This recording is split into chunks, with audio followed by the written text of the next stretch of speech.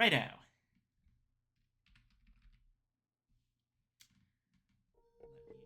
There we go. Okay, so we have our work cut out for us today.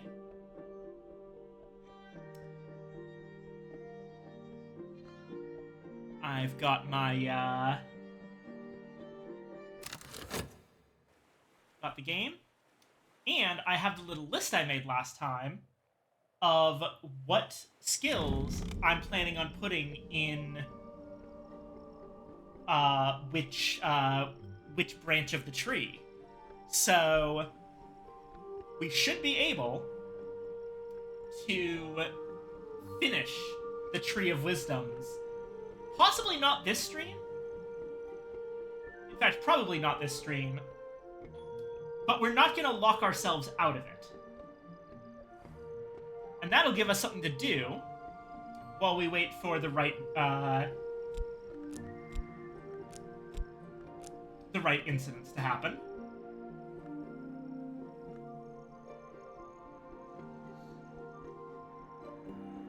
I believe that we've finished both of these incidents at this point. We've got Endless Guest. Second Skin, we've only got 2 people, but that's because we explicitly avoided everyone else.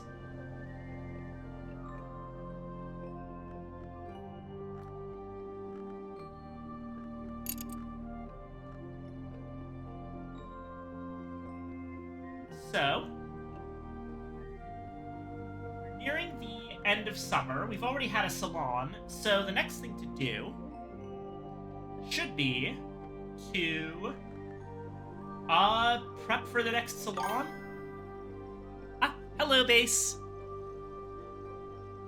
Prep for the next salon and just keep going.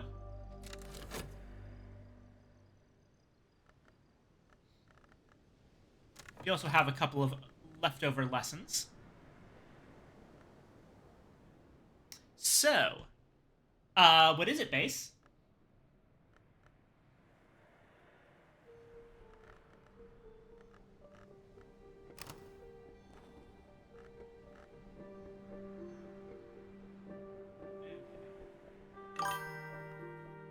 Just agending. Got it.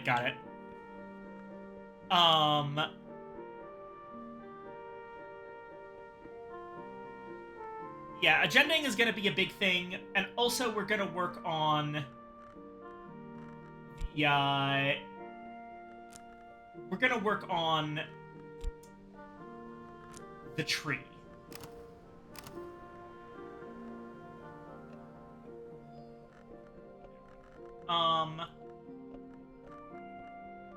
Let's see here. We have Moth, Nectar, Rail Moon, Moon Winter. So Moth, Nectar, Rail, Moon, Winter is our setup. What do we need to increase?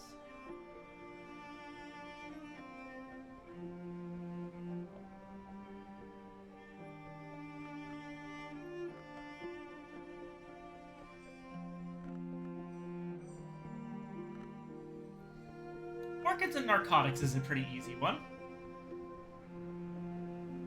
So let's go ahead and set up our reading for the day.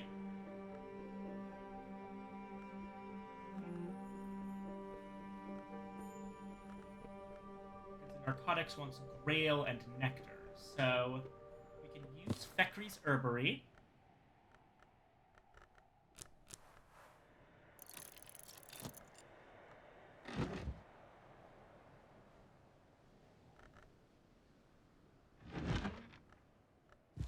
De Ratio Quercum.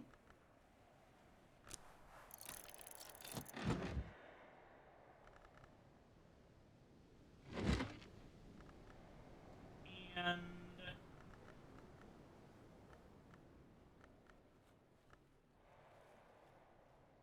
Keeper's Ends.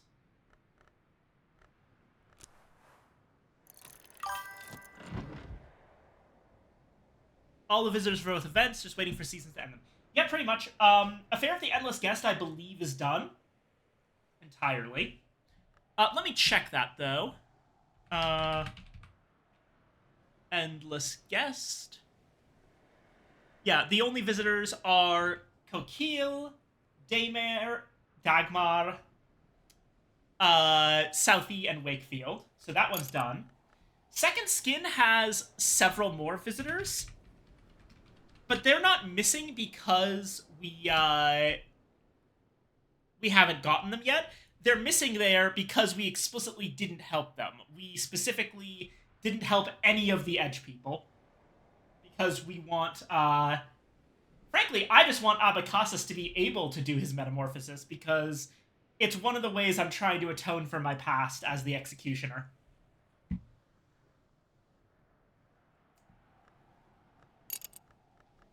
So I deliberately did not do that one.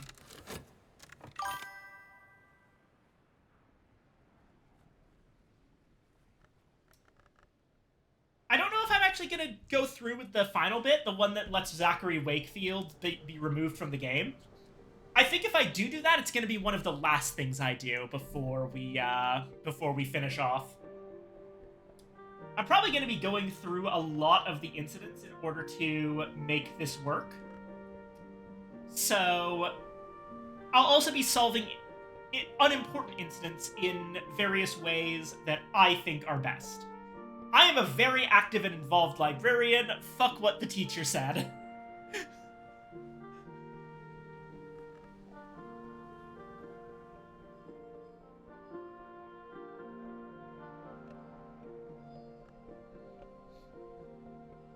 Right. So, next up is... Sea stories could be used to increase orchids and narcotics further.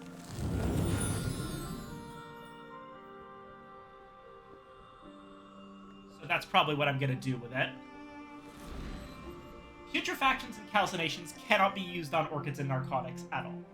So...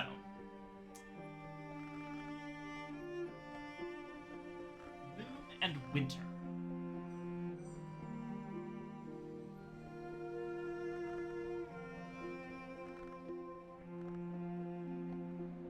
Could use it on Magaphine Mysteries.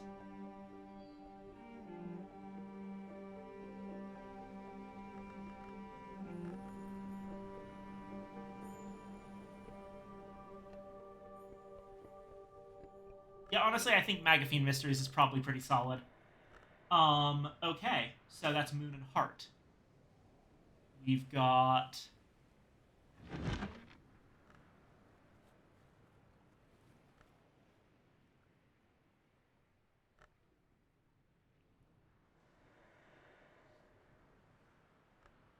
a Moon from Pale Lady and Prince of Wines.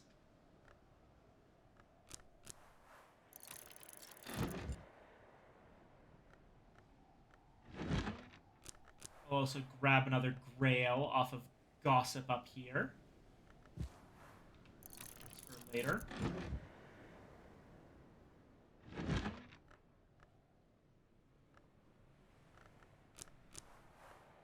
Metal for...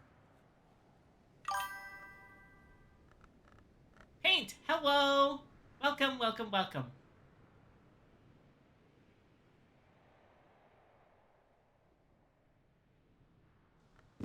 I just field manual, that's more Moon. Oh, and we have Moon from Clouds. Wonderful. We already have everything we need.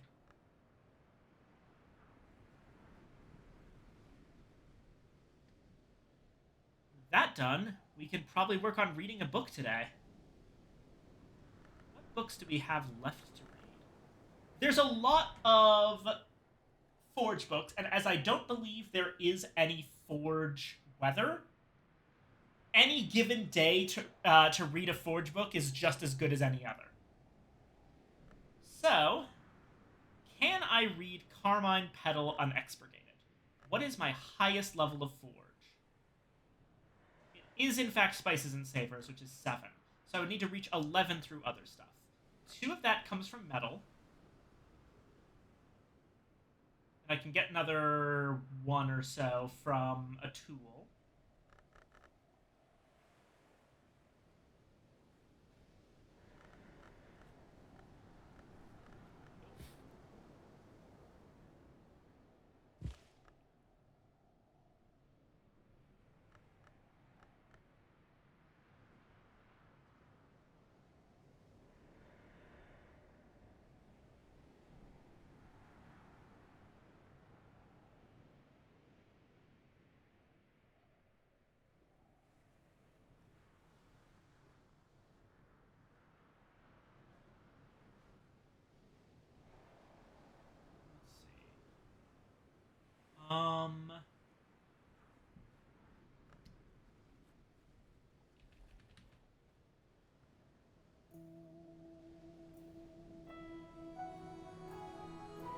Forge memories. Forge doesn't really. We do have. Okay, we have a Forge 5 memory in various Newman. That's something to remember. So 5 from a Newman, 7 from a element of the soul, another 7 from spices and savors potentially.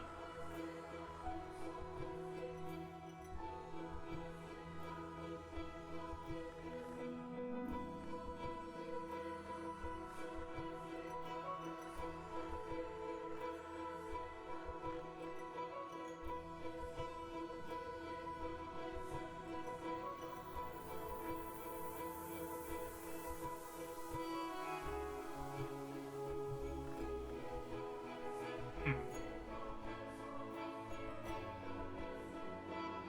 7 and 7 is 14.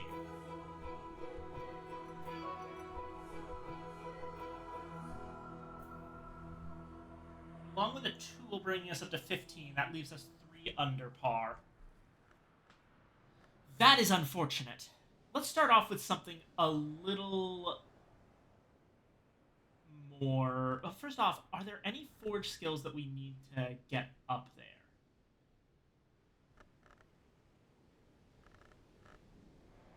We're mostly sticking. We actually don't have a lot of really good forge skills, and the ones we do have are kind of languishing down there. We've already used transformations, liberations, and bells and braziers, and spices and savors and disciplines of the hammer, which are our higher forge skills. Those ones are not forge first. Frankly, I think actually Ambery and Lapidary is what we're fundamentally missing. We don't even have that one yet.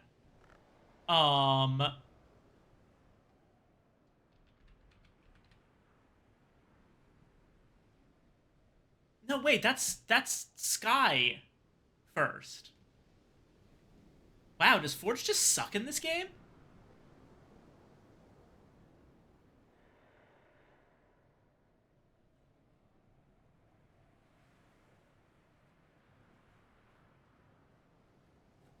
Meniscate Reflections, Pyroglyphic. Okay, I just didn't really use Forge a lot. A lot of my things that are Forge are around the bottom of the thing. That might be something to fix as well.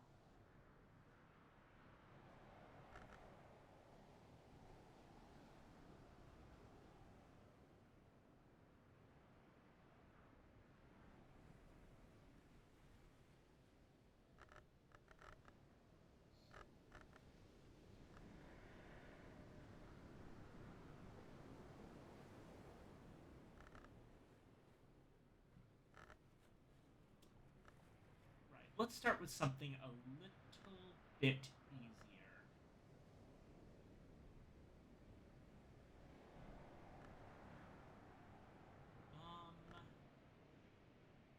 Book of Dissolution. Let's go ahead and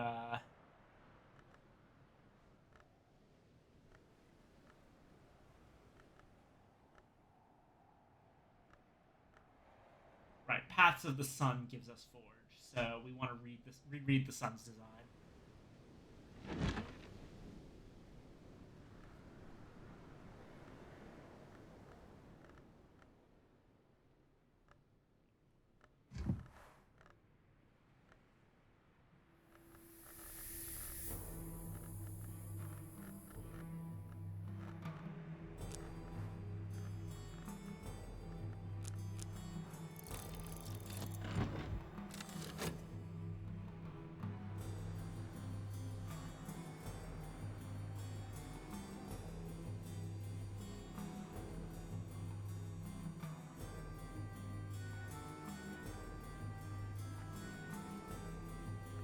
I'm also just going to go ahead and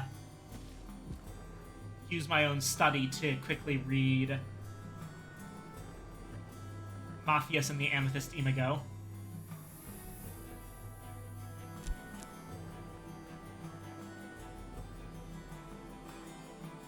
Fires and Dissolutions should do it.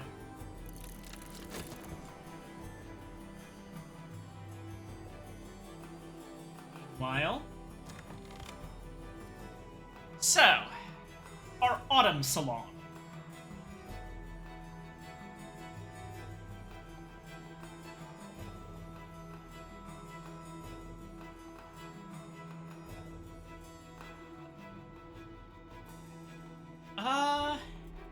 Okay. Might we want to invite?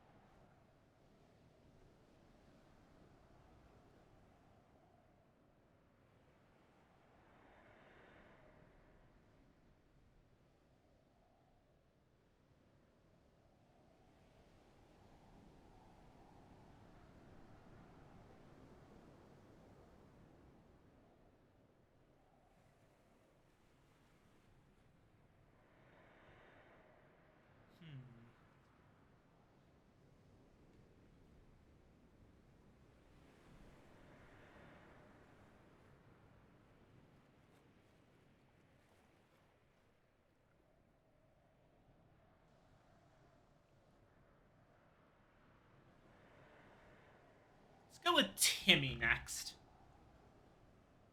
Uh...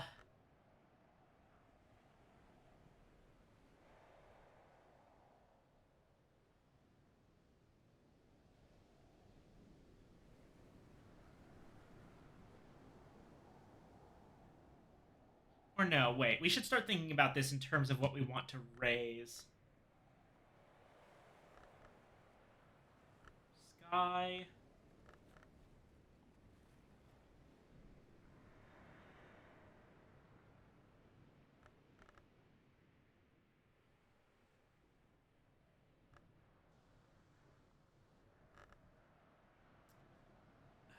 Oh, hold on. My vote is another Yvette Zach, but we have had Yvette a lot. No, you're absolutely right. I forgot that we failed to do that last time. Okay, so... Why don't we make it something smaller this time? It's been a while since we had a picnic or anything. So let's go with Timmy, Yvette, and Zach. Just those three.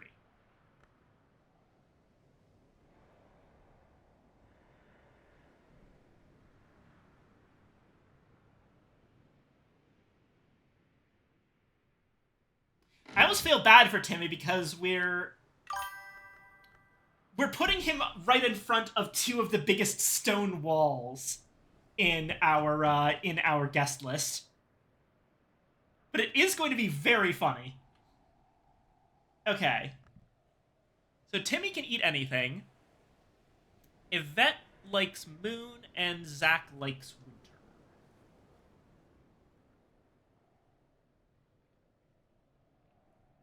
The stuffed dark marrow should do for the moon.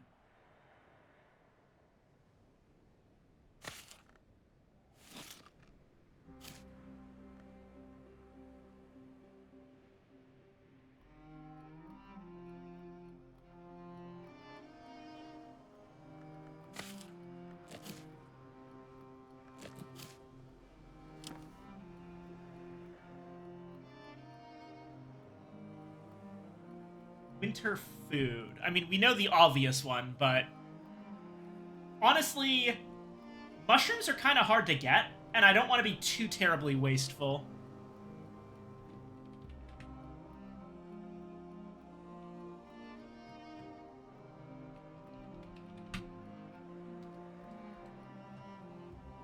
A boiled egg has winter, so that's something. That's probably what we're gonna do.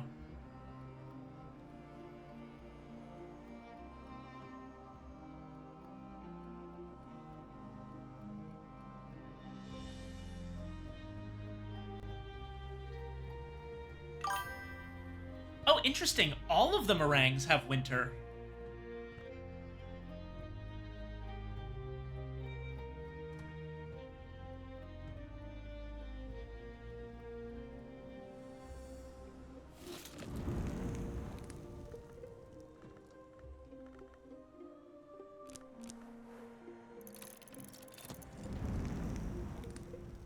try that out.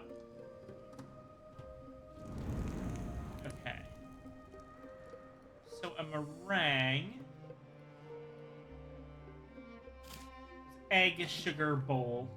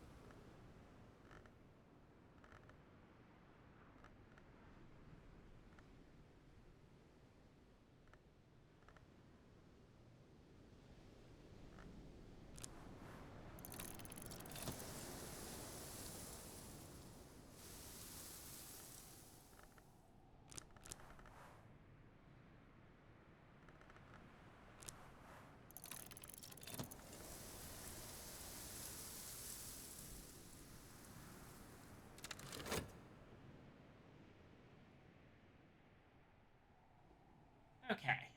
That should be good for today. To prepare drinks. We've got our Blue Crown tea. That's old reliable. We do in fact have some lying around.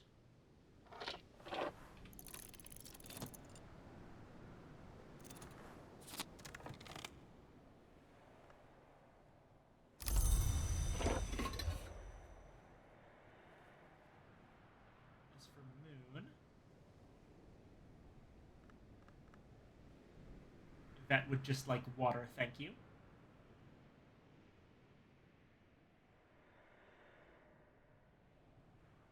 And for Timmy, I'll just use the rest of the Blue Crown.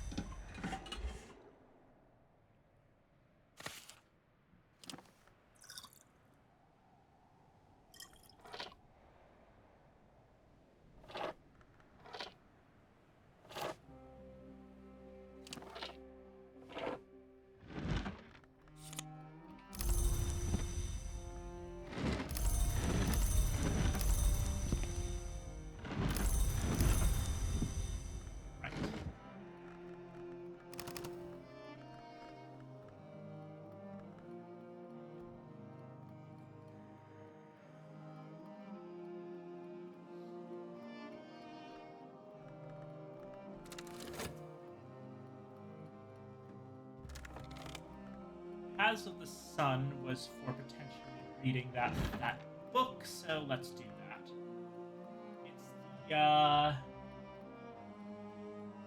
Carmine Petal Revised edition.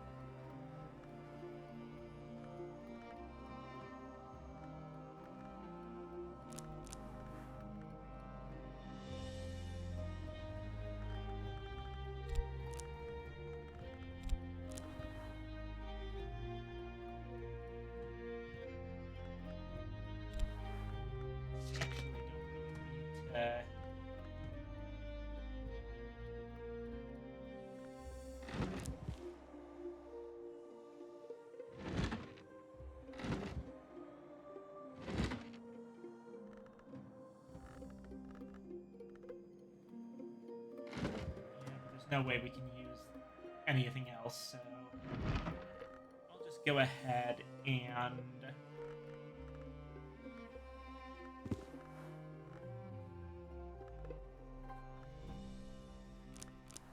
use Shapt.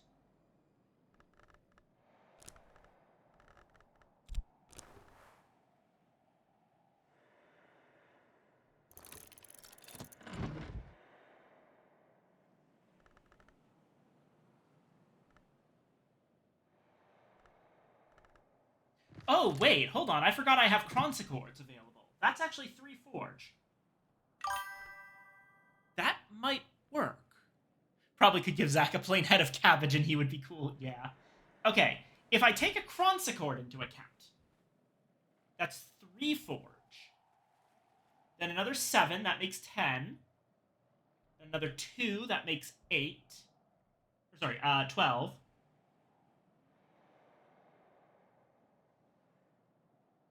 17. It would still be a gamble, but it's much, much closer. I'm gonna go grab the Paths of the Sun again.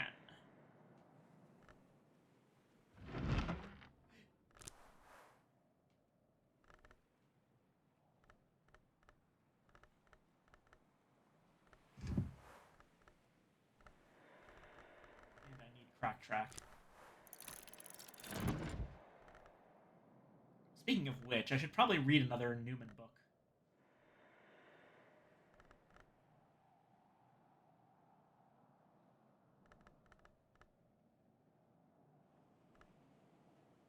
Okay, we've read 3 and 3 St. Chiavi. We've read Sky and the Scar. Next up, let's read Towards a Fundamental Aesthetic, Volume 1.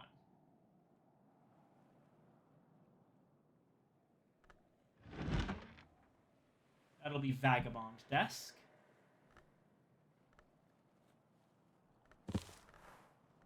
That one wants Erekapian. And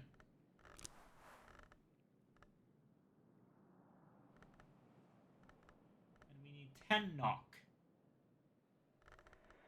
Well, Lockworks and Clockworks plus Shap should get us right there.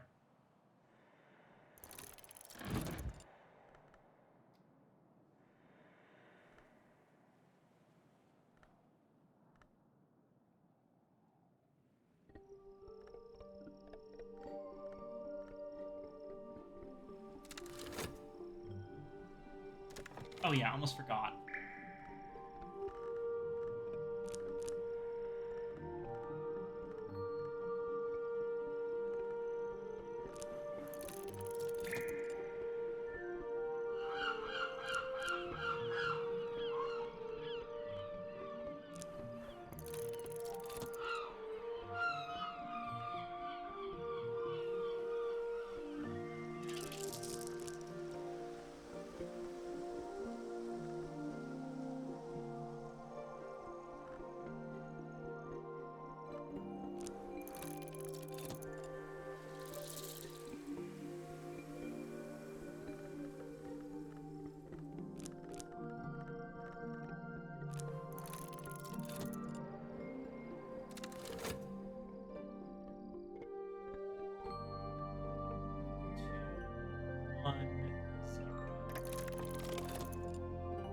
Oh, right. I should not have done this. Oh, well. Now I just have to wait.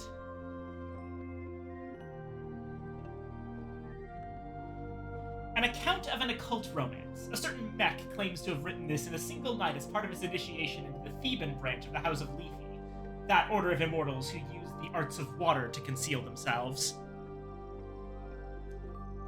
Matthias defied us to hunt the names of the moth in the wood, to populate his pinned collection.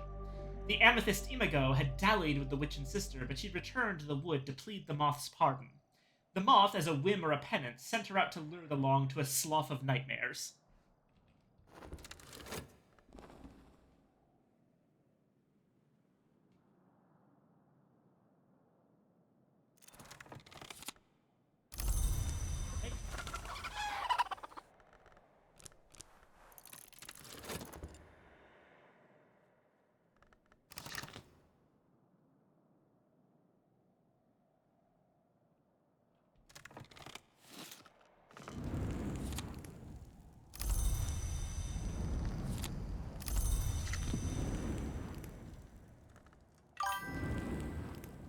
Matthias was a lepidopterist in his free time until he got horny for nightmare moths. Am I getting this right? Yeah, basically.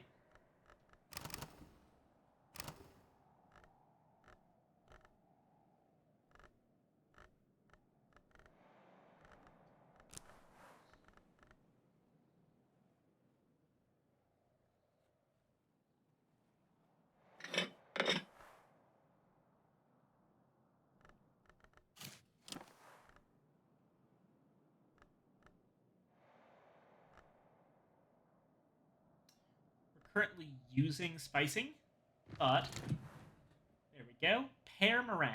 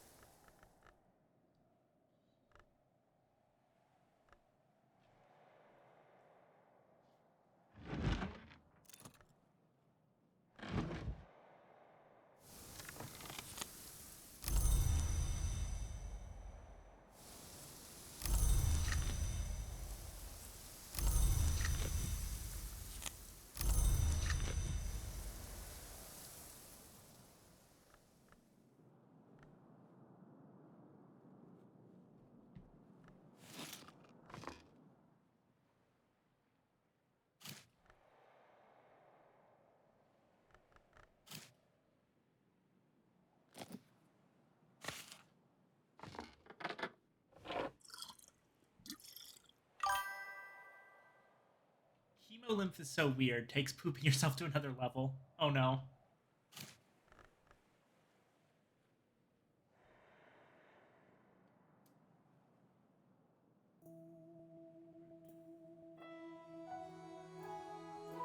Got plenty of grapes, so we should probably stop getting those.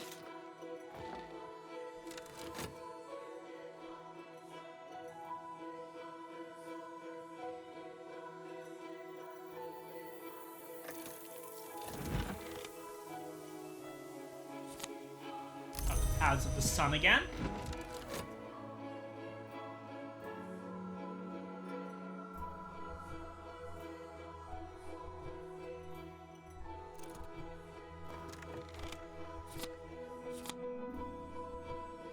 Matthias loved the Imigo.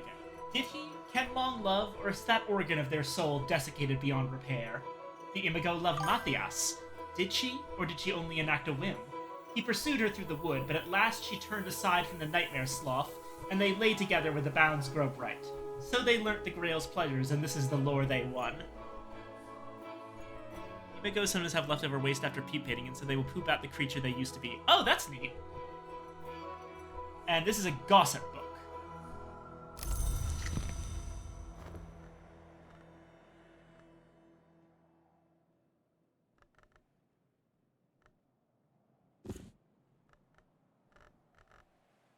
Gossip is up here.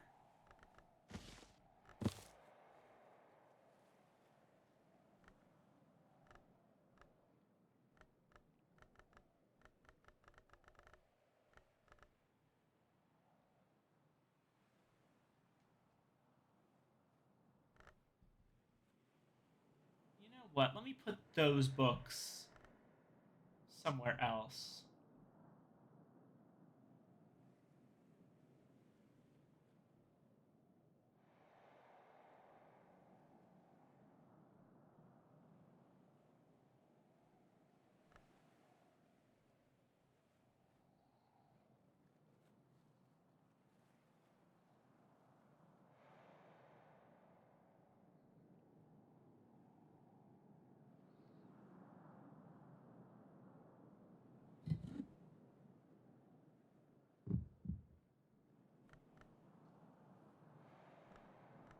Perfect. Okay.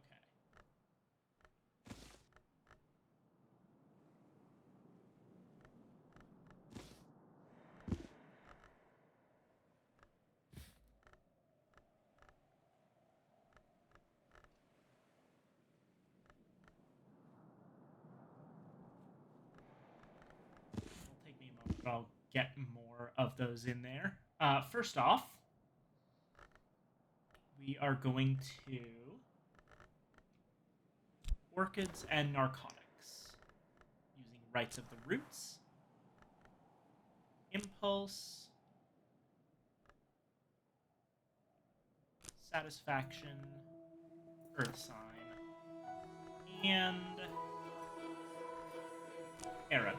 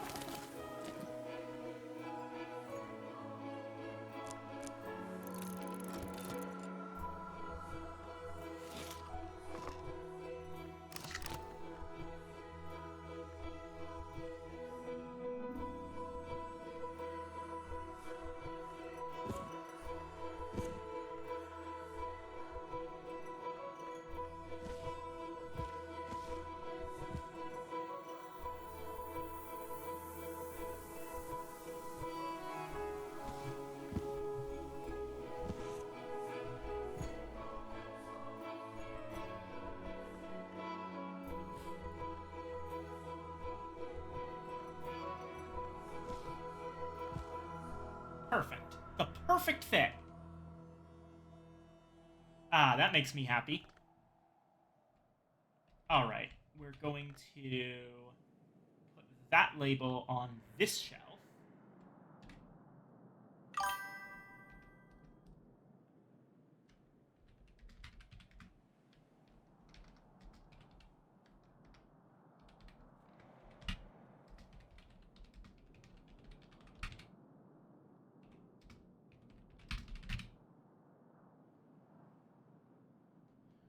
Which is extra weird because chrysalis-making creatures turn to complete soup, then reform. Somehow in that process, they keep their memories. Moths and butterflies are so neat. I would love to selectively read moths.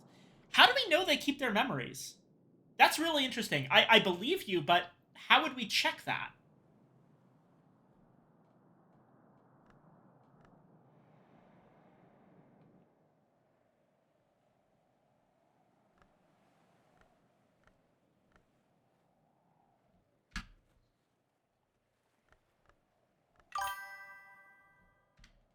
You can teach a caterpillar something and the butterfly knows it. Ah, I see. Yeah, fair enough. Wow.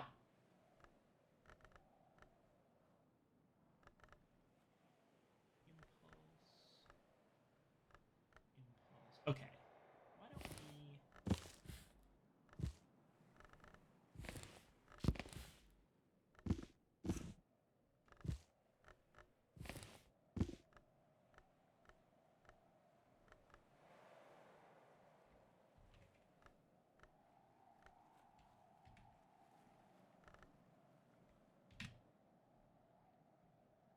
Gossip up here.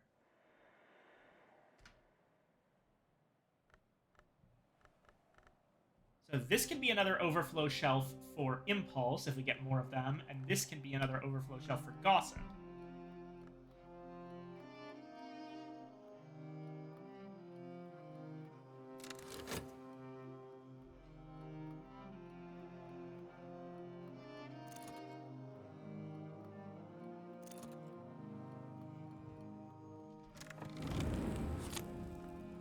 Baked pear meringue. Harvey Haddington, during his convalescence at the house, became obsessed with meringuing techniques. He was known to sneak down to the kitchens and interfere with the cooks in pursuit of his ideal. Incredible.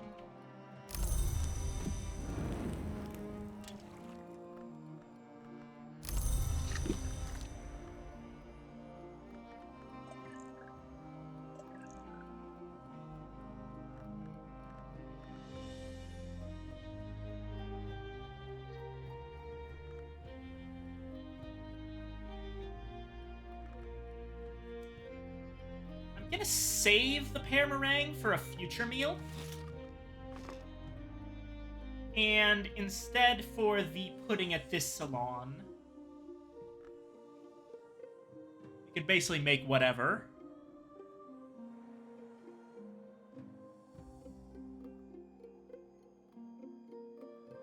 Oh.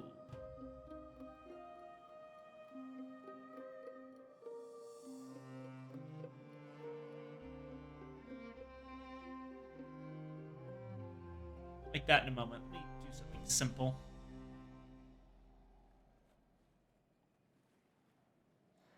Wait, what the heck is cream sugar? Butter, sugar, and bulk. Okay, that's a lot of effort for something that's a Grail 3.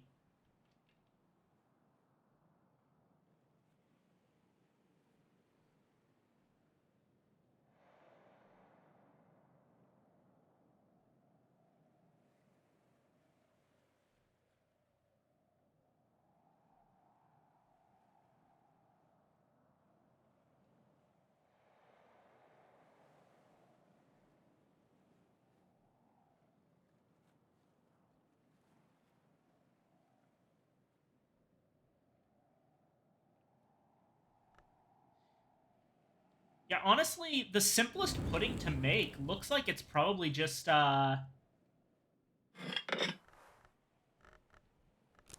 Hélène. So if we just need to fill the pudding slot, there's not much better than that.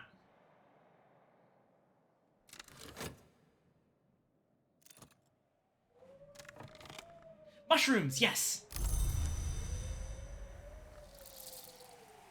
Glass. Sound. Outsized egg. That's another turtle, isn't it? Well. I'm mostly interested in snakes, but it would be very funny to put a lot of turtles in the Rowanarium.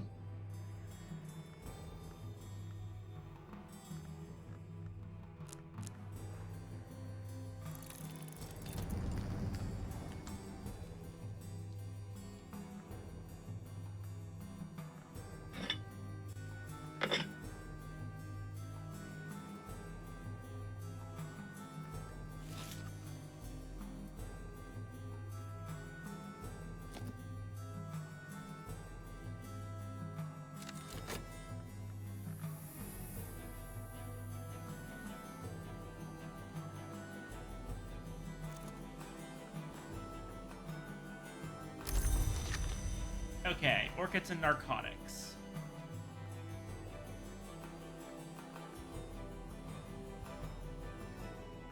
Next up, we'll prep the second part of that. I probably should have been doing that already, but oh well.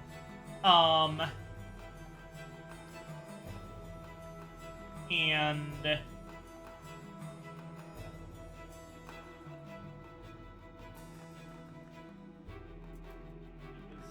we were gonna use it on Magafine mysteries for the infections and calcinations lesson. Obviously, Trist, Salt, and Clouds.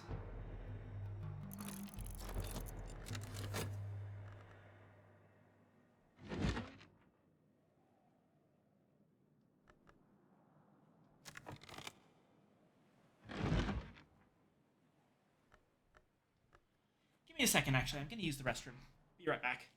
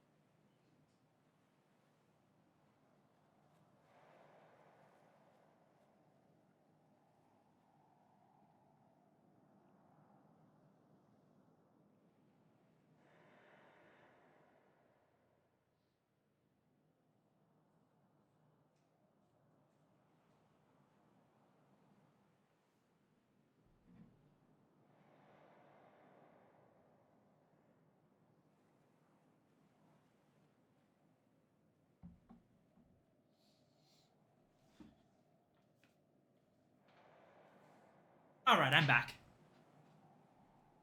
I have to go again soon, though. I think my DoorDash is here shortly. Let me check that, actually.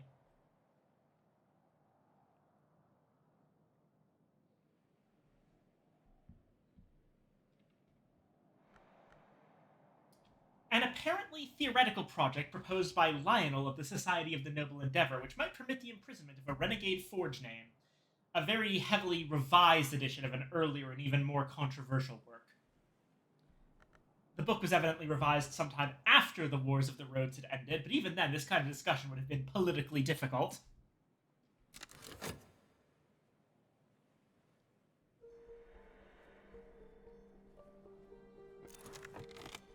Lionel suggests that the disciplines of the scar and hammer together would be necessary to create such a prison, but that either on its own would serve to release its occupant. Oh! Okay, that's more confirmation that this was intended to... Yeah, this is all still Philosopher shit. So Philosopher was originally around from the fucking War of the Roads.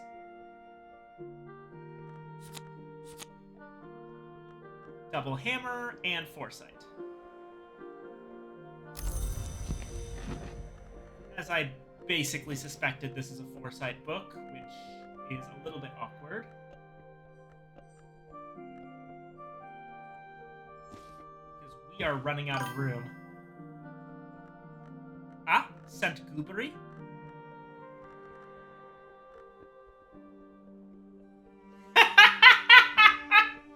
Okay. For anyone... Well, no one would know this because it's a DM. Base has just sent me an image of the Wolf Divided tarot card, but it's called the Caterpillar Starved, and the Wolf Divided is replaced with a two-headed version of the Hungry Hungry Caterpillar.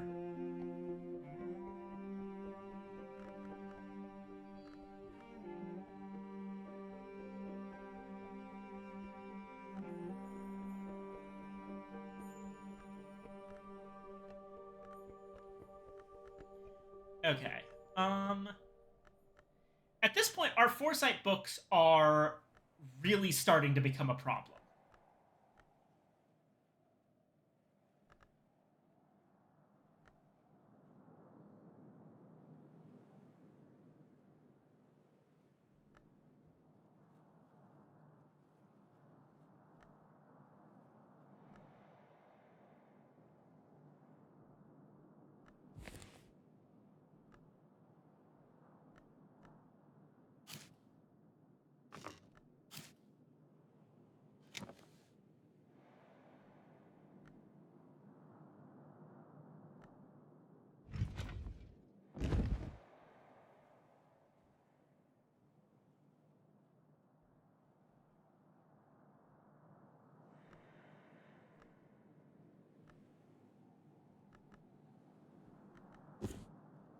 I'm going to put copies of the Carmine Petal.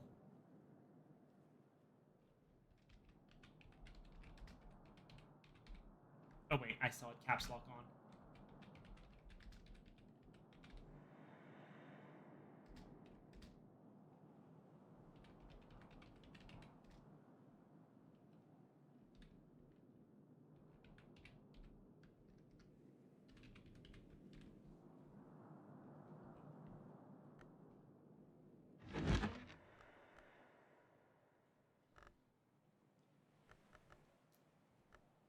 Techniques for perception and analysis which permit invidious and apocalyptic conclusions. Probably the most assiduously suppressed book in history. The entire run was destroyed, even the presses were melted and dispersed, but the manuscript edition has survived. The perfect hegemony of the hours is perhaps eternal, but Cosley proposes and describes confinement inescapable, aesthetic and optical techniques which might contain even an hour, profoundly disrupting the order of the Mansus. He presents this as his own work, but there are hints here and there that he received inspiration or even assistance from the Nowhere Hour named Snow. Nowhere Hour named Snow. Is that... That's not the... No, that can't be the Elegiast, I don't think. I don't think the Elegiast is a Nowhere Hour.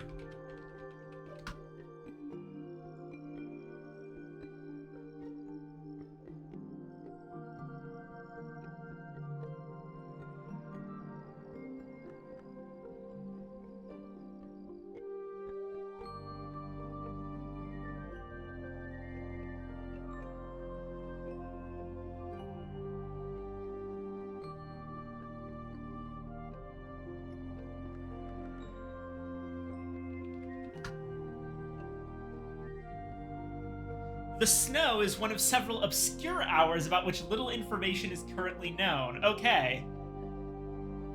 So, snow is a secret hour. Interesting. Okay.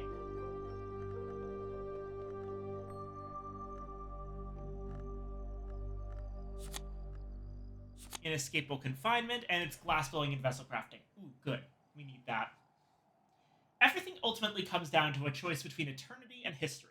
There's only one place you're safe from both, and it's not a place anyone would want to be. It's a prison that can only exist in certain histories. Hey, that's one of the archaeologist ones.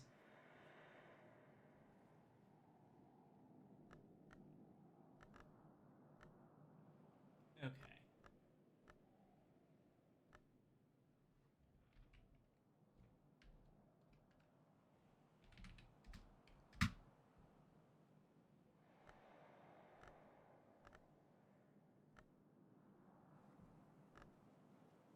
Knock, scale, winter.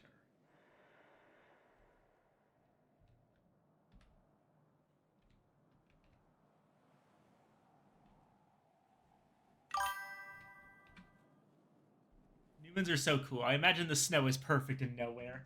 Probably, yeah.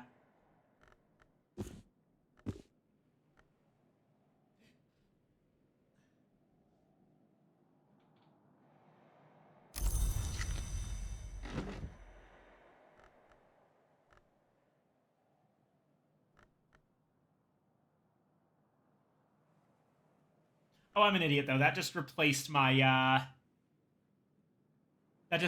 copy of um the Paths of the Sun, didn't it? Yeah. Okay. Let's quickly do something with this. Oh, wait. Sorry. I'll be right back.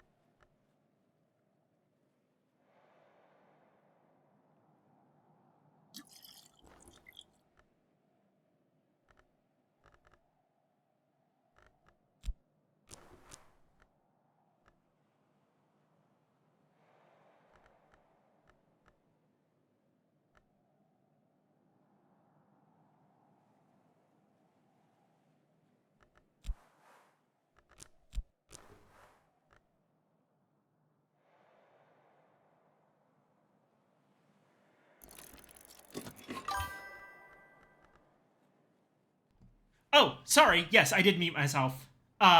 Yes, sorry. Apologies. I am back.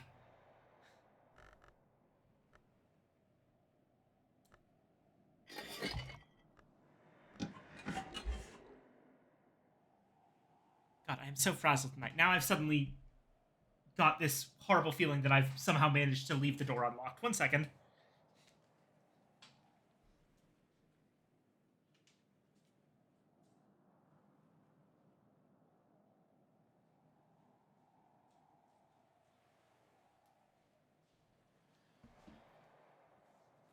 Nope, locked up just fine. Okay. Um.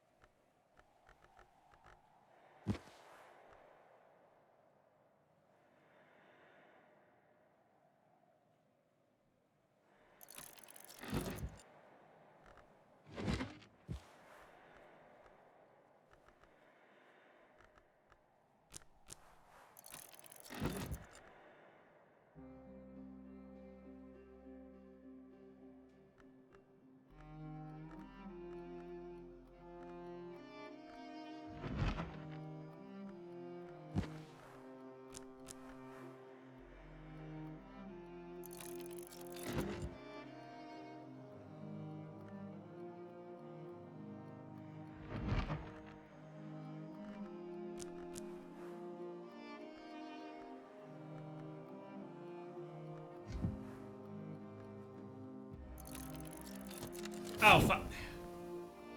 That's a waste of 5 seconds.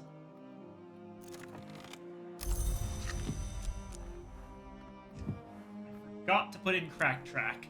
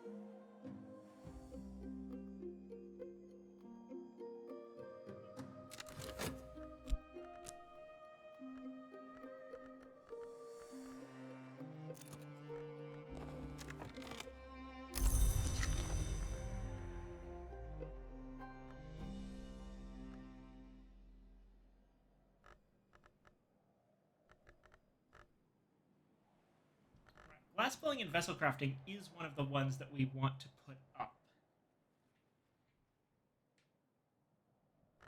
And that's for hushery.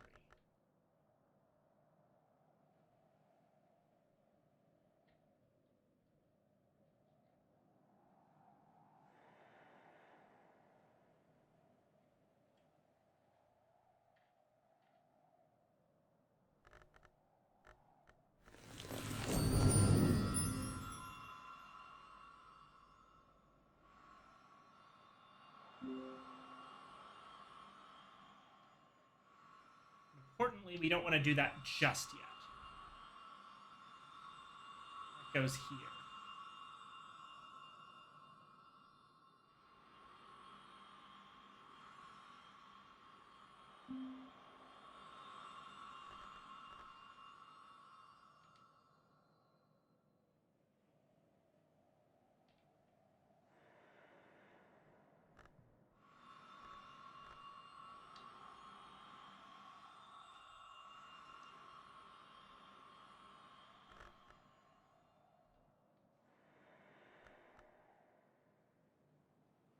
As for this one,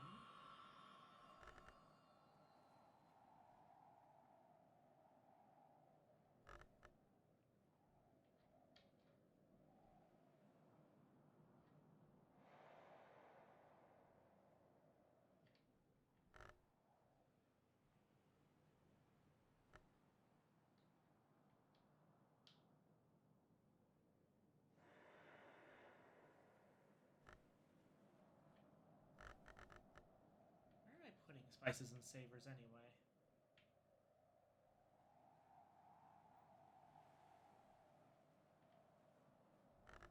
Or is it already?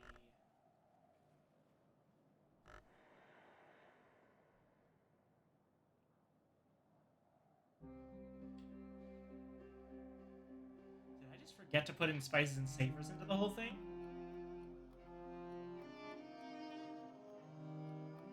Huh. It looks like I might have. We'll have to see how that pans out.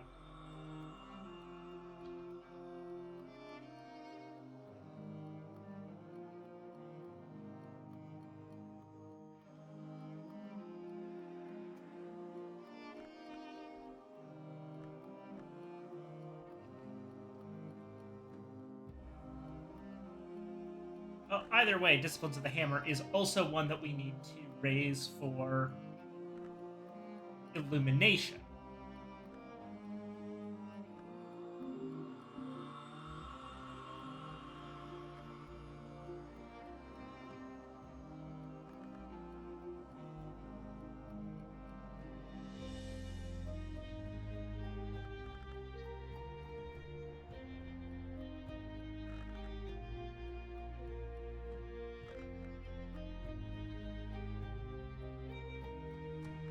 That could fit into Disciplines of the Hammer, Auroral Contemplations.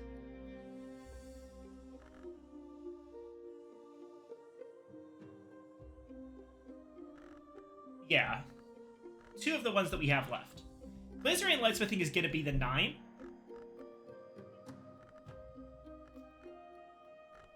I think it's probably best for...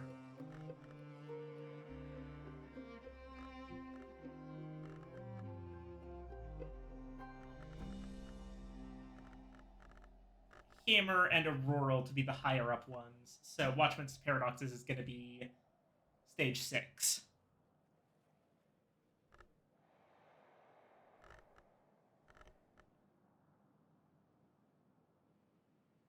So I will use these Disciplines of the Hammer to bring both of these up to 7.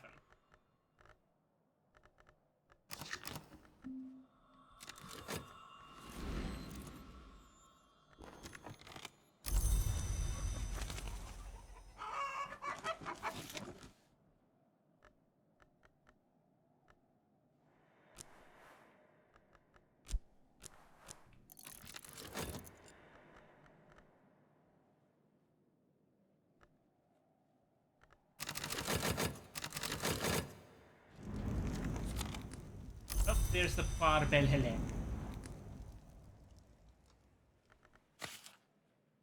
Alright, we've got a lovely little picnic set up.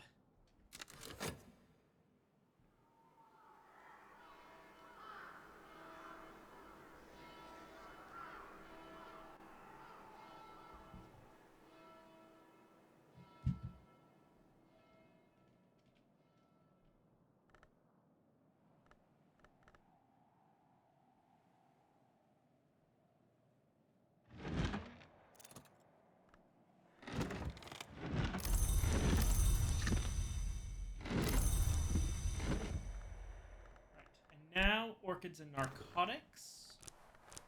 There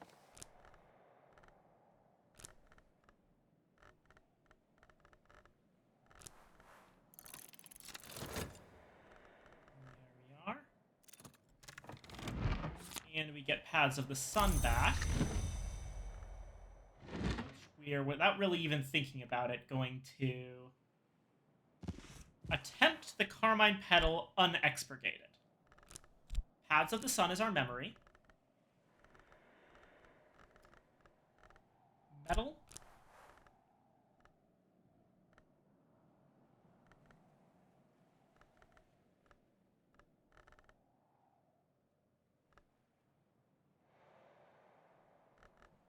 Spices and Savors. With a Cronsicord.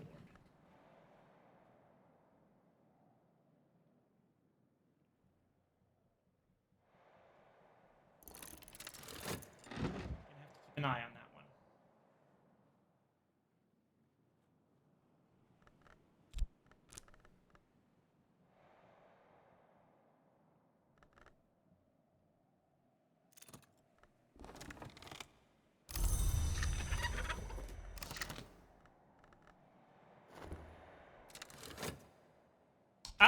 I am being stretched and watered.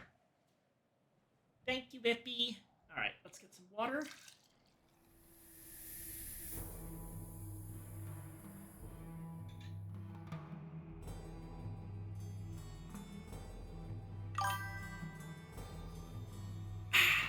Just power washed myself. Right. Snake.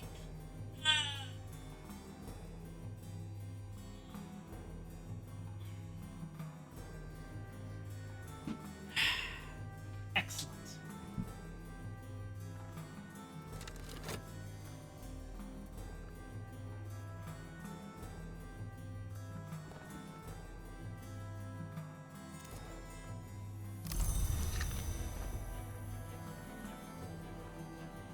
The glass blowing and vessel crafting is going to go into itself.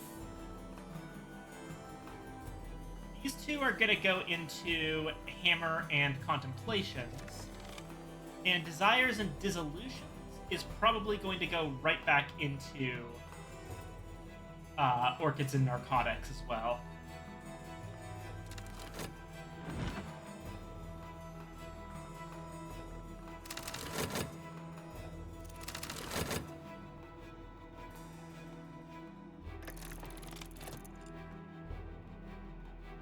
Epiphany, Memory, and Awen. Oh, wait, the timing might be a little bit off.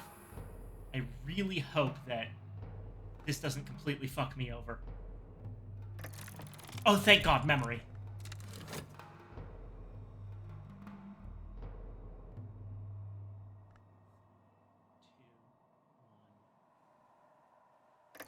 Yes, okay. We got it.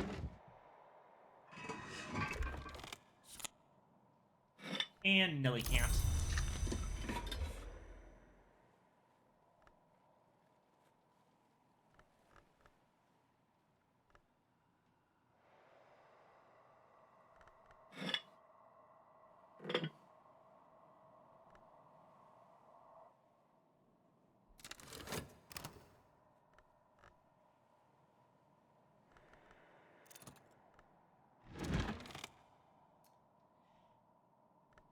A project proposed by Lionel of the Society of the Noble Endeavor, by which he claims he succeeded in creating a sanctuary for a fugitive forge name. How is Book of Yours? Is fun. The unexpurgated version. At the time this book was written, a fugitive forge name would have been guilty of heresy, treason, or both. Lionel suggests that the House of Iron and Fire so created would include Hollows of Air and Night, which would serve as a final hiding place if the larger sanctuary were uncovered. Though he says they could be easily revealed with the invocations of the disciplines either of Scar or of Hammer. Disciplines of the Hammer and more foresight.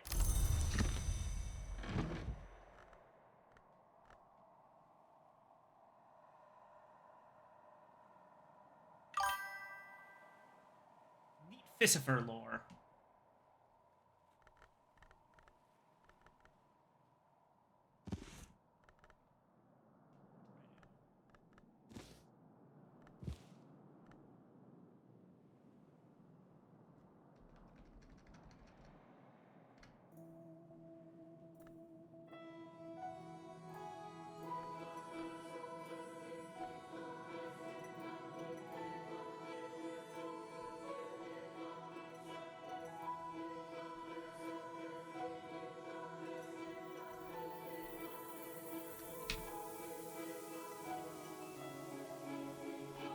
Both foresight books, so shrug. Suppose that makes sense. They are effectively the same book.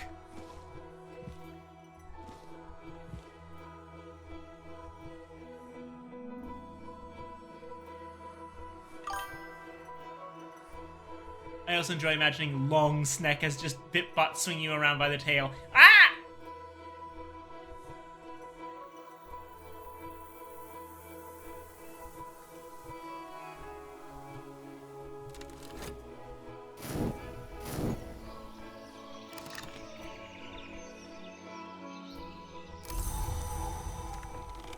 Another cloudy day, which works out for us.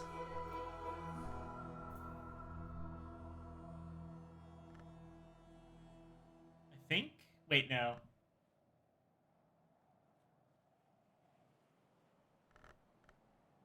No, wait, yeah, I can put this into Magaphine Mysteries instead, and then we can use the Cloudy Day. Okay. So that's gonna be simple enough. That's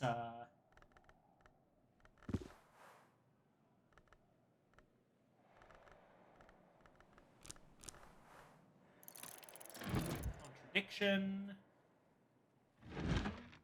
That's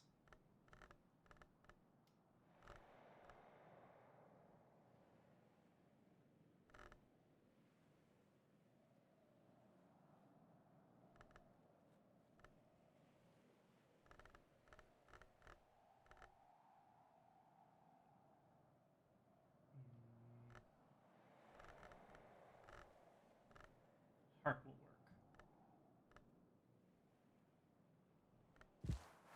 Satisfaction.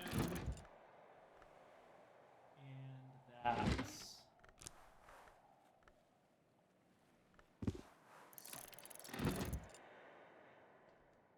then glass building and vessel crafting goes into itself. We can use the Curious Hunch here, since we're going to be getting it back soon enough.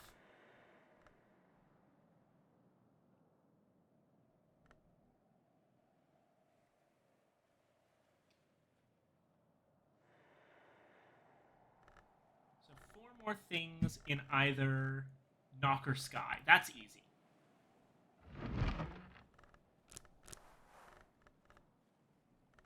Pattern.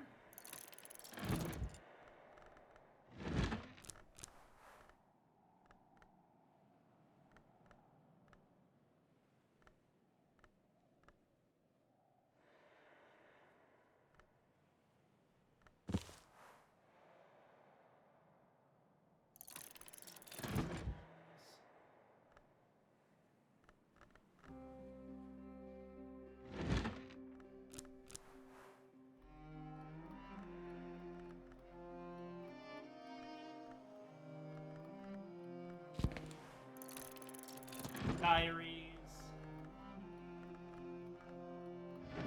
I feel like Cozy would appear in Debate Bros' houses and kill them. Yeah. Yeah. Skeletons.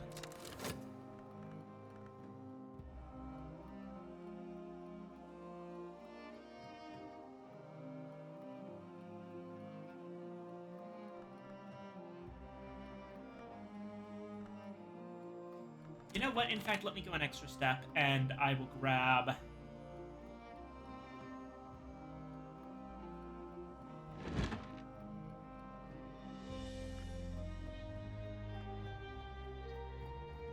Devil May Cry 5 as well.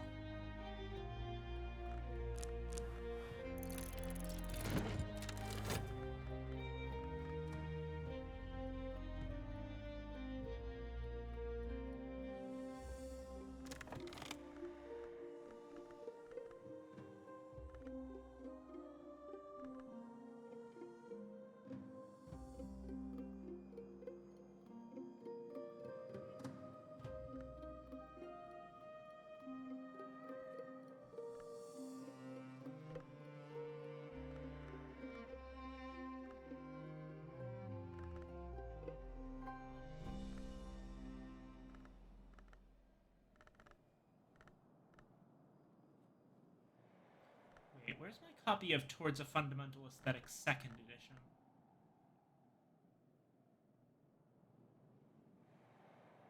could have sworn it was somewhere around here.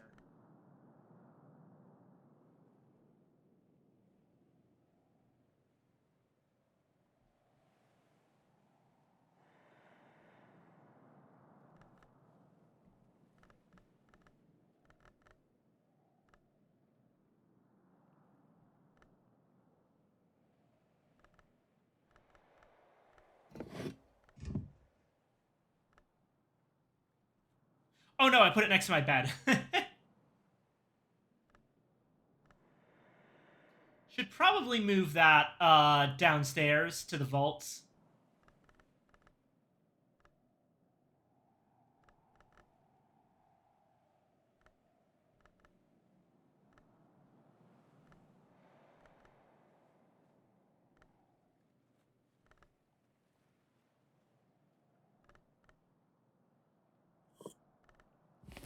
put it over here.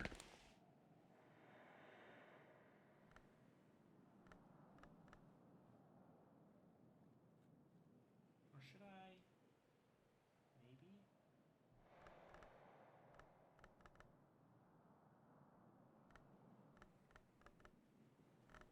No, let's keep things as they were.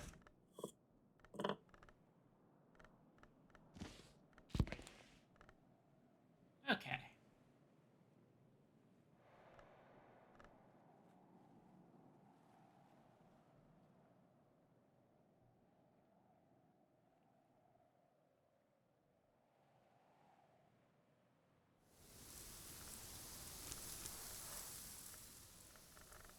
Now that I know that the pairs are able to make Farbel Helen so easily, I should probably grab some more of them.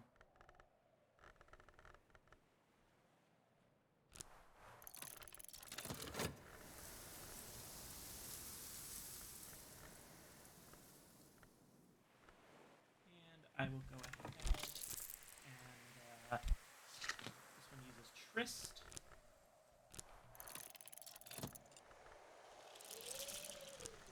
Check at least what's outside in summer.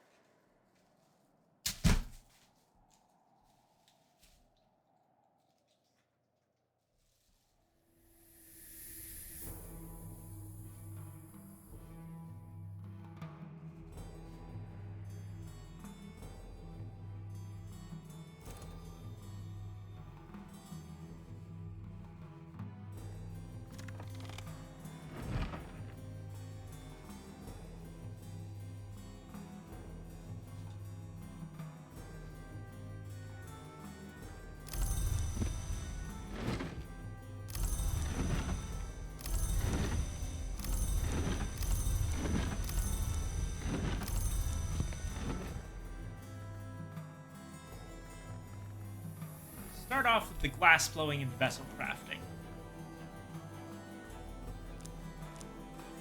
Music, pattern.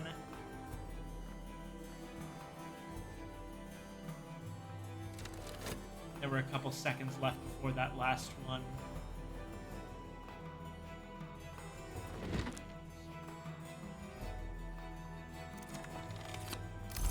Okay.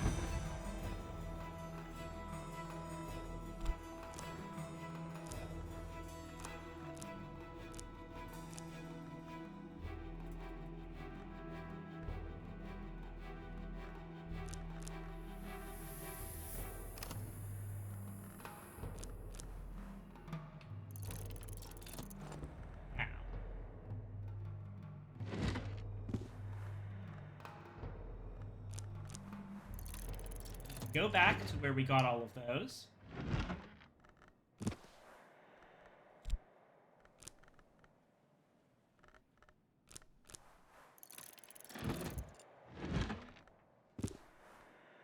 No, that's gone.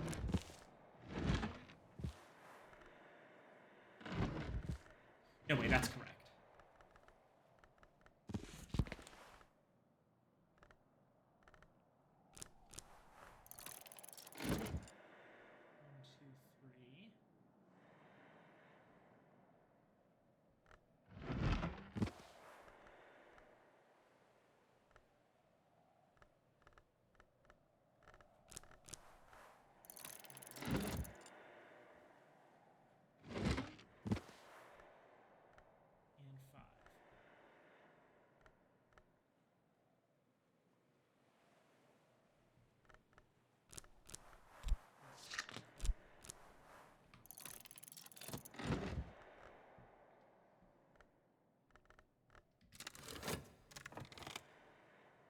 The other three.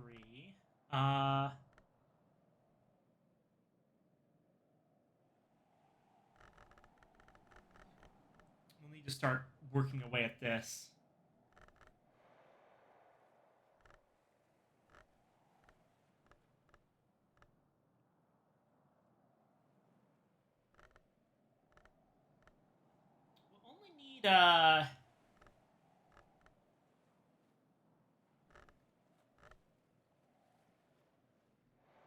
three for these ones.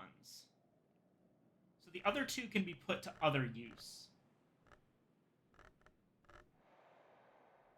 I'm gonna be real. This is gonna take a lot of doing. I'm actually gonna save my metals. Shaft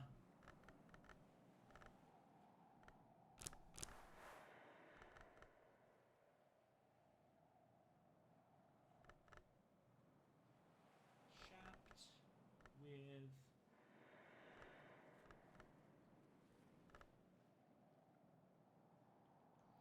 whatever it is, we need 6 of it. And that's gonna be in either Forge, Edge, or Lantern. Well, Revelation is easy enough.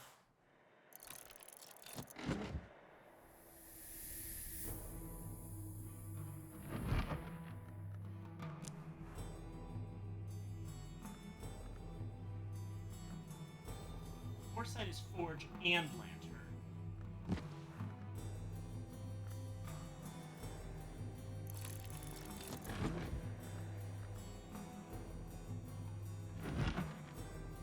Pattern has Lantern.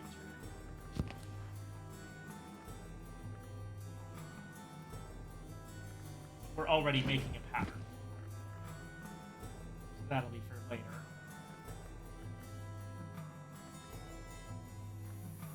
I think Regret has Lantern, weirdly enough. Or not Lantern, Forge. Regret has Forge.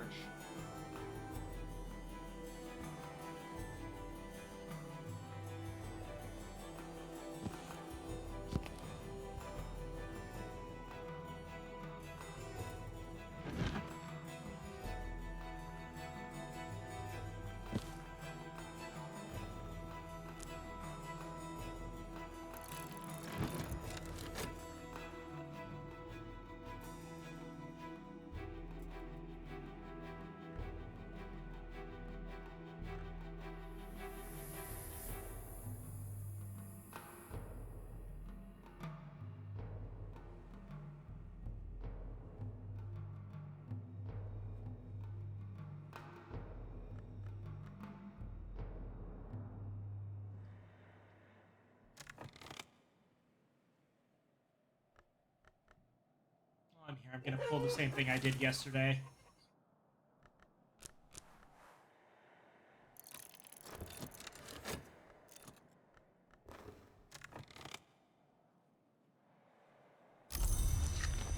Glass-blowing vessel crafting. So now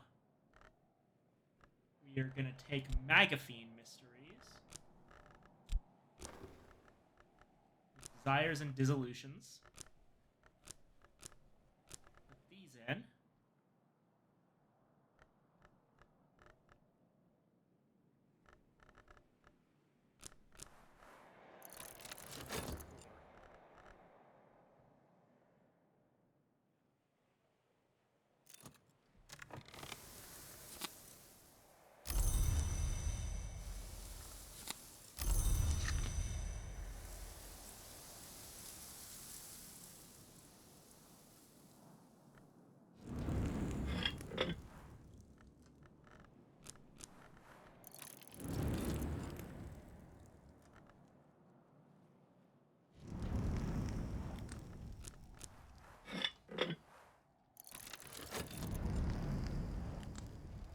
Bunch of free puddings for later.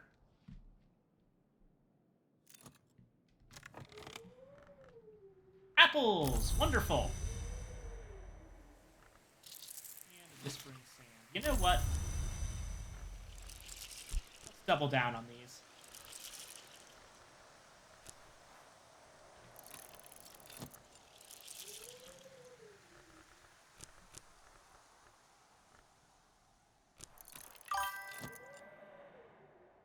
God Pharaoh. Hello! Hello, God Pharaoh! Welcome in, welcome in.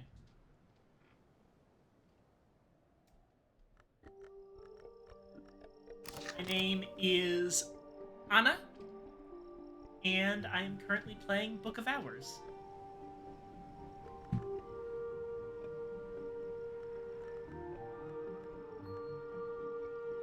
First playthrough? No. I am fairly experienced. My first playthrough was well before I started streaming. This is one of my favorite games. It was an archaeologist playthrough that I still haven't actually finished because I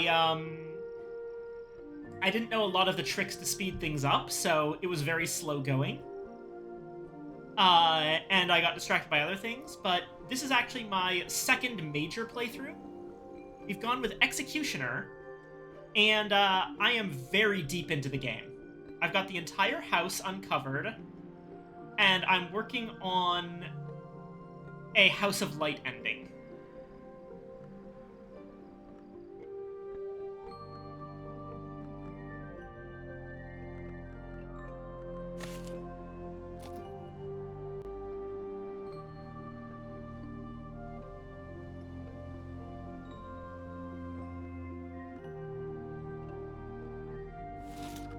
I'm gonna move this ambergris elsewhere.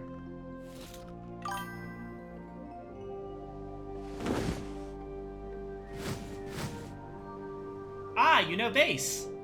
Excellent.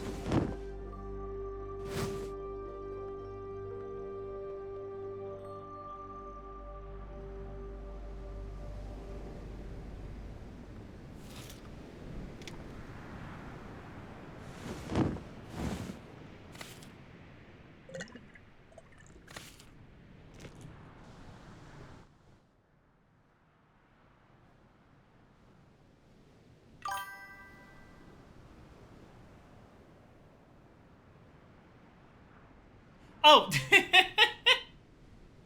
I see what happened here. Base says meowdy so often, I thought that you were just saying it first, but I realized that, Base hit you with a meowdy. Does evoke a tiny kitty with a cowboy hat? Yes, it does.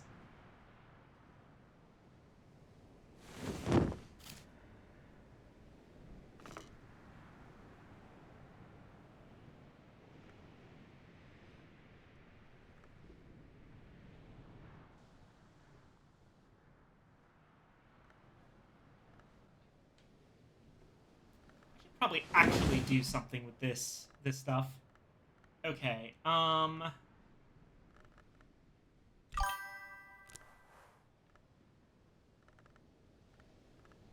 just woke up from a nap, had a weird dream. What kind of dream?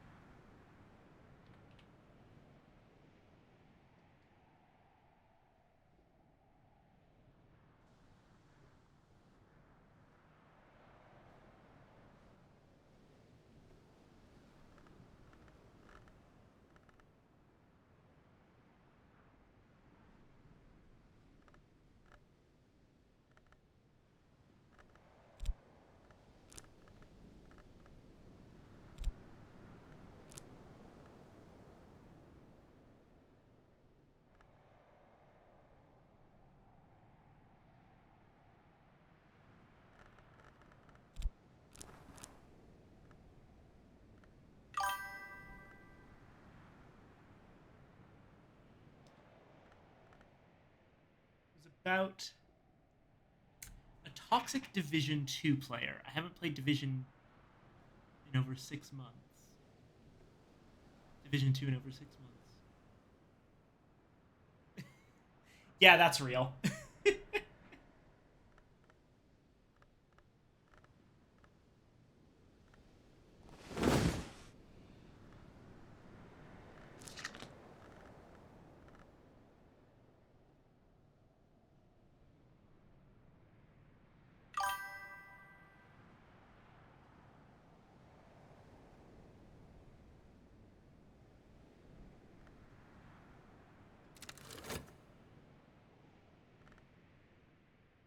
Unfortunately, I just realized that I would need a memory to complete this.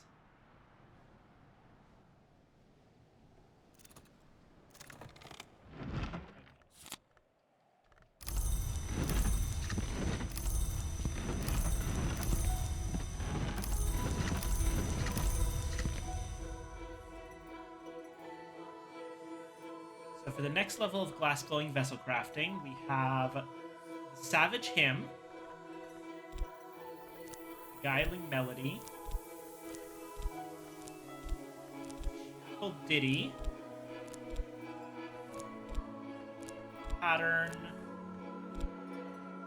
Storm, and the Curious Hunch that we planned to use.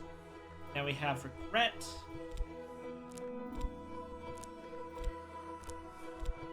Revelation, and Foresight. Set up for the next thing.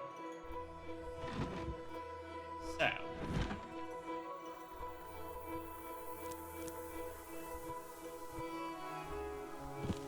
Just verse for another pattern. It's going to be Forge.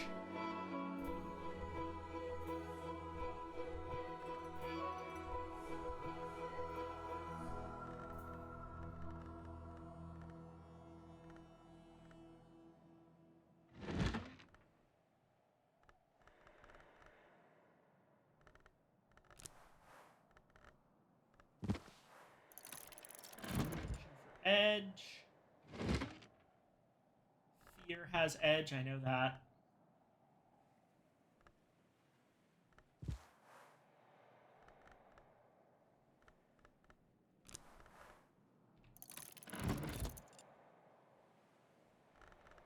1, 2. And the pattern for Forge. So if I'm going for Disciplines of the Hammer, I would need just one more.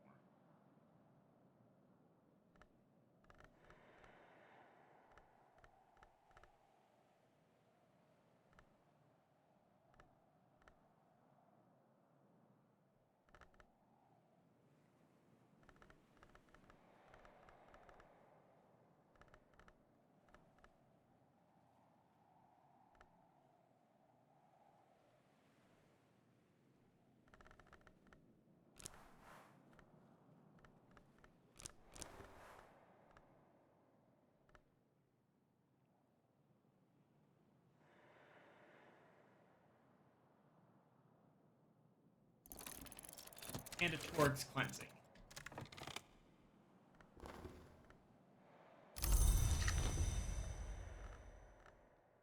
Alright, glass-blowing vessel crafting.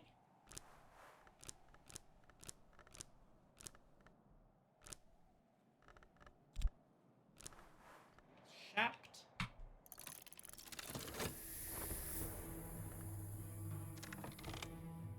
And also, I'll need to start working up some other things, like lantern.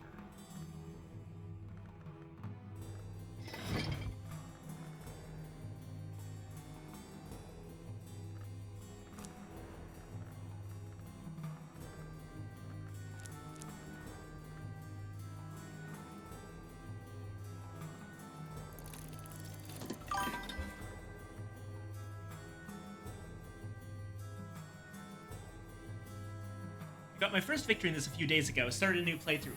Nice! Good job! The Bee Silk Journal this time. Ooh, I don't know that one. I've seen the Horn Journal, that's the Executioner, and the Archaeologist's Journal.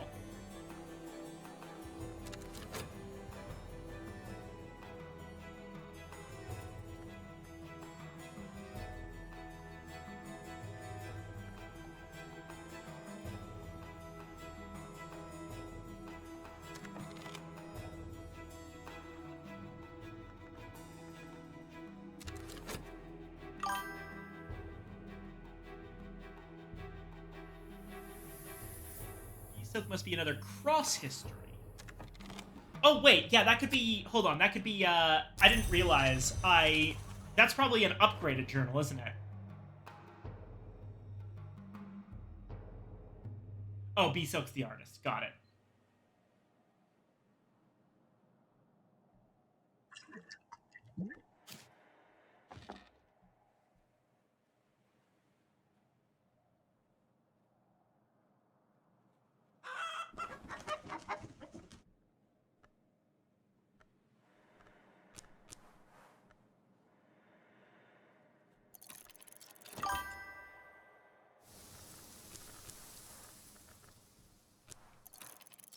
First was Sunfleck Journal, the Twiceborn.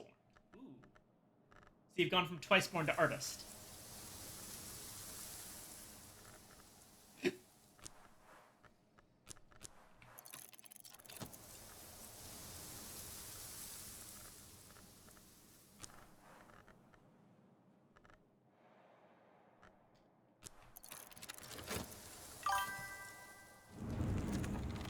Lantern and Grail are my favorite aspects. Oh, Living Relic, yay. For me, it's,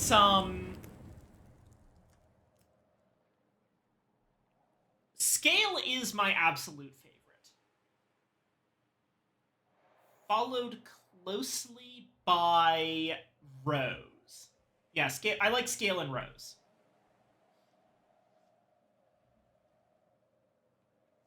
Was Gervina / Willem a Twiceborn?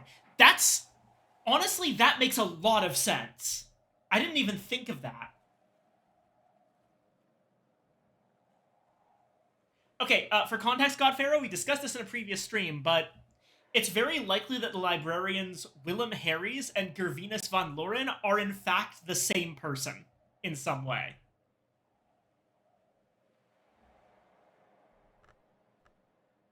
Basically, Willem becomes Gervinus.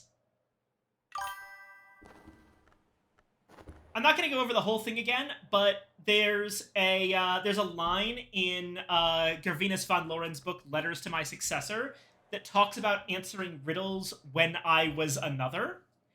And there's this pair of chairs in the Violet Chamber that mentions the librarians Willem Harries and Gervinus von Loren preferring it to the librarians' quarters. Here, the librarian Harries sat to formulate the paradoxes he would bequeath to von Loren. Here, the librarian von Loren lay to ponder the paradoxes he had inherited from Harries.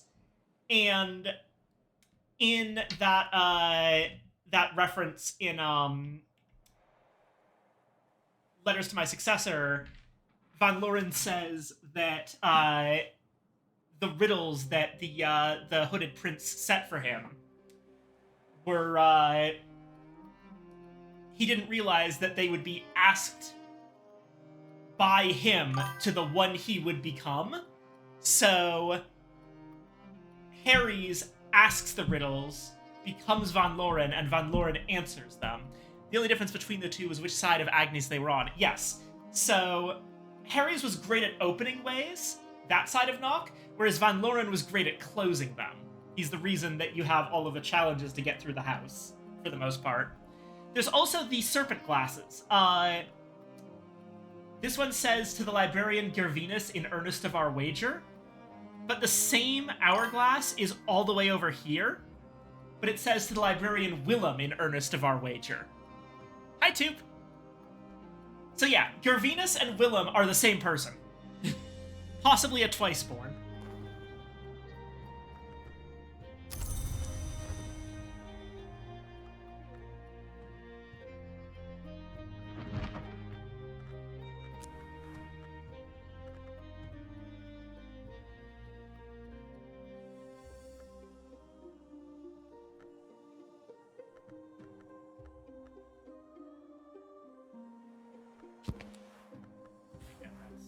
That one's dangerous.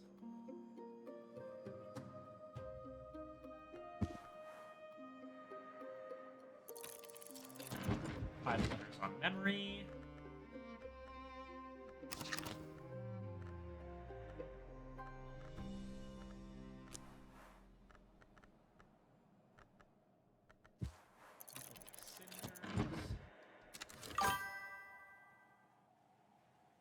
What secrets does Godpharaoh have? Like secret panels and shrine secrets. Busts and all that. Yeah, there's a lot of secrets in this game. I'm gonna just tell you right now.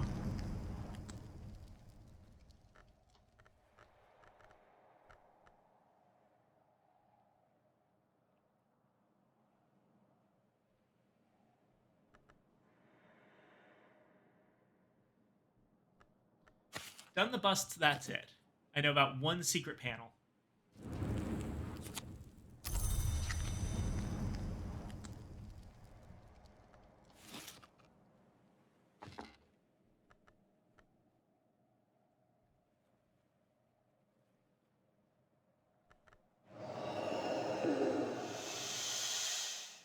Turtle troop multiplies.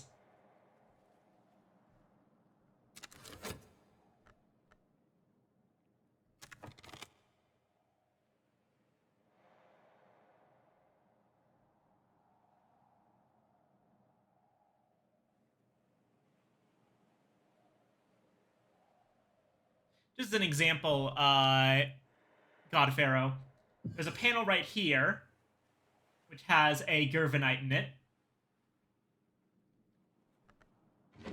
Secret panel right here has a something very nice in it, a completely unique item that you can use once.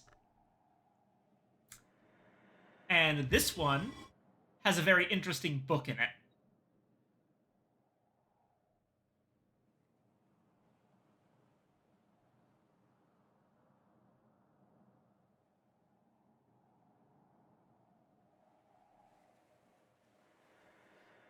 Right.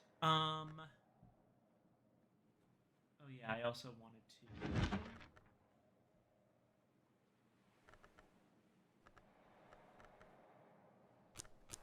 grab something that had Grail in it.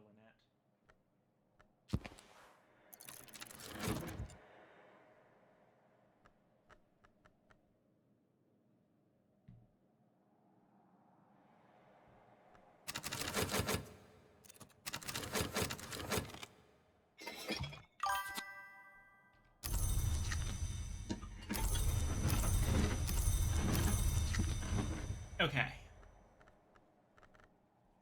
Let's see here.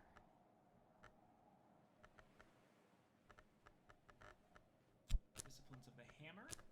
Move itself. Fear. Foresight. Regret. Pattern. Contradiction. Torg's Cleansing.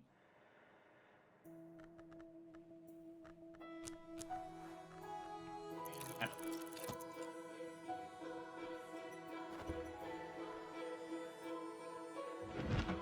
we've got Cooking is more regret, more foresight.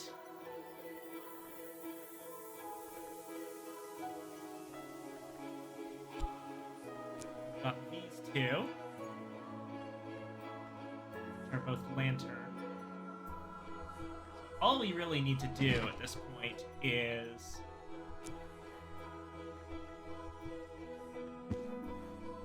fear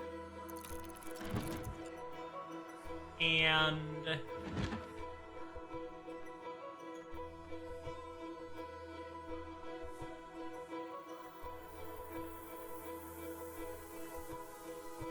contradiction.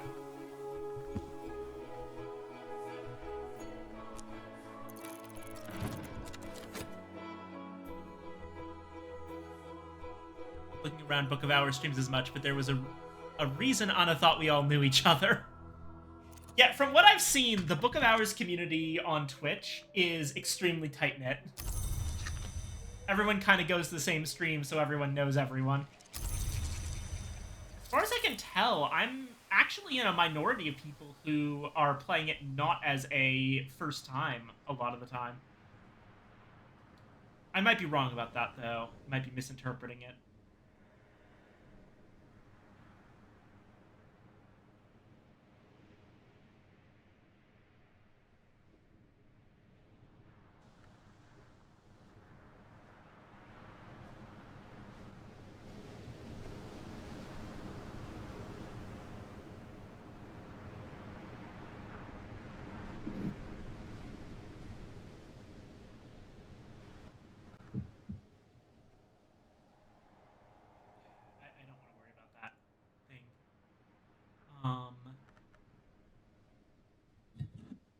U blank.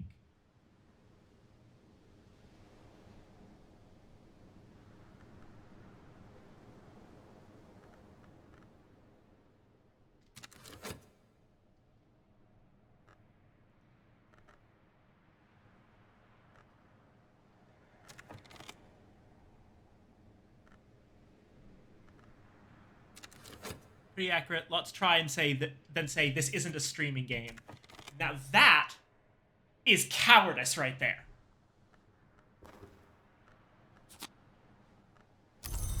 I'll tell you right now, from my experience, I do several things. I do board game streams as well, and I stream a lot of puzzle games. Out of everything I play, Book of Hours is the one that gets the most consistent viewership.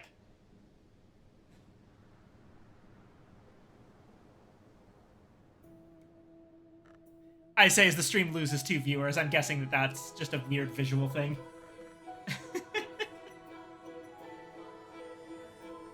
um...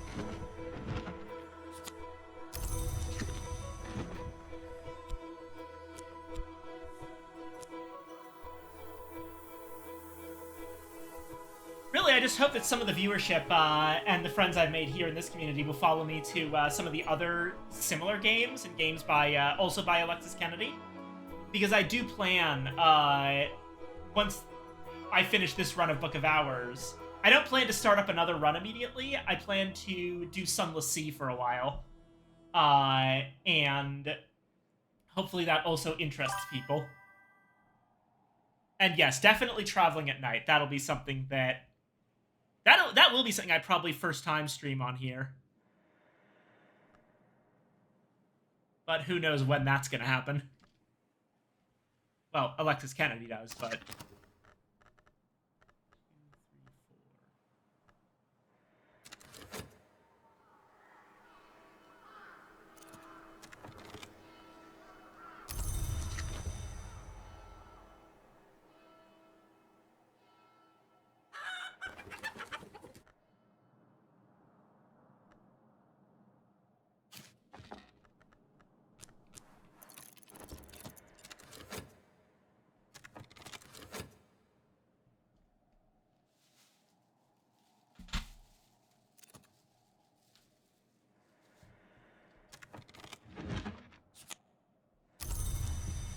satisfaction, so now...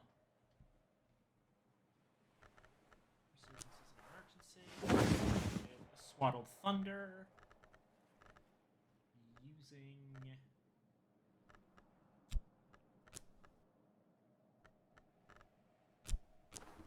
Core.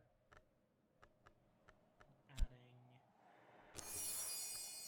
Satisfaction to make a pale mommet.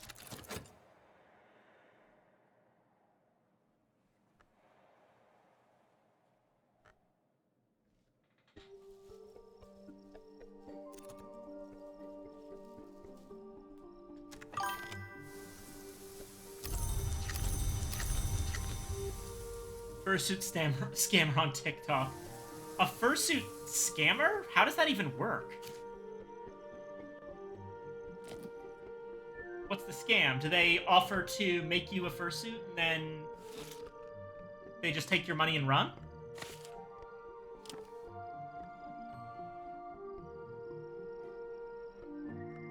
Oh, that's fucked up.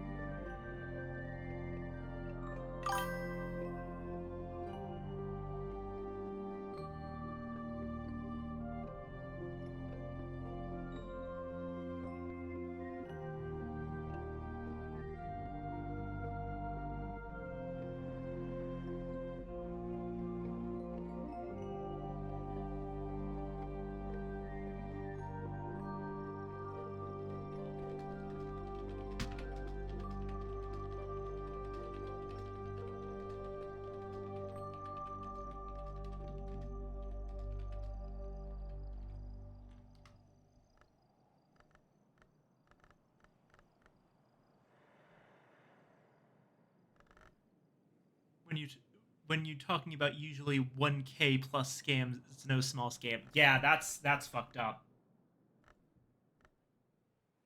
My immediate thought when you said fursuit scammer was like, okay, is it someone that scams you into like my immediate thought was, how does that work? Is it someone who's pretending to be a fursuiter when they're not? Because, like, what's the scam there? And then I realized, oh, it's probably a manufacturing thing.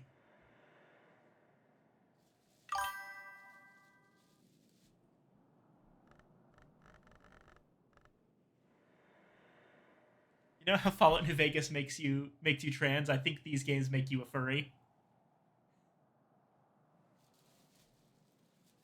No, I had the Snake Sona long before I played Book of Hours.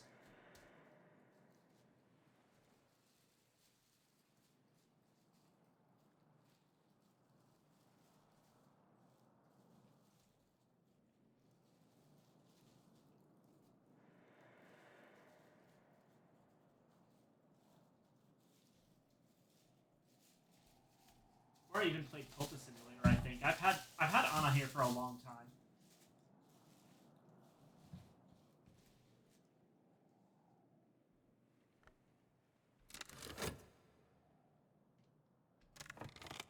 Warframe makes you furry. Now that's true. Warframe makes you trans and or a furry. I don't know how to tell what exactly it is that makes you furry, but I know from experience that if someone really likes the infested in Warframe, they're probably trans.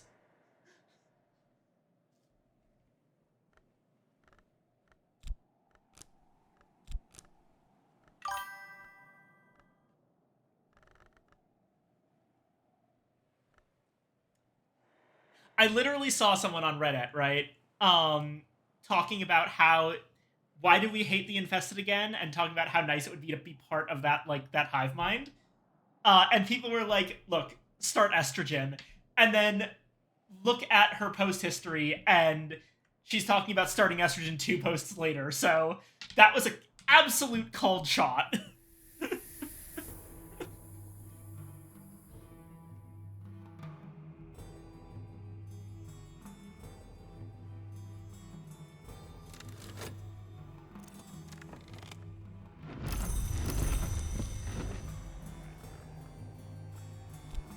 Rural contemplations.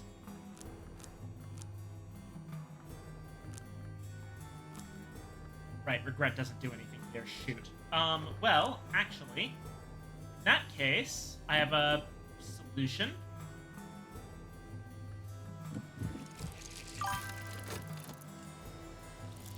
One time I thought I was trans, nope, just non-binary. Oh, cool.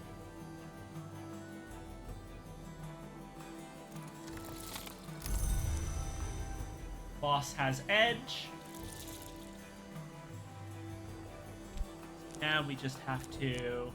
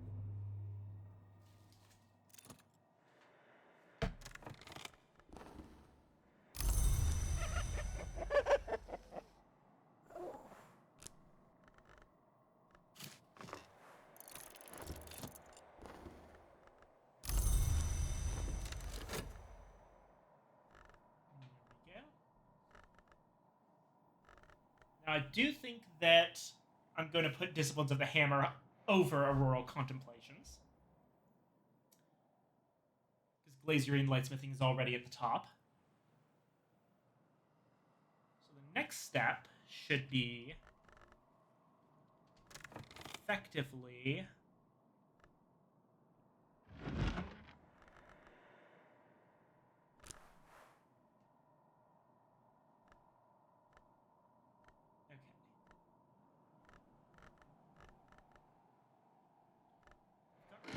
I save regret? That would be useful. I cannot. Okay.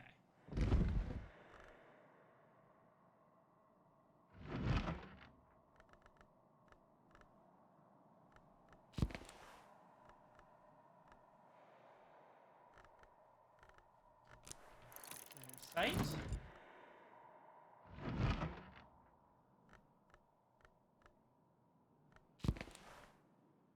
Regret.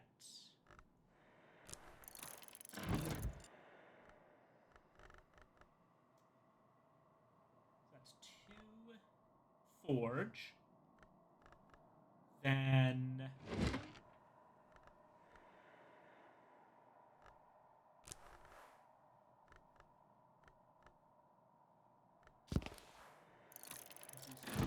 edge.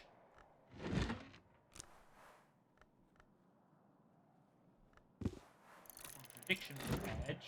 3, 4.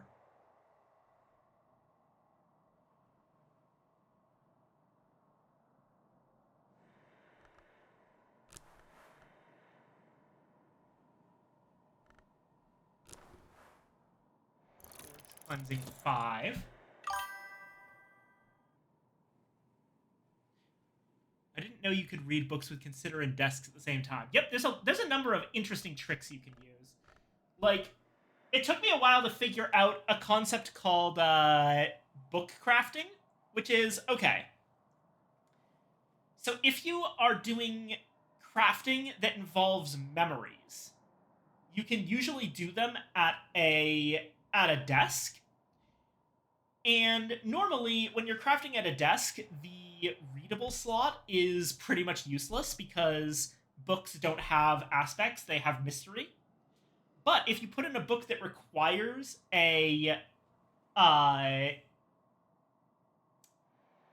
language, then you can add the language and get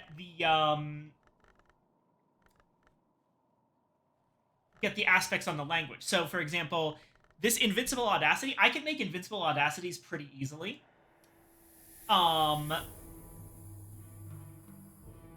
By crafting along with Sir David Green's journal, which is written in Hyksos, which adds an extra 5 edge on top of the edge I'm already getting from something like Disciplines of the Hammer or Scar.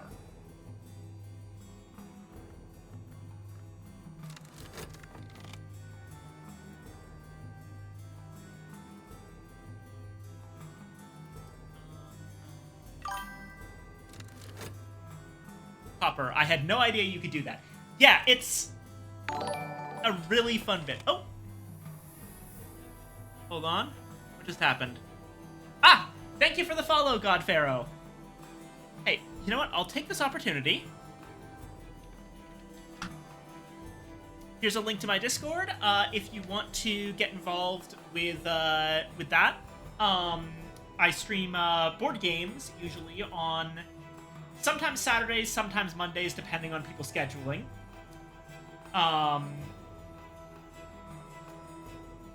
And I stream Book of Hours on Wednesdays, and on some other times, very irregularly, I stream a variety of mystery and puzzle games. I really like those.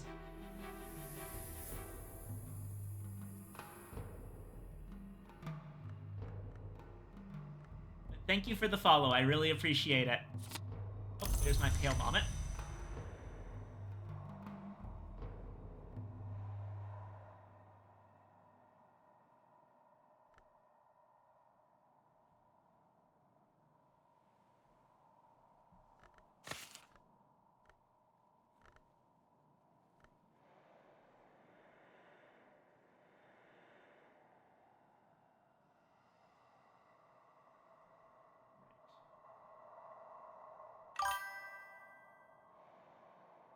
Where do I want to see this run end? I do have plans. So,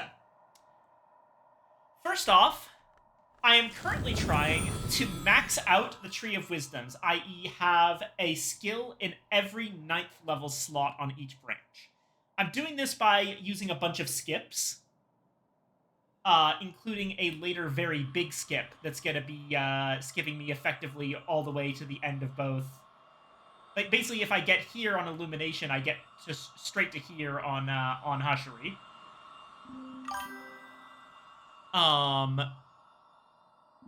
Isn't that like 81 skills? So, I actually have almost all the skills I need. I am missing one skill for this, which is I have not found a source of Anbury and Lapidary, but trust me, I have a document. It's very in-depth. Secondly, I'm going to be going for 2 endings, meaning I'll be going for a standard ending, then reloading and getting the other ending. Ending number 1 is going to be one of the special endings for the Executioner. And ending number 2 is going to be a House of Light ending that I have handpicked. Is it the Google spreadsheet that lists all the books? No, I literally made a it's just a notepad document that I have on my computer of what skills I have left to assign and where they need to go. I did a whole bunch of organization last stream.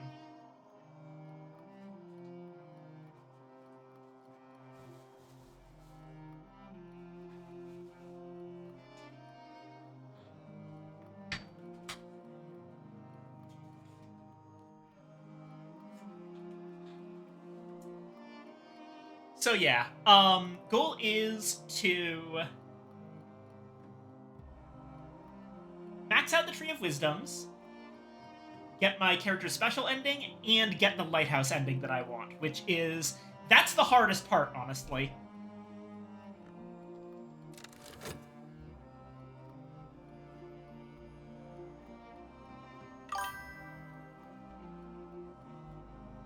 I...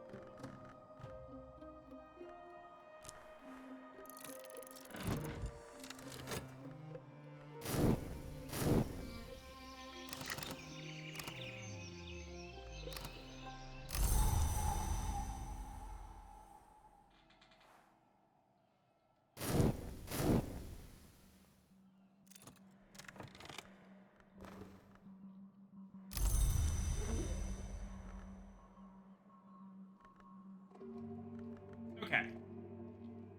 Sunny Day is good. That actually means that there's something I can start prepping for. I'm gonna read the Focus of Amber today. Snack. Yes. Quick question, Godpharaoh. Is your name referencing Niv Mizzet from Amonkhet on in Magic the Gathering?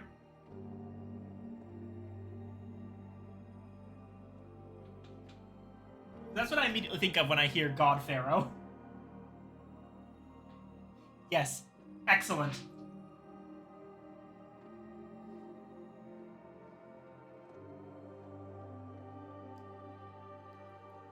That unfortunately means we have to be rivals because I have my own favorite Magic the Gathering character, and it's a different dragon. I really like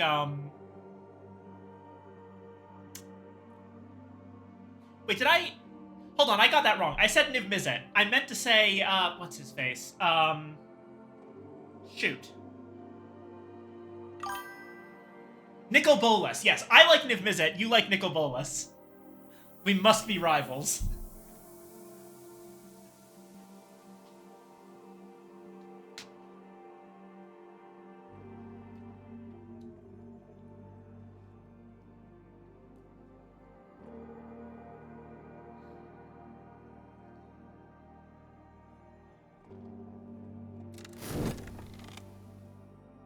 Alrighty. So.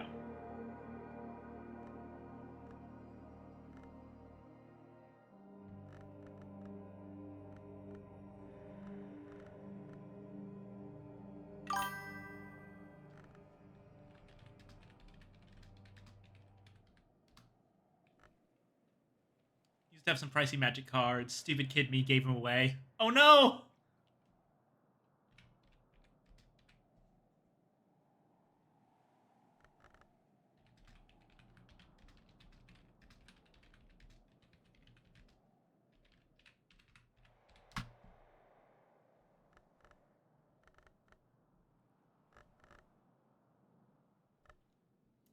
So, the focus of Amber.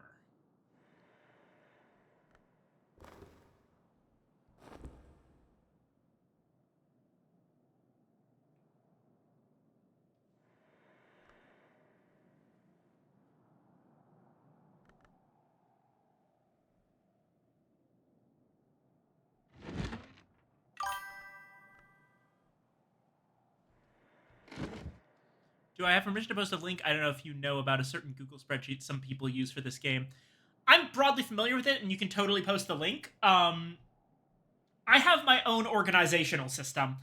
Let me show you. I actually organize my books by memory. So, like, these are all of the Revelation books. These are all of the pattern books. Fear books. These ones are Cheerful Ditty, Beguiling Melody, and Savage Hymn. So on and so forth.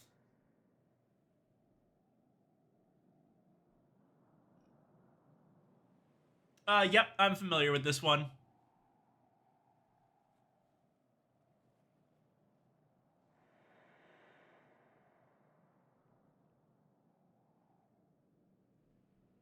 It is a very neat project, but I usually don't find myself needing it because, when possible, I like to have the information in the game, which is why I organize the books like this.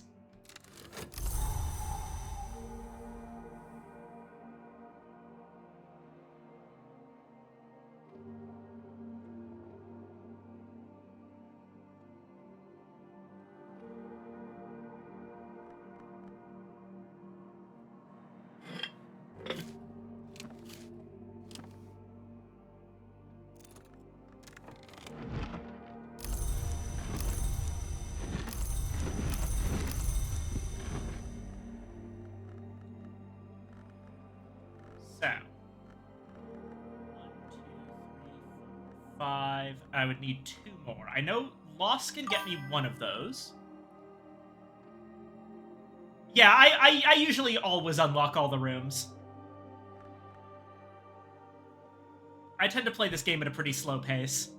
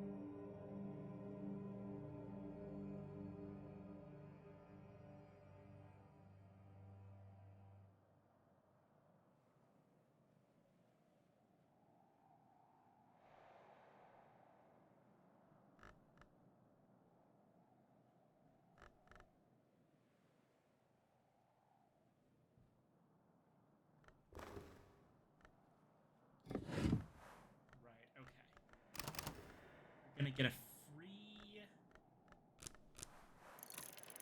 touch from this, and then I can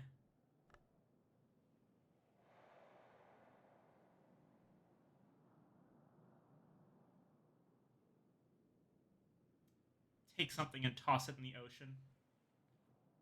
Is there anything that is just taking up space that I'm gonna toss? Right, I have way too many of these cranial tchotchkes.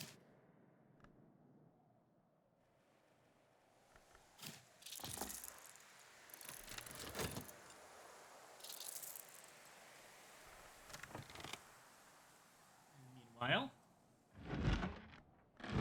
we now have access to this desk, which means... Okay. The focus of Amber. It wants Deep Mandaic, which doesn't really help with anything. Glazer and Lightsmithing gets us 9 of its 16. Cost should give us another 1. Up to 10. So, yeah, I need a Newman for this.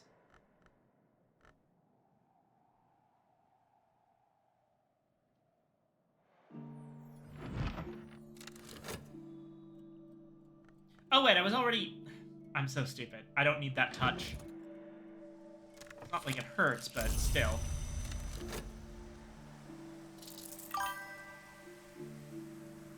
Duplicates of Newmans like the other memories. What do you mean by duplicates here? Because with memories, you, generally speaking, if you get a duplicate, it overwrites it. Newmans get overwritten by any other Newman, so...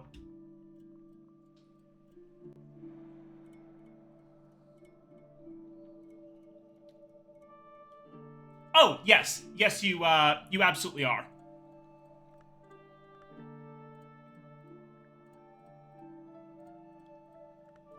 Once you unlock your Newmans, they're kind of your best memories.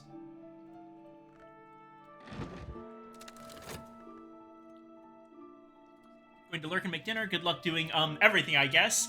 Yay! Good luck yourself with dinner.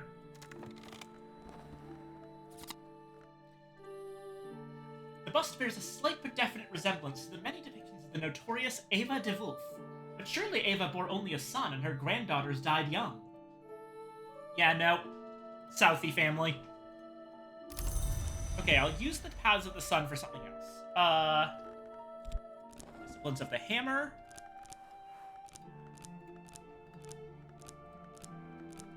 All this, plus metal.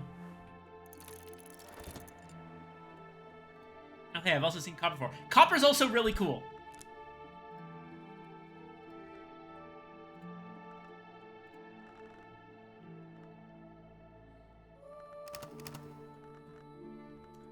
Right. What do I use Paths of the Sun for?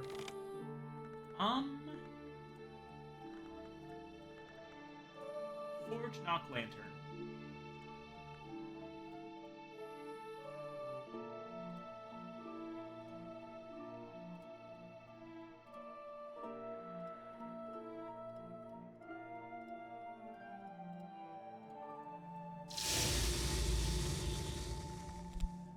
Forge something cool.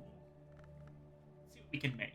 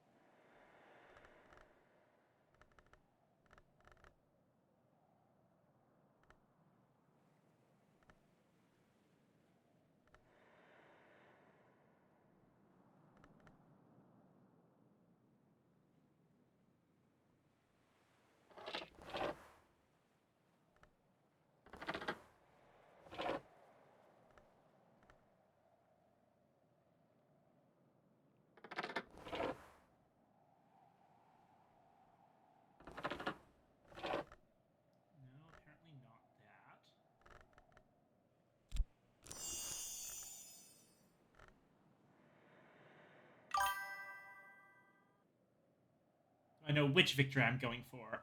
Broadly, yes. Going for the one that brings back the Carapace Cross.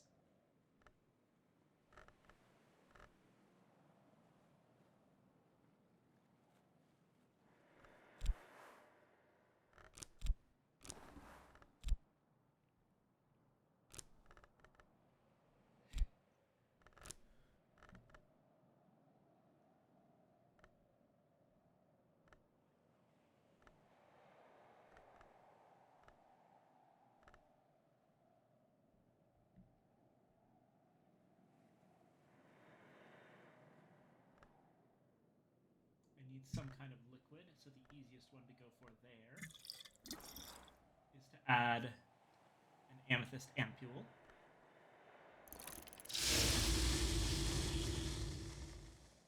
Then I will...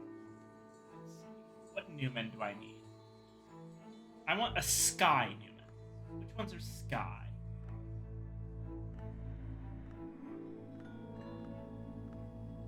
That old lost music will work.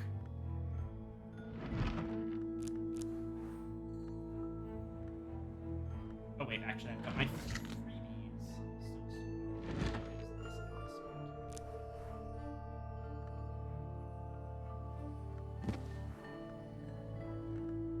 That one's in Ramsund.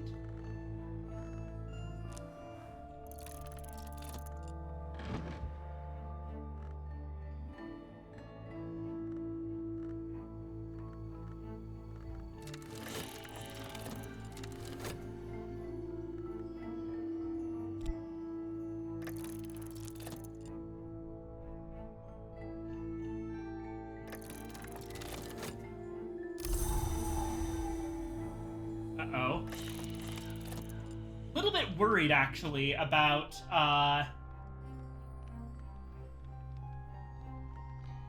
this setup. I don't know if doing it through,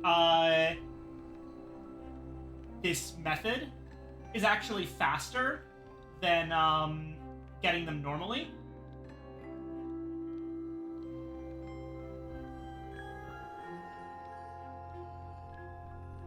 If it doesn't pick up both of them.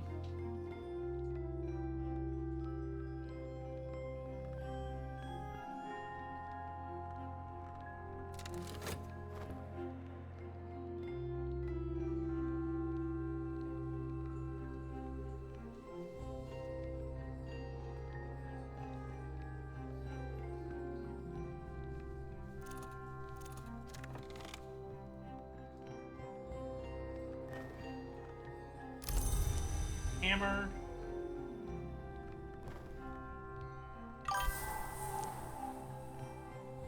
I had double instants that were done, yes. Did I do it wrong? How should I do this to... Is there a way to actually make incidents faster?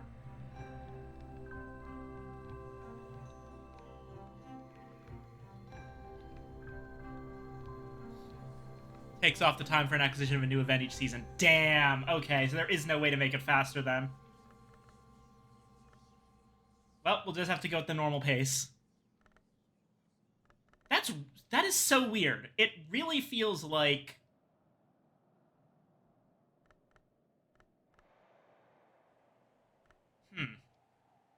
Don't like that. Right, I already gave you Vinzant's Minglings.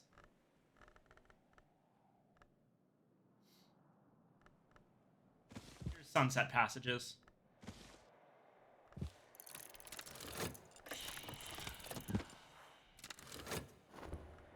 There you go.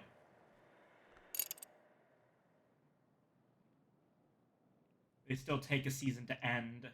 Yeah.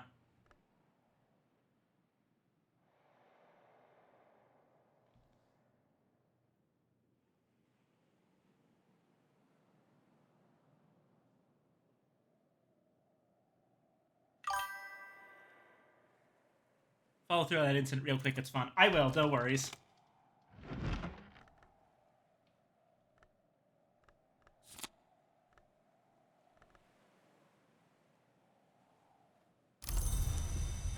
Right. Now... Focus of Amber.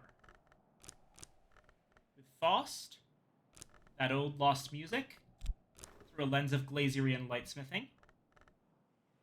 It is written in Deep Mandaic. And Baron Silence's Astrolabe is enough.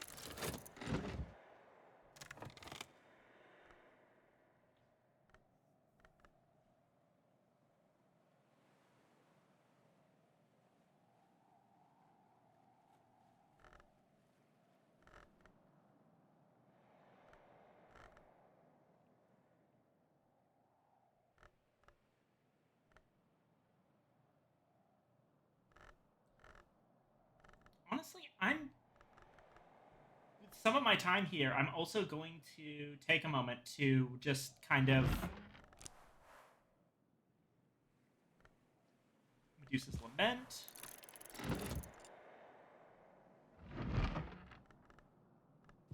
Exorcist Field Manual.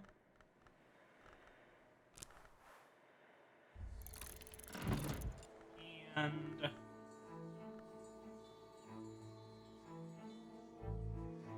do Torg's Cleansing again.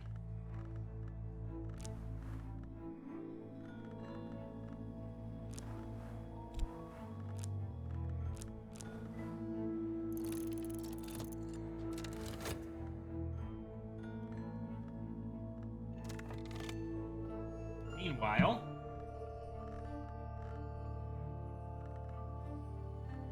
also going to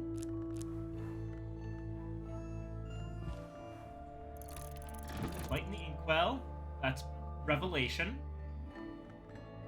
Need Foresight.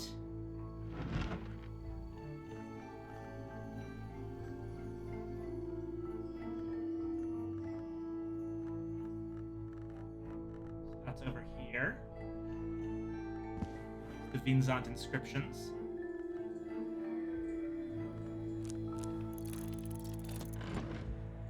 Two.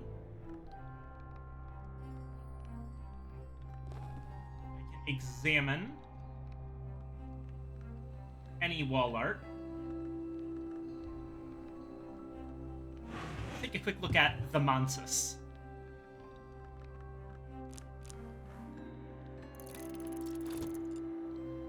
And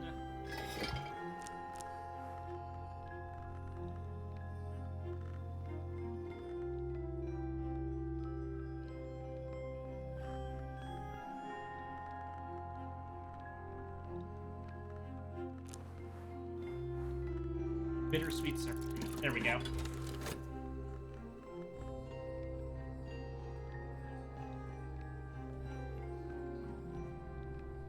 As for following through on the incident, let's see, where is it?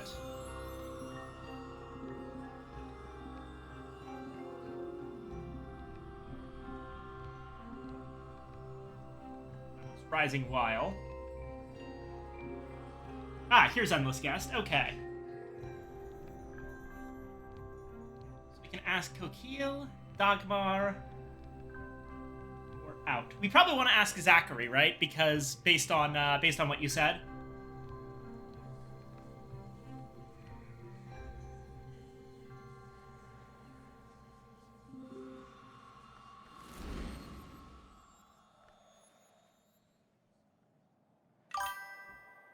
Yeah. Okay.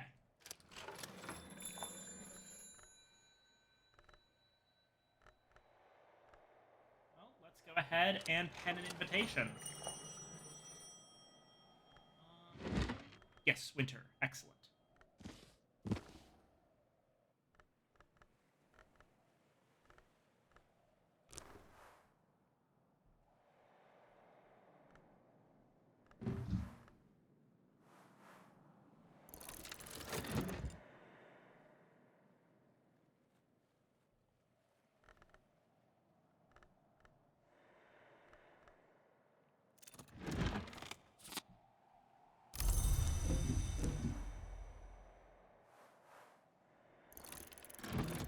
That'll be for the party later.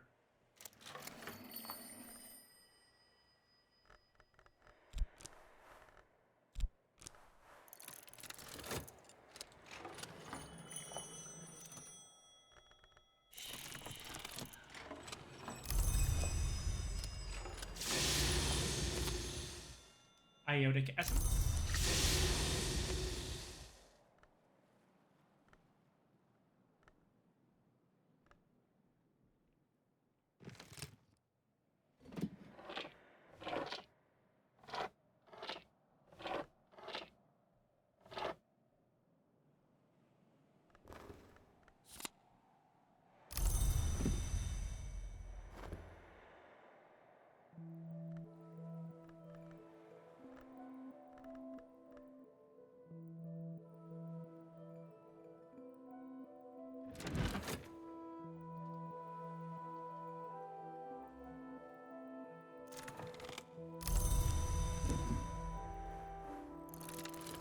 Alright, another letter Zach for later.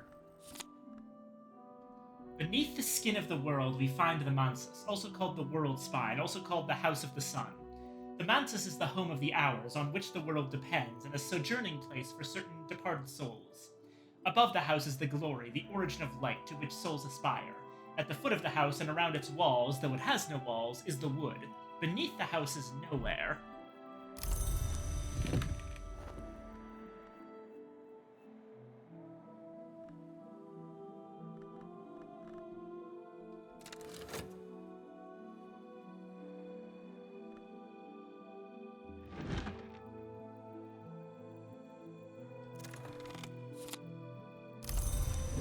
Zach's second invitation. And finally,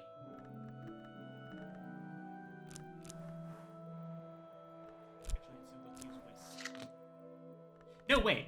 Shaftworks.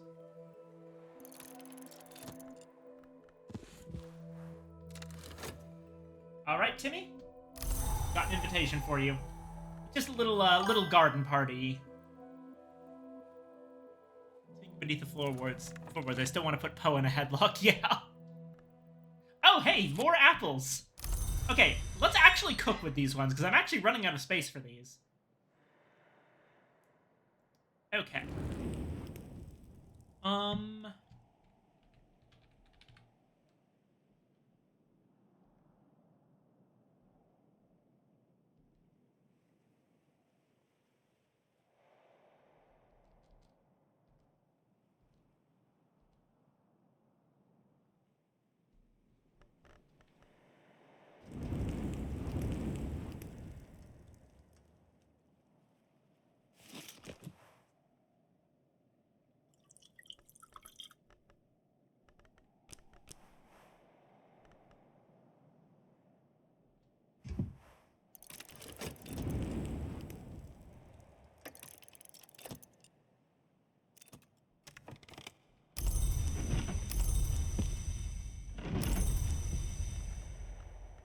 Ready?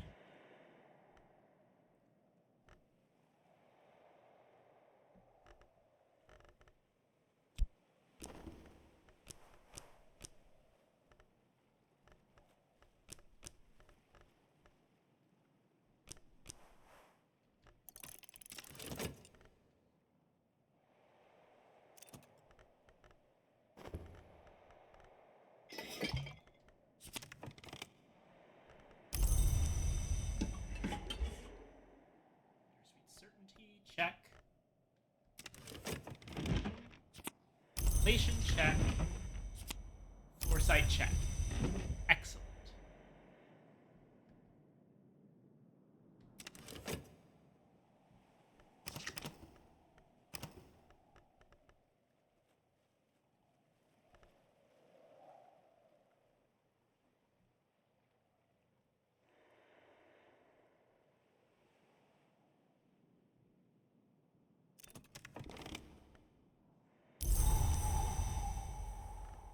Okay.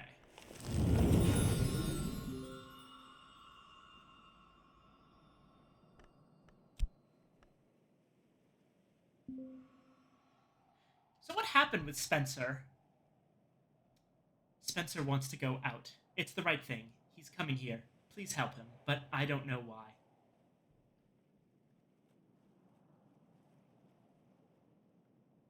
Zach gets fear nowhere, that's fine. And agenda revelation.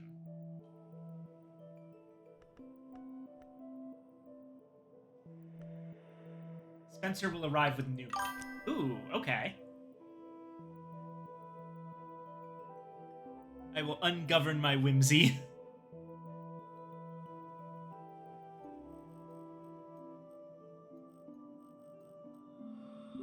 I see, okay.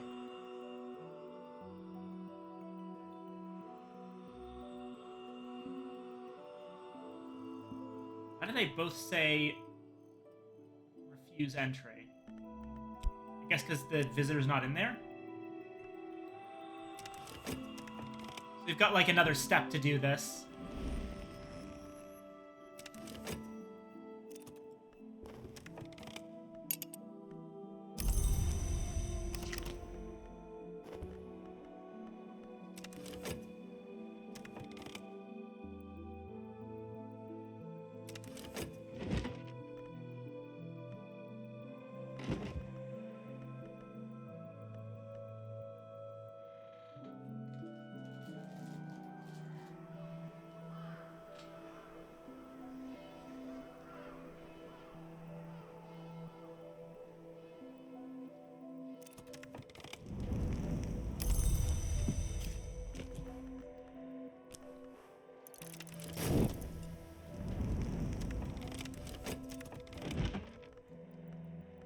Alright. Omar the Blaze spent 7 years manning a lighthouse in Tyre in atonement for the extinguishing of a sacred flame. By the end of his stint, he was so terrified of fire that he could not stand to share a room with a candle. This work was written in partial penance. Omar claims that the hour called Watchman is both a god who was flesh, an hour who was mortal, and also a god from light, an hour who descended from the glory, but adds finally that the Watchman's origin is triple, and that, in essence, he is amber. The Watchman, according to Omar, was once another hour entirely, who ascended into the glory to escape efforts by other hours to send him to nowhere. It may be that Omar's sense of persecution creeps into the narrative at this point. Certainly it grows less coherent, and the last part is devoted to attempts to prove that eyes, eggs, and the sun are all in some sense conjunct. No, but wait, there's the whole thing about the egg unhatching, and an egg and the sun are... The egg unhatching is the old sun. Yeah, I think Omar's mostly right about this, although I'm not certain if it's... What's the third hour here? No, wait, okay, so there's a mortal, there's the, Right, no, this makes sense. There's a mortal that's,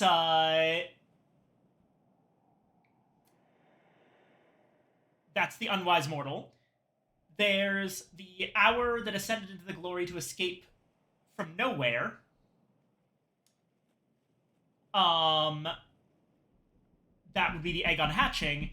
And then there's the part of the glory that made, the glory which they went into. So yeah, that makes sense.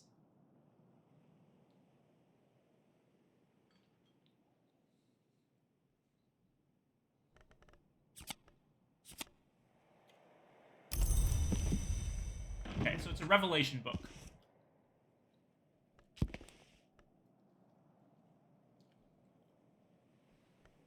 Now, that gave us Glazerian lightsmithing, which means we can actually use this as I planned for the Watchman's paradoxes. 1, 2, 3, sunny day, revelation, and use Faust. Bingo.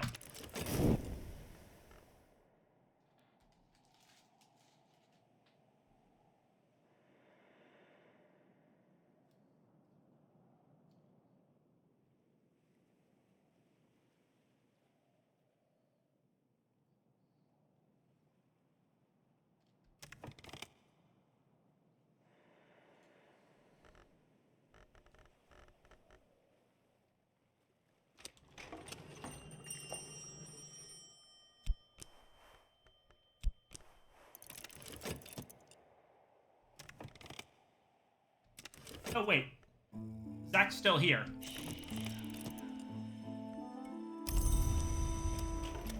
That actually makes things significantly easier.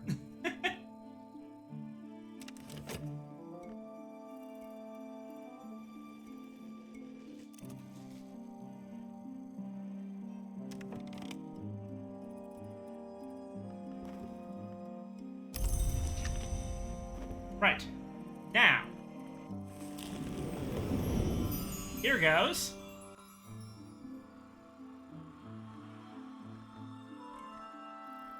Just to make sure of this. Royal Contemplations. Disciplines of the Hammer. Glazerian Lightsmithing. Watchman's Paradoxes.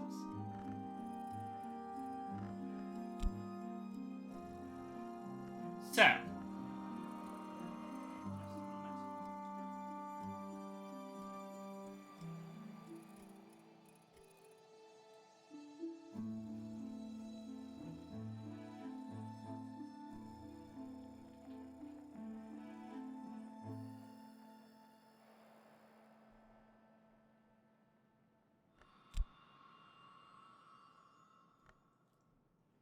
If this was in Nyctodromy, we recognize the dream places that the Watchman shows us, though we have never seen them before. Perhaps we were something else when we saw them. This paradox is fundamental to Nyctodromy. But now.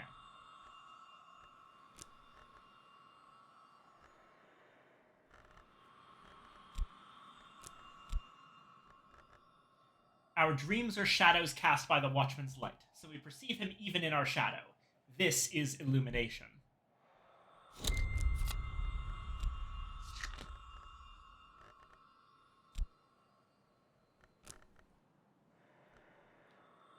up, Auroral Contemplations. If this was in Nyctodromy, each journey is a day, and we are tested as travelers and as pilgrims. That is the part these contemplations play in Nyctodromy wisdom. Yesterday's light determines the colors of tomorrow, and through illumination, we learn that we all began in light.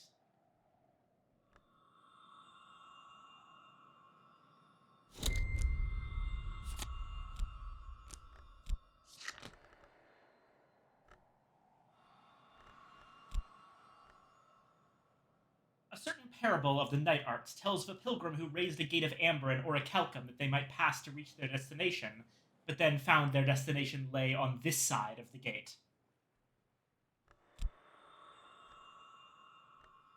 A certain parable of the bright arts tells us of a priest who raised an altar of steel and glass to an old god, but then found a new god within the altar. Oh! Wait, hold on! That's probably making an altar to... Is it making an altar to Flint and getting Forge, or is it making an altar to Forge and getting Fissifer, who becomes the Chandler? How literal is the term old god here?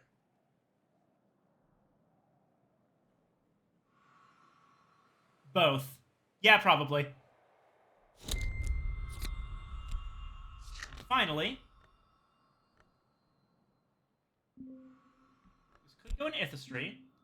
The Red Flowers lesson. Oh, that's going to be the mirror in the tree. A lesson from Ithistry. Fire reveals, smoke conceals. This is the lesson of the red flower of the Watchman's Tree. Even the most dangerous of knowledge is no danger at all when it is given to the fire. The White Flower's paradox. The Madrigad. A paradox of illumination. Light reveals, light blinds. This is the lesson of the White Flower of the Watchman's Tree. Even the most dangerous of knowledge is no danger at all when it's forgotten. You tried to do steam engines so well, you create atomic energy. Yeah. I mastered the wisdom of purification of the self and its surroundings. Right. So that is illumination completely done. Actually just 100% full.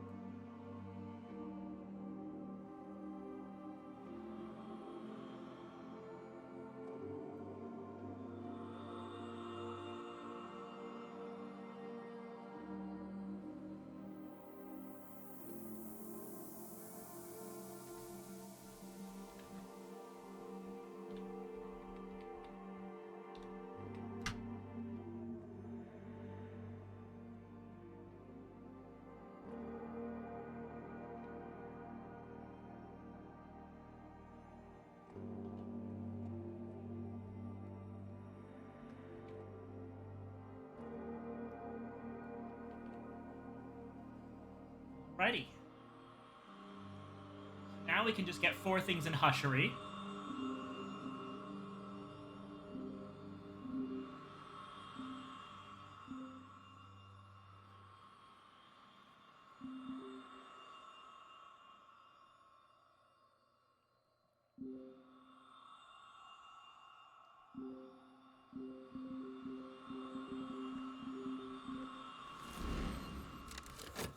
There.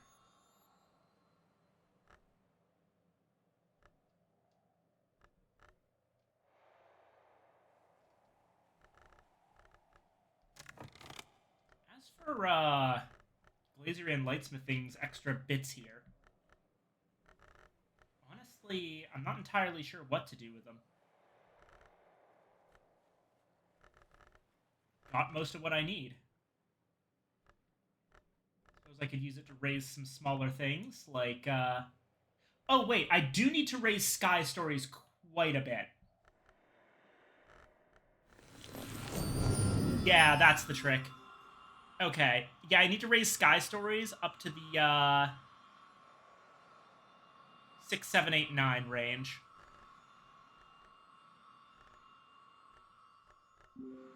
That'll be what I use it for.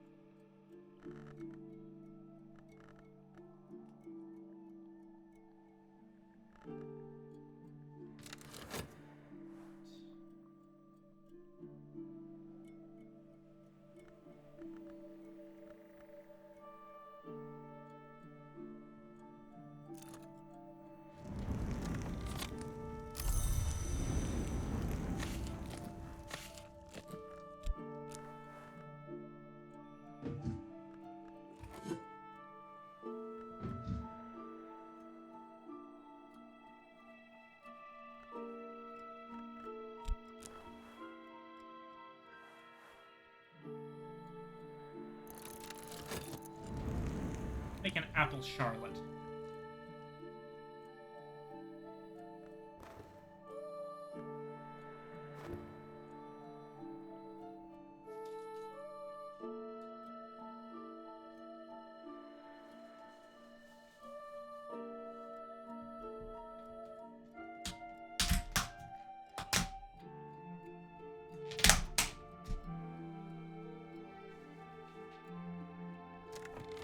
Right, Yvette is here.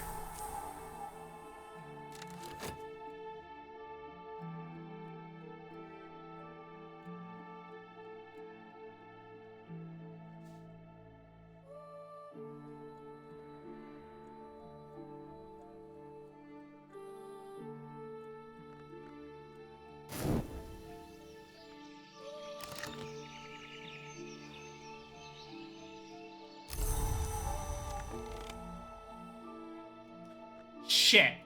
You can't have a picnic in the autumn. Okay.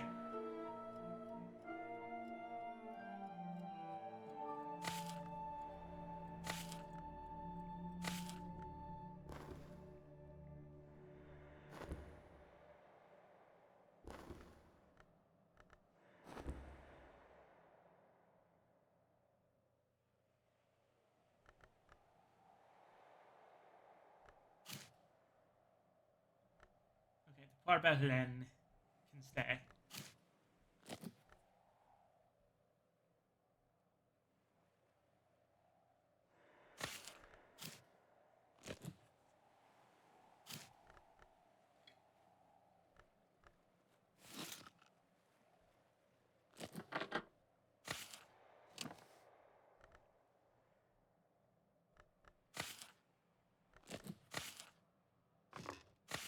Also, shoot. Do I need another dish? The dark marrow counts as... No, okay, I don't have a side dish. First course, main course, one side dish, and one pudding. So even though we only have 3 people, we need 4 food items. I forgot about the side dish.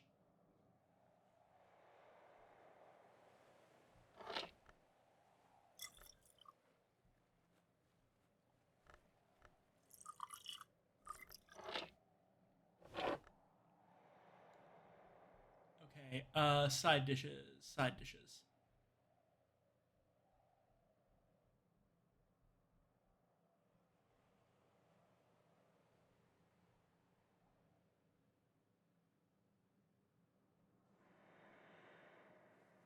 Oh, right, grape salad works. Grape salad, my beloved. Whew.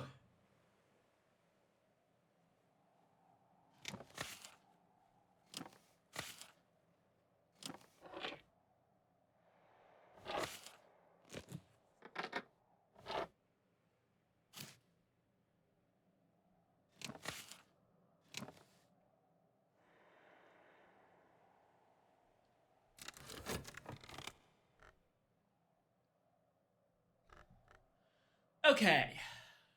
I still laugh that I used to hold mukbangs for my guests, 5 dishes for everyone. uh, I'm sorry. So, okay. Rector can ask for Foster Shapt. Southie for Foster Trist, so Fost Trist Shapt. Zachary for Trister Wist. Fost Trist Shapt Wist. So everything else is safe.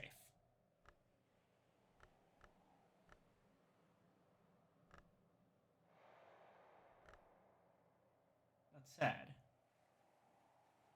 Fost is probably also safe. Meow.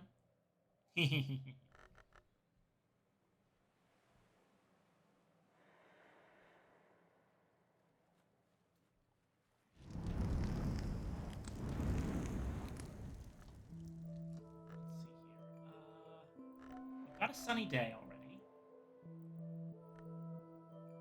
We just need 2 more sky things. That's easy enough. Health. Perugian Diaries.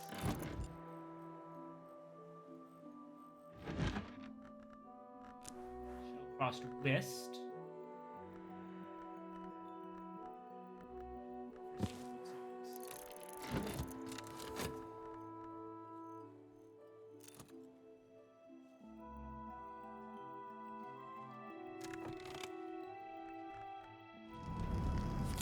Have an apple charlotte.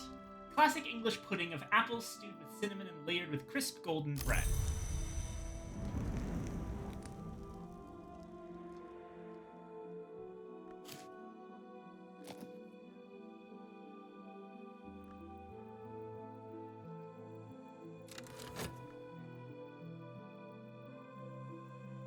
God Pharaoh box.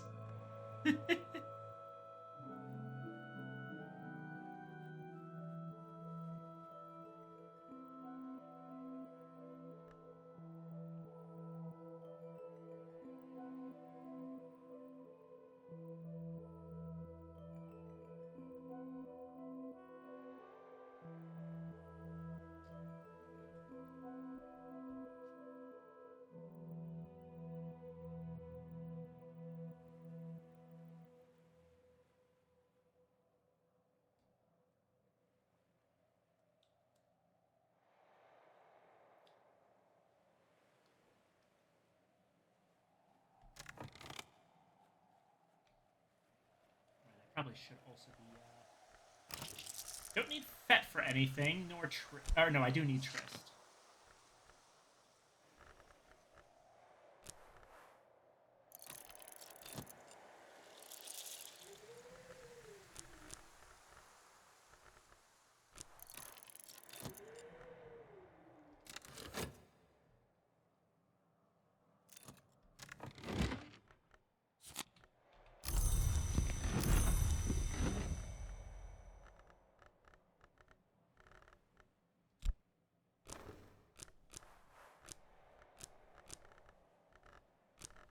We'll use 1 Fost here.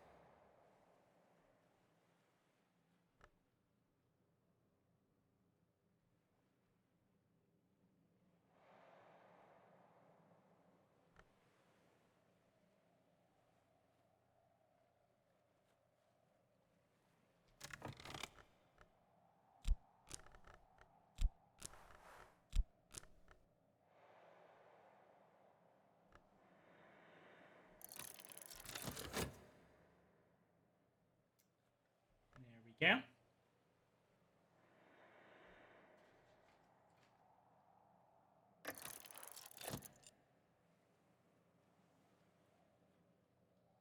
+1 time remaining.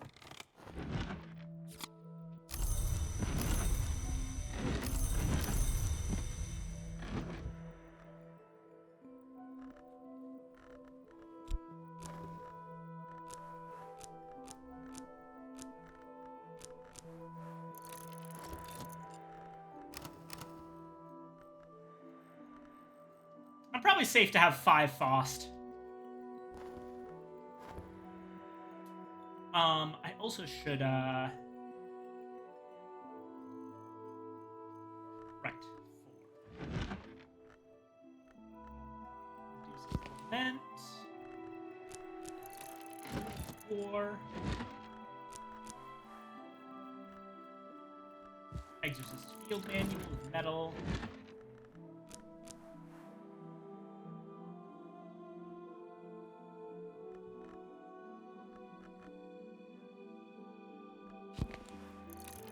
Ret with metal.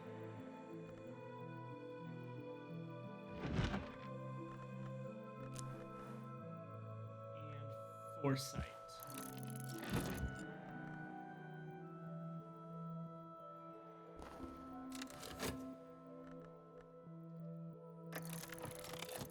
Whist is our first one.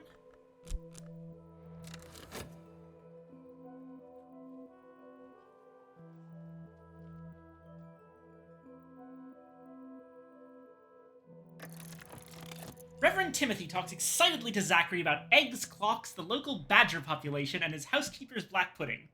Eventually, he notices that Zachary isn't really paying attention, and that Zachary's expression is not cheerful. In a softer tone, he begins to explicate St. Lewin's discourses on endings and beginnings. So that's Auroral Contemplations.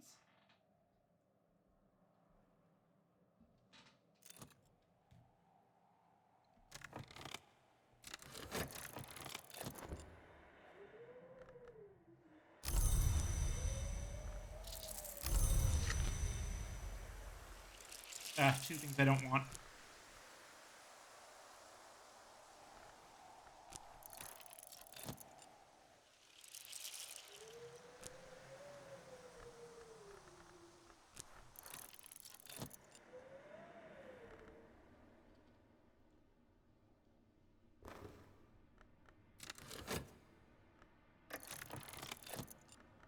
Frost?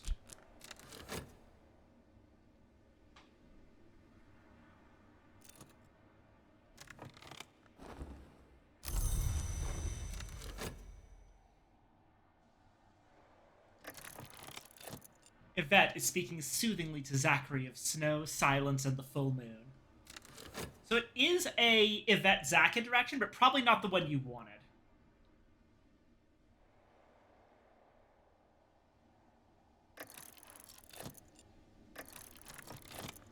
Lost again.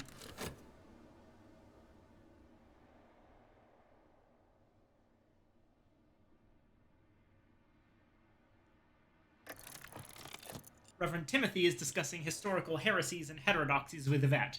She seems moderately engaged by the conversation, but Reverend Tim is fairly boiling with excitement.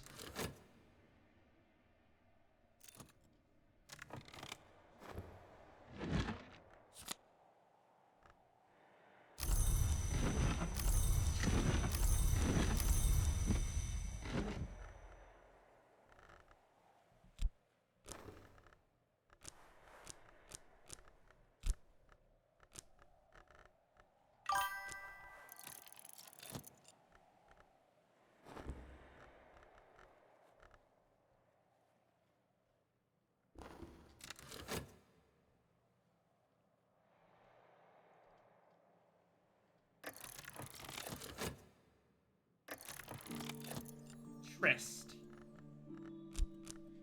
Okay. That's somewhat promising. Tryst is definitely a Zach or Yvette. Rector can't do Tryst. Timmy does not have a Tristful bone in his body.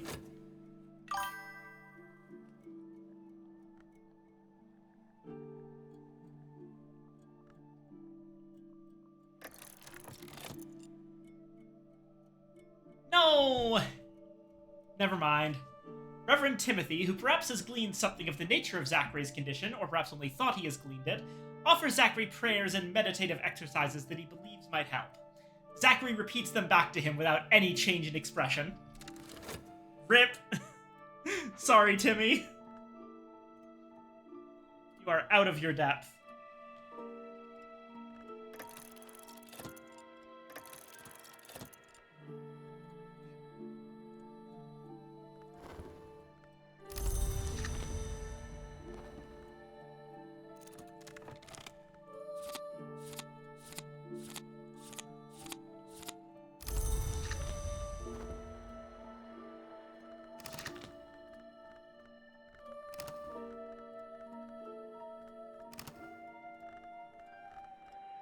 Rural contemplations, quenchings and quellings, snow stories, watchman's paradoxes.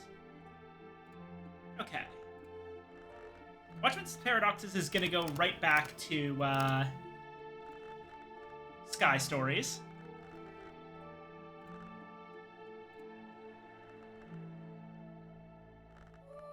Unless, wait, no. Could also use it for strings and songs.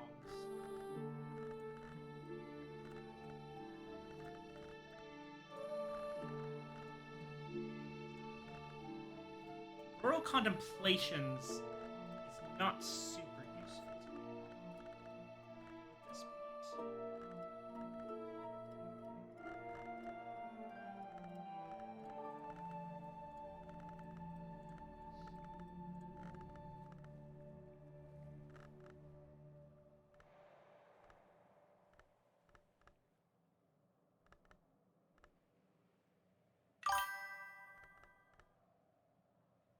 Mr. Keel already offered the help he can with Zach.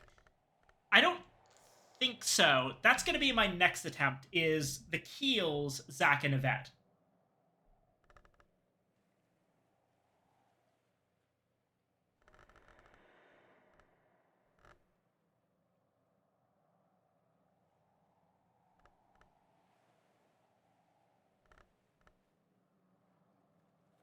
Oh, okay. Purifications and Exaltations.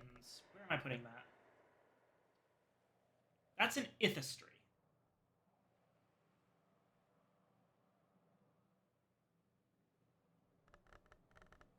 Putrefactions and Calcinations. That's one I can use with Quenchings and Quellings.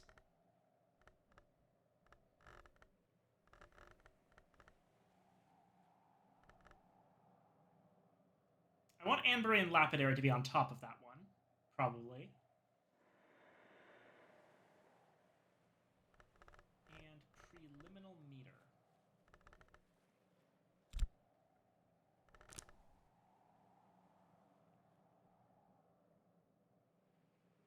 Where the heck did I leave Preliminal Meter?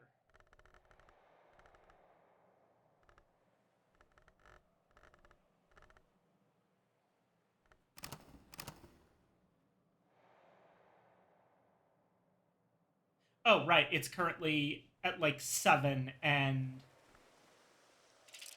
yeah.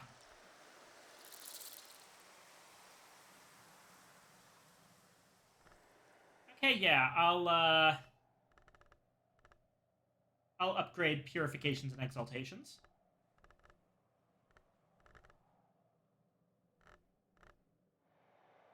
Putrefactions and Calcinations.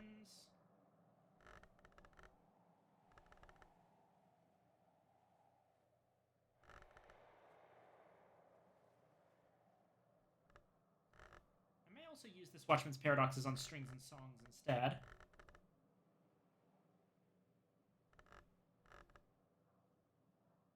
And this one's Moon, so I can probably use that one for insects and nectars. I think that'll be my first one.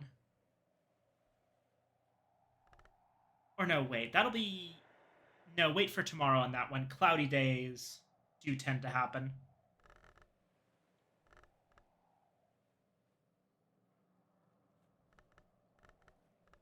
Start with Putrefactions and Calcinations off of Quenching's Quellings.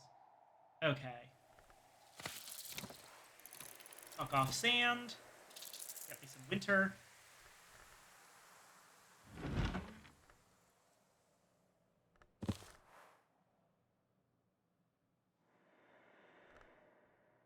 Give me some regret.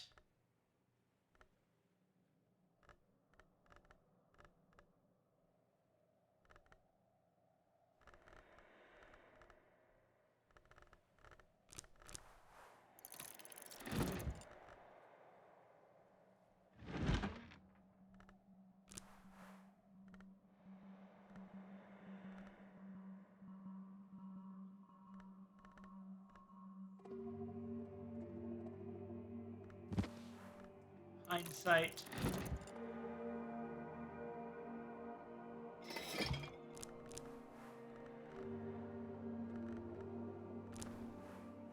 Sweet certainty.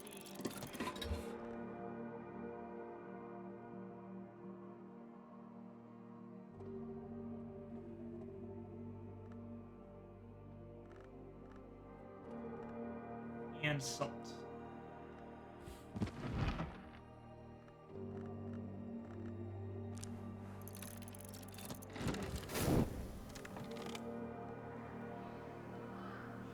And then, after that...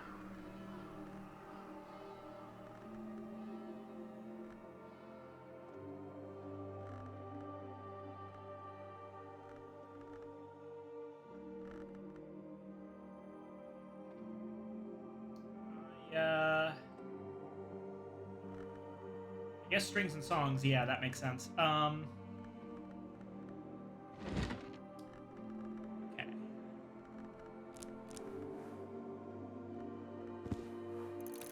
Diaries? Luckily, Sky is one of the easiest things to get.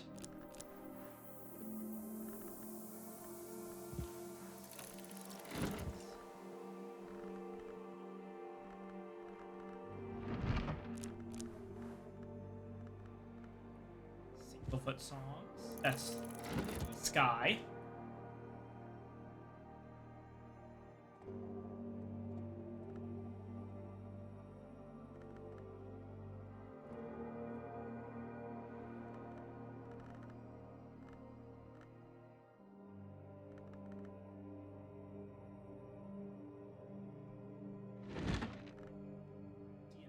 DMC5 for 4 Sky.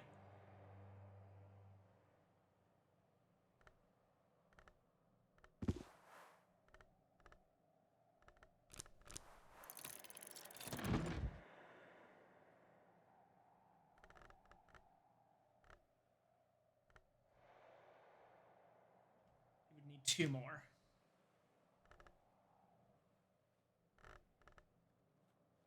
Wait, no, 3 more. Shit. Can we even do that?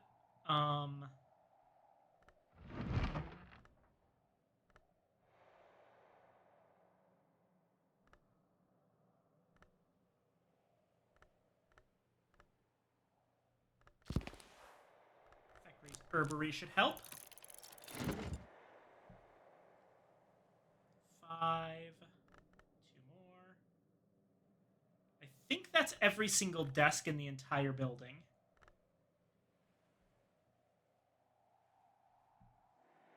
But...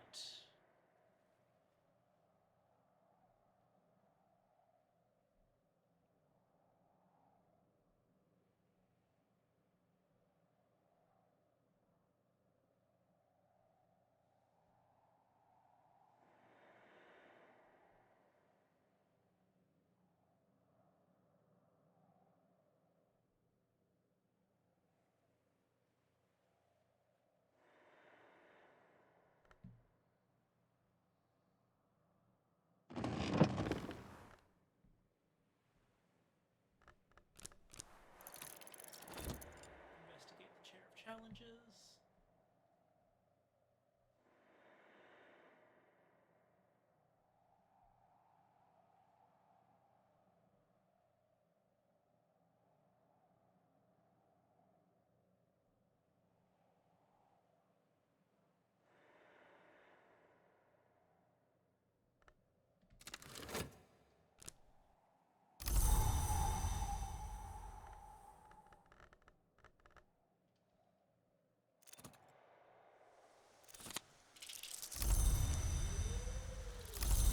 More apples. Okay.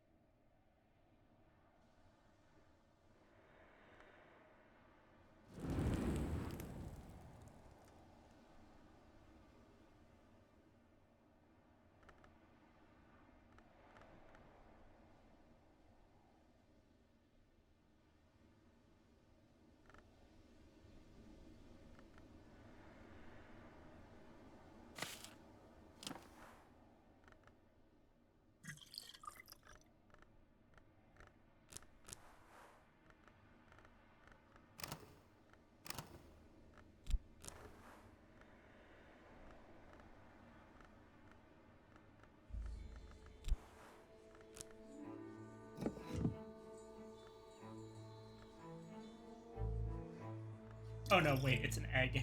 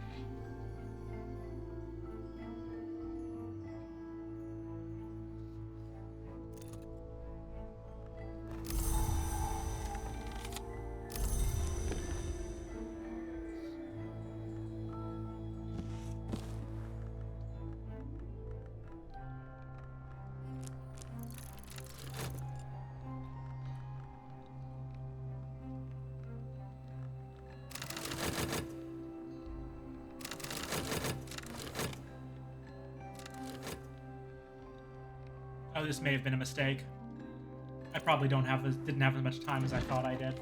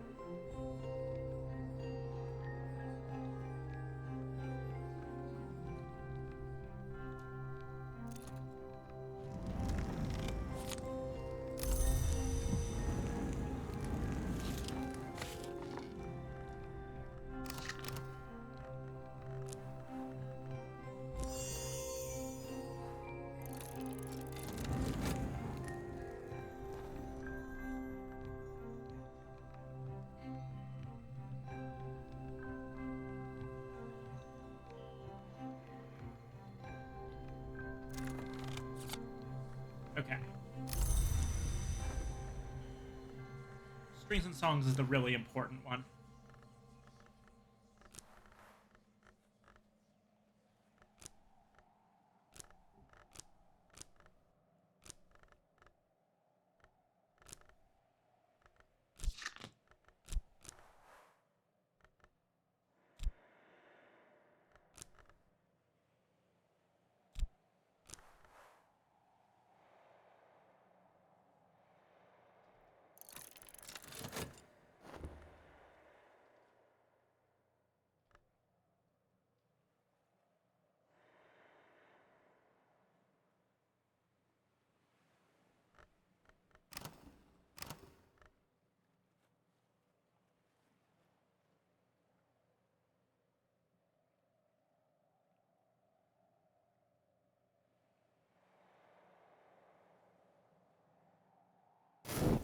Damn, we were seconds off.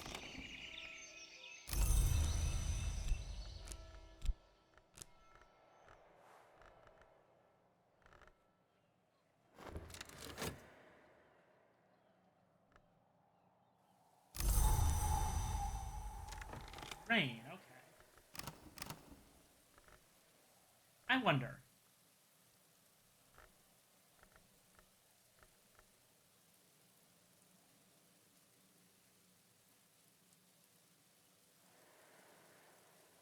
Wait, when the hell did I read this?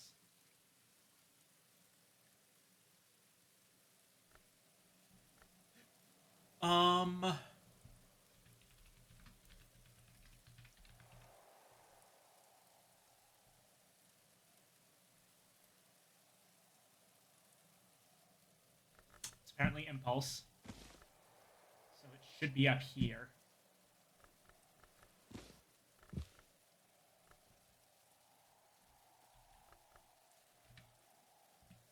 One impulse overflow.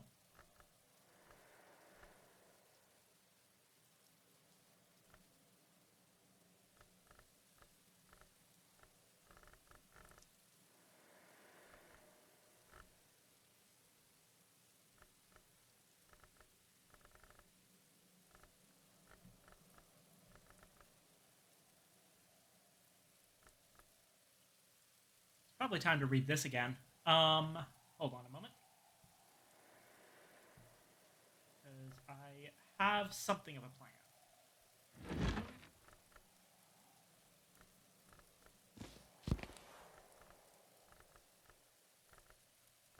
Secret prisoner records.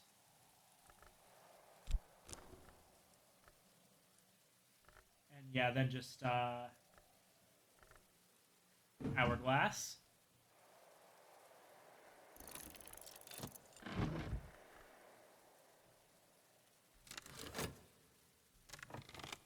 Okay.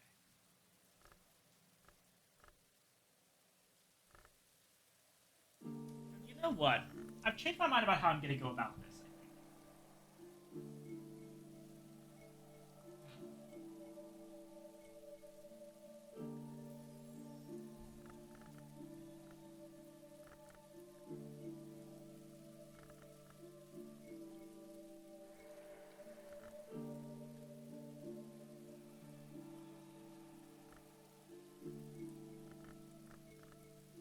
Switches and quellings I could probably use to finish out strings and songs.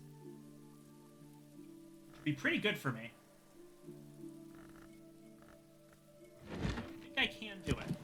Okay.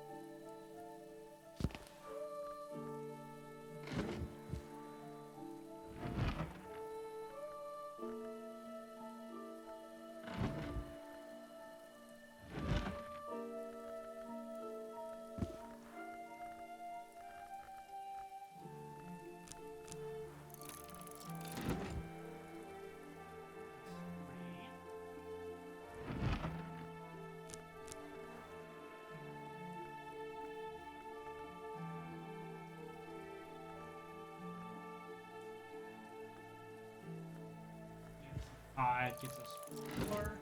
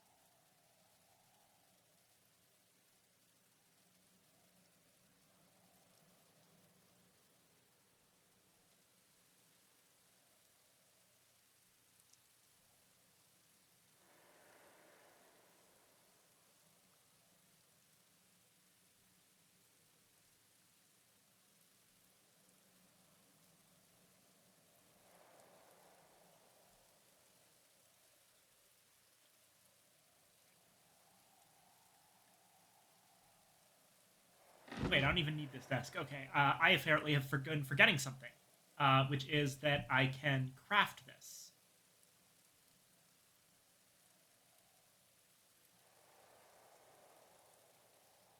Let's say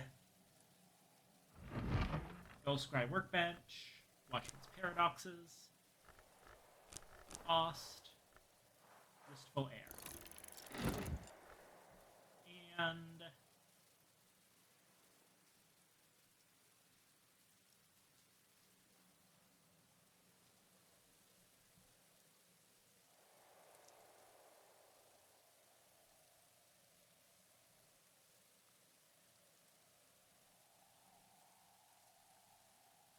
Again, the chair of challenge should do it.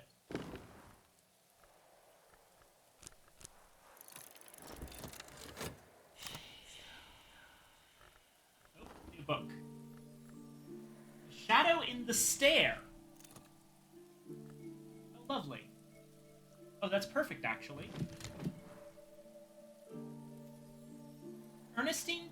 Ernestine Peterhans records her conversations with the little darkness in Hush House's Stair Tenebris, which she calls Donkerling.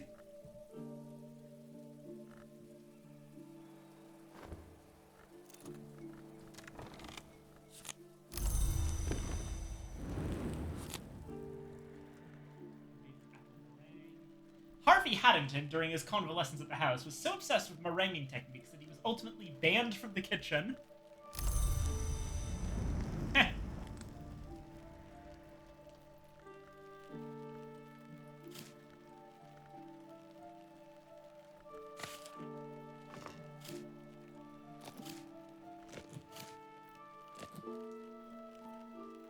This table is covered in an absolutely ludicrous amount of puddings.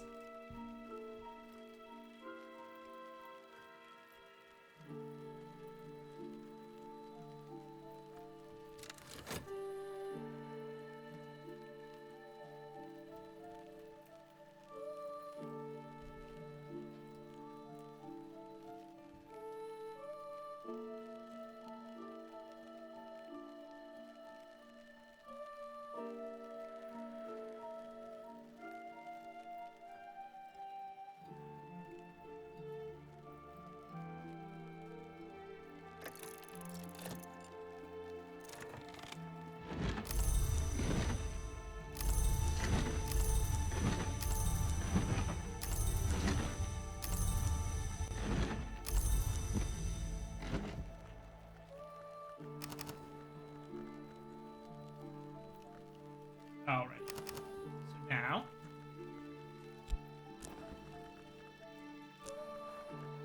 Sound, Punchings and Quellings, and Core. Wistful Air, Cheerful Ditty, Guiling Melody, and Savage Hymn. All 4 types of basic music. And a Storm. And Satisfaction, and Solace. Everything is lovely, and Strings and Songs is maxed out.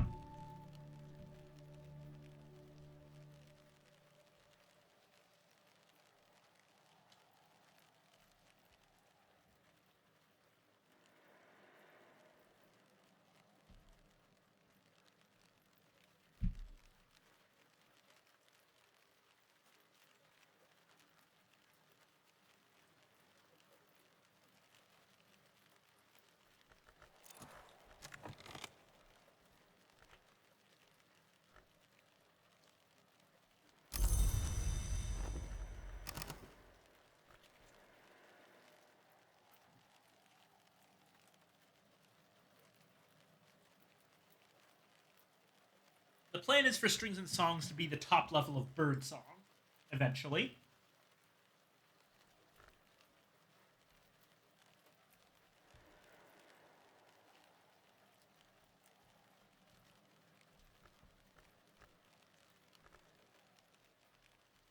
Wait, are we allowed to just,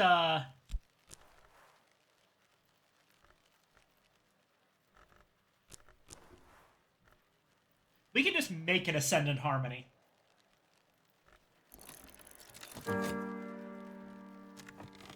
Meanwhile,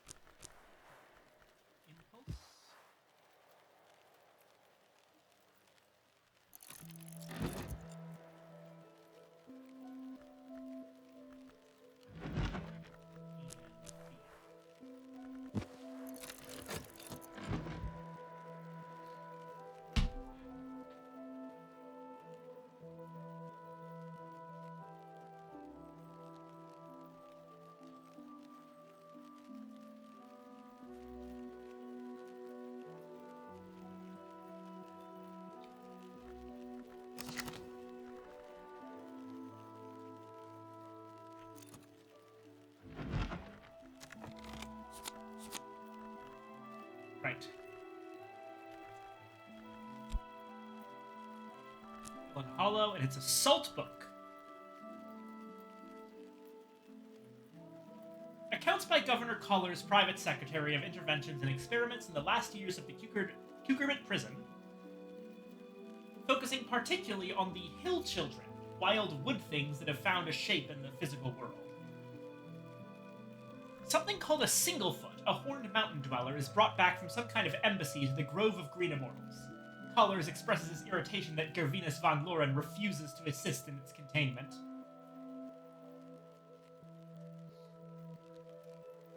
The Singlefoot somehow conjures an earthquake that cracks the tower and enables its escape. Collars determines that it should not have been permitted to dream while kept beneath the earth. It had access to sufficient scale aspect to use its Arts of Hill and Hollow to develop an old moment into an earthquake name. He mandates above-ground confinement for all hill children prisoners in the future.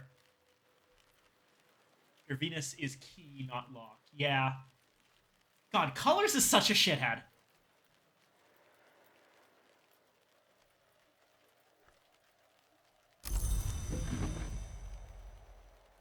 This honestly puts me in a tiny bit of a bind. I had a place for the prisoner records, but honestly, there's room in the salt books.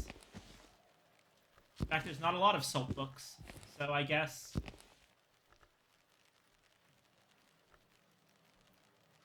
This one's Instinct. Oh, right. We have a space for Instinct now.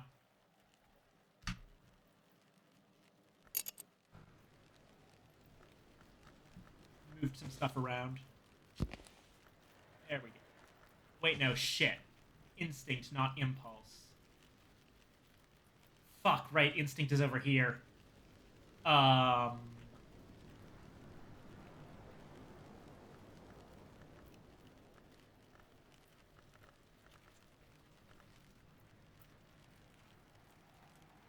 You know what?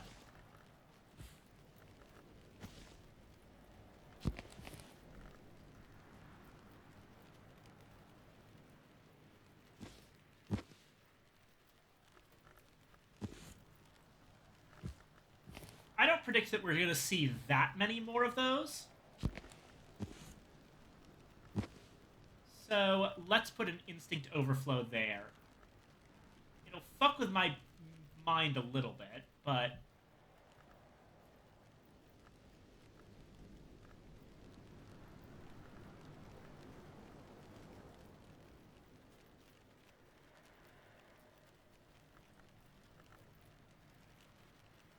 Wait, am I even getting this right? Hold on.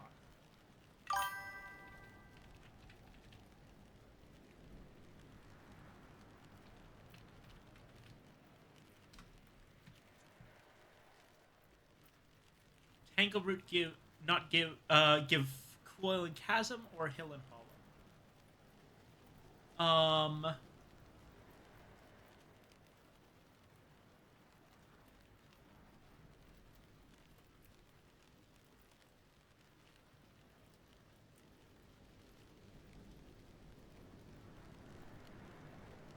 Okay, it is Impulse. I said Instinct, which isn't a real thing.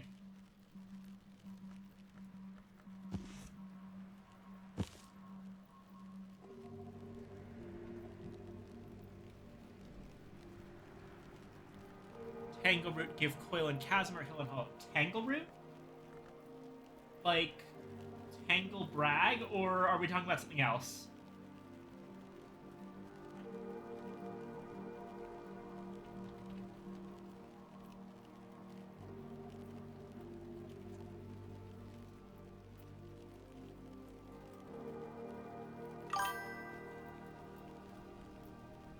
Newman from the Triple Knot Shrine.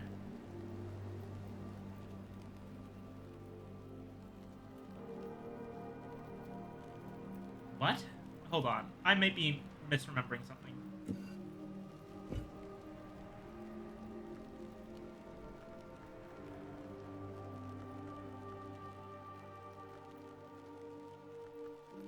Serpent Root. That's the one. Serpent Root. This one gives Rights of the Roots. And we've already got it.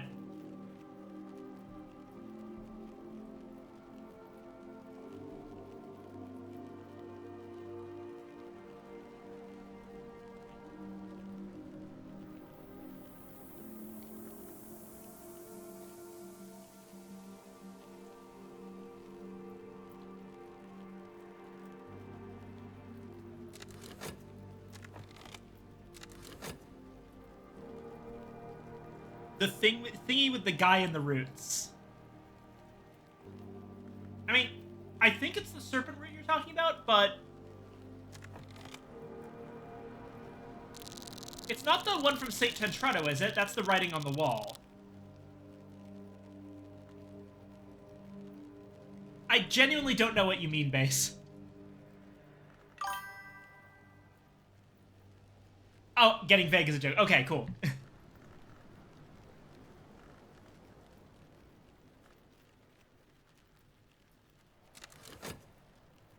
Serpent root was correct. Good.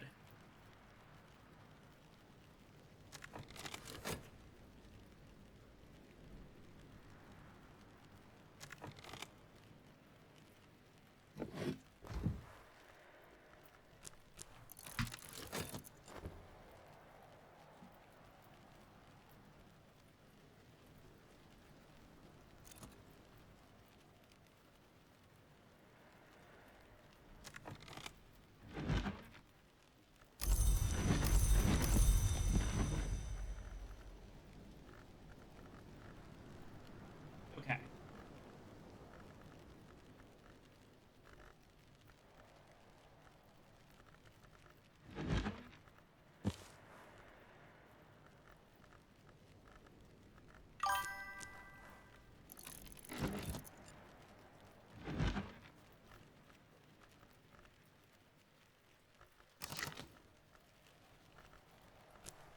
Edgelong actually can have a strict aversion to cats as per the exile. Our cat's Edgelong, but a lion would be forward. Yeah,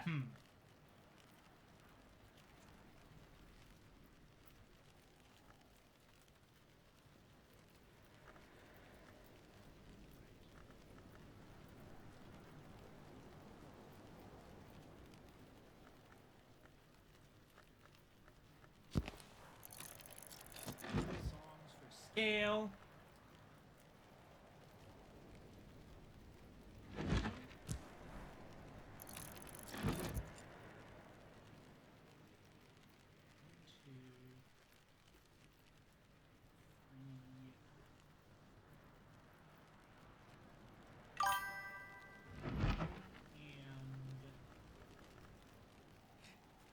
One more nectar scale.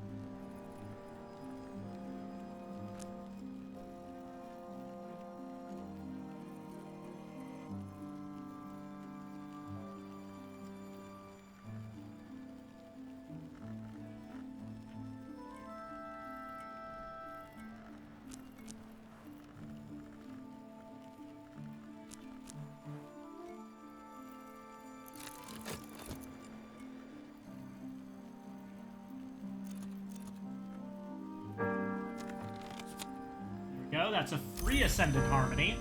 Which I think we can then just straight up,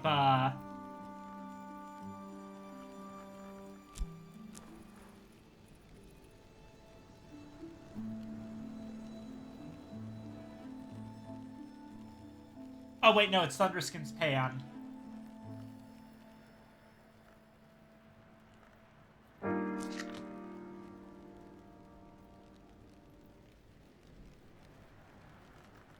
Well, it's persistent anyway, so it's good to know that we can.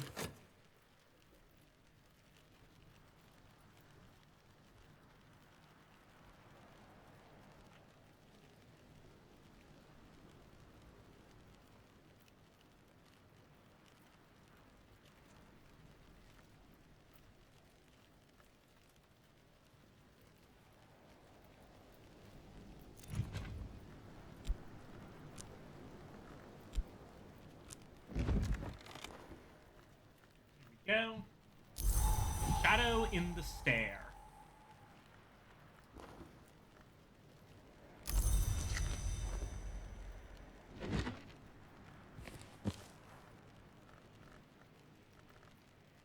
Alright. I'm feeling funny, so let's just nuke this book. This is,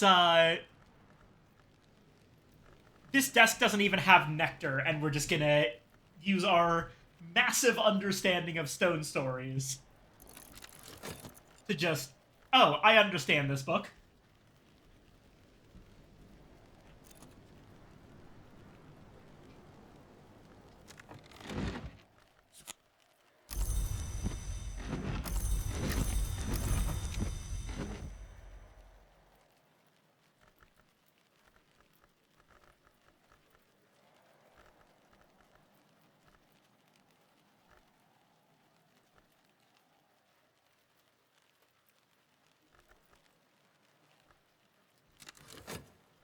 Wait, I know we had another one. Oh, right, I never redid Fear. Let's just do that now.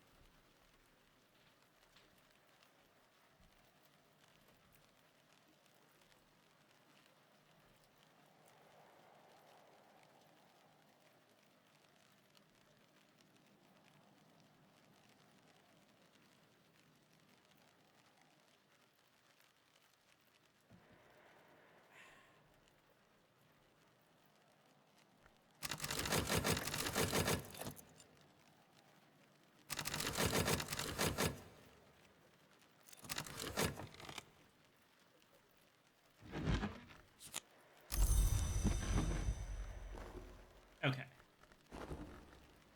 Now, Coil and Chasm.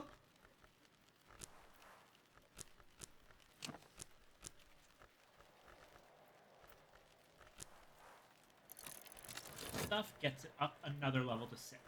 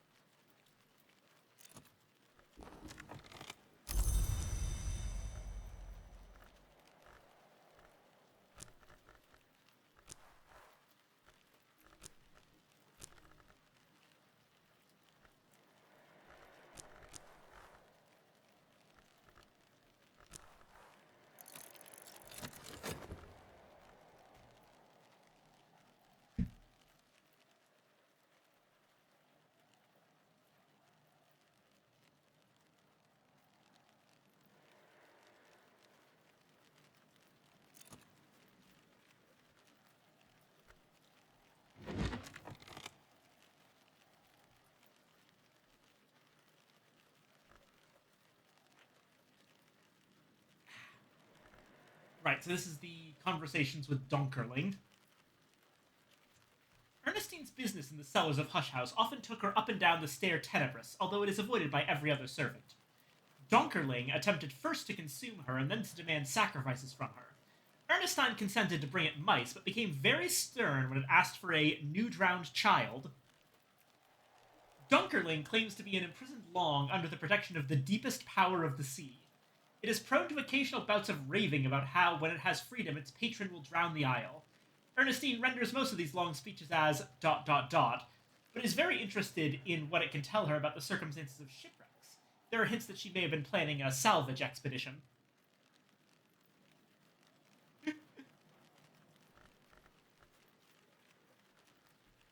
Okay, the deepest power of the sea. That's an interesting note. What powers are of the sea? I don't think despite its name, I don't think the beach crow really has anything to do with the sea. Sea is usually governed by moon, which most of the hours don't really have a lot of moon aspects to them. Arguably, there's the Meniscate. But,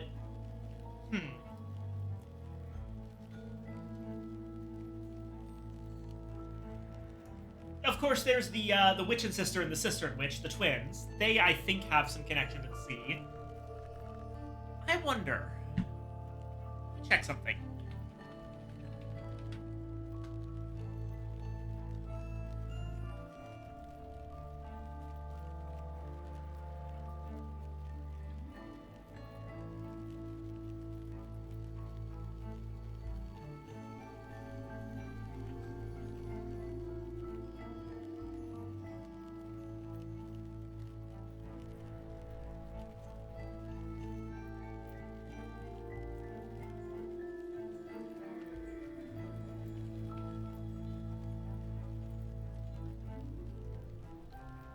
The Blackbone! That's another weird one, like the snow. The Blackbone is one of several obscure hours about which little information is currently known. Extremely vague reference to them seems to exist currently in Cultist Simulator, which implies that these 3 hours have been cast down and information about them seems to have been suppressed. Mentions a crushing hour, a censored hour tied to the crushing black of the deep sea, which is likely Blackbone. Possibly has Grail. Huh.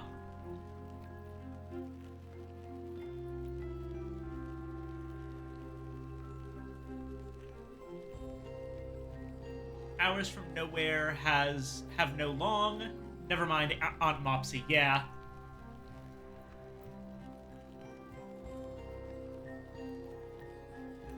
So it seems like it has associations with both Moon and Grail.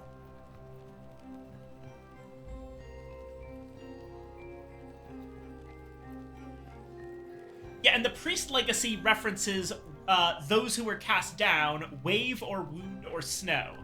We know Snow is one of these cast out hours. Wave, this would be Wave. Giribrago,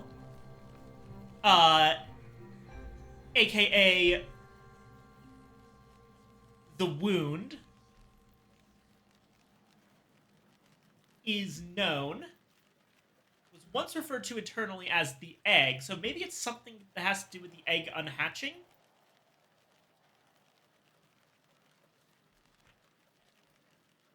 But we don't really know anything else about it. Wave and Wound and Snow refers to those 3 that were cast down. Yeah, obviously this is the Blackbone. I'm just wondering about the others. Keep that in mind for the affair of the Open Reverend. Huh. Well, it's Impulse.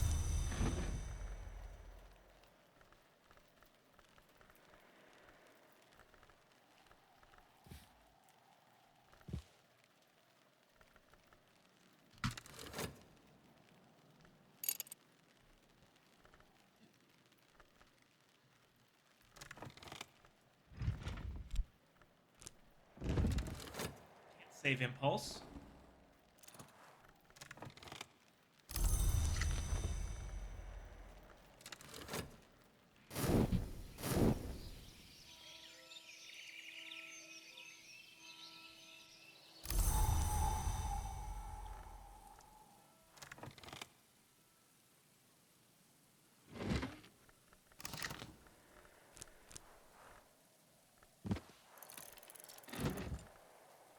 nectar, fruits of knowledge.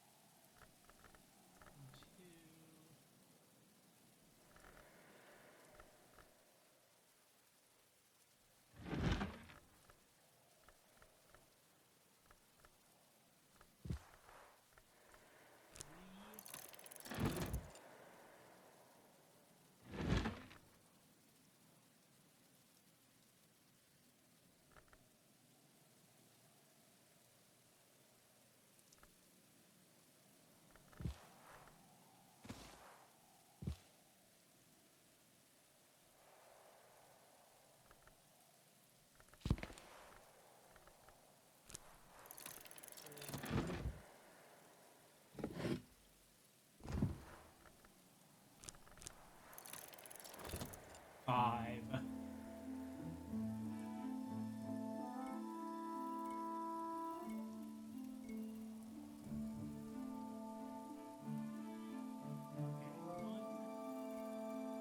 Two. It's raining. 3, 4.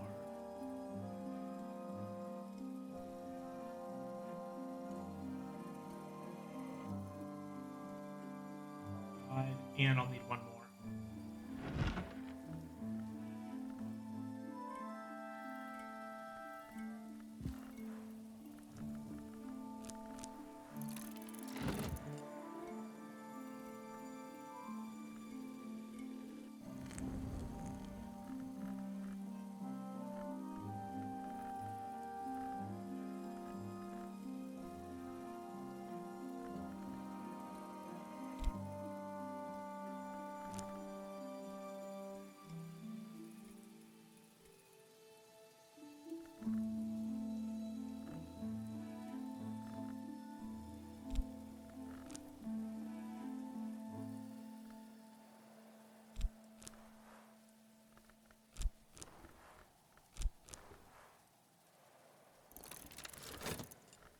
Upgrade some Faust. I really don't need 7 of them.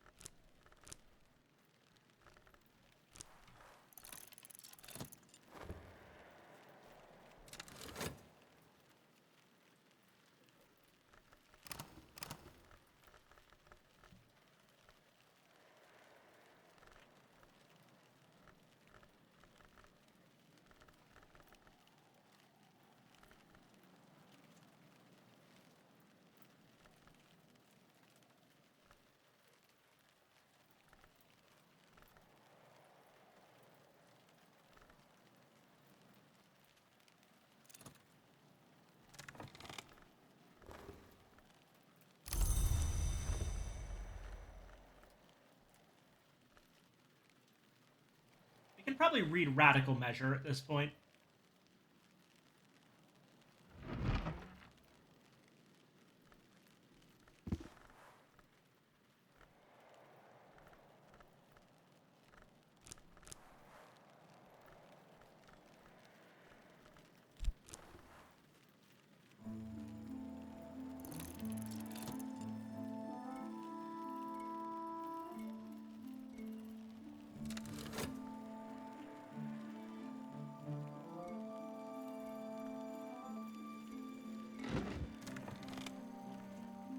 right, Auroral Contemplations. I was doing something with that. What was I doing?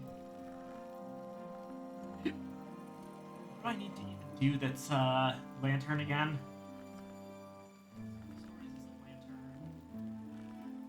Oh, right, Purifications, Exaltations. That was the one.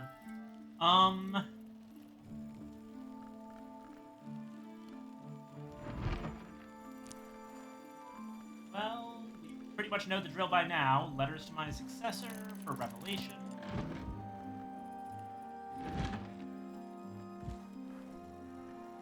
Something for Foresight. We have 1,000,000 of them.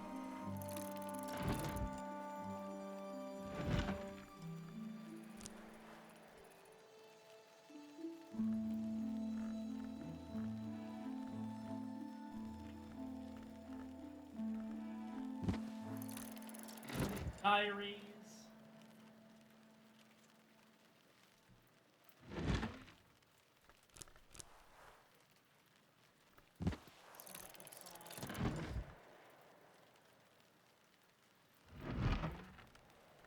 Just all the music.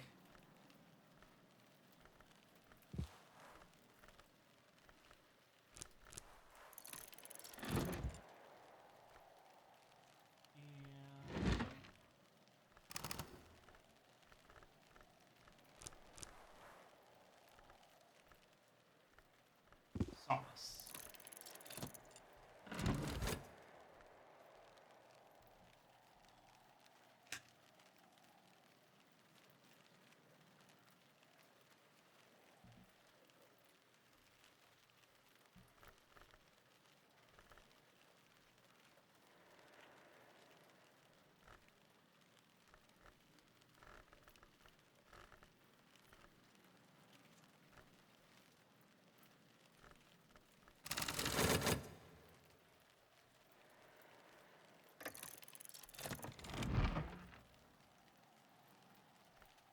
Manifesto for Experimental and Dangerous-Sounding Invocatory Poetry, written sometime in the 19th century by Dr. Arun Peel.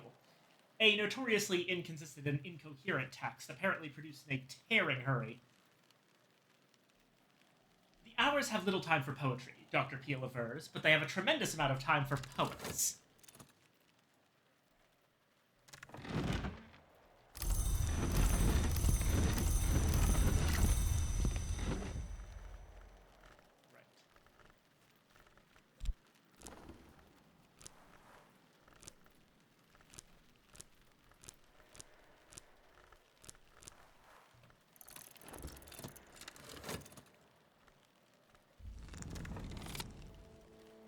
Faust. Excellent.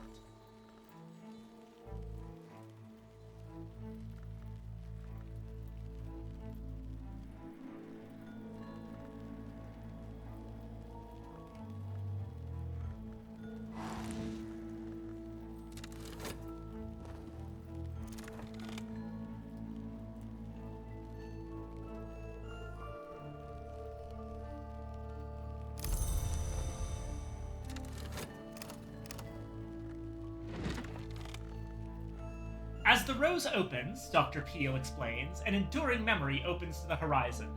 This is a way of saying something that cannot otherwise be said and is best only written with one's eyes firmly closed. Okay, as the rose opens, an enduring memory opens to the horizon.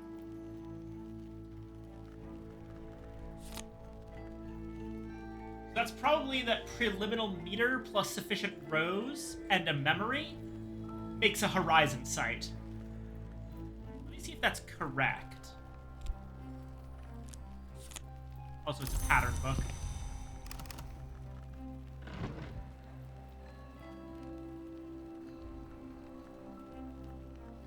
Oh god, now we're running out of room for the patterns.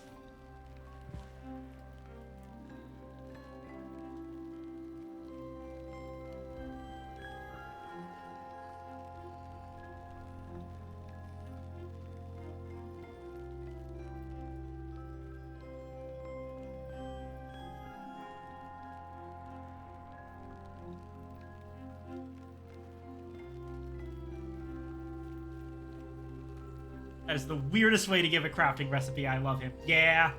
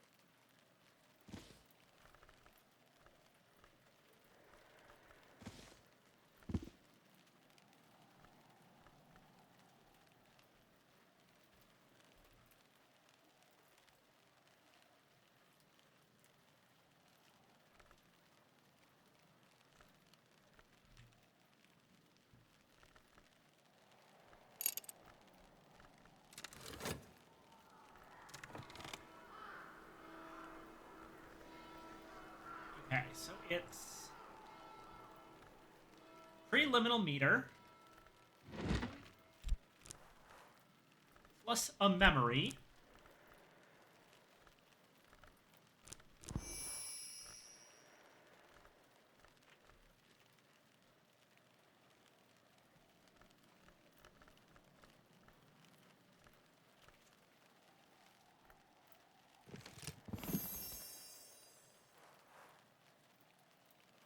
That gives enduring reflection, yeah.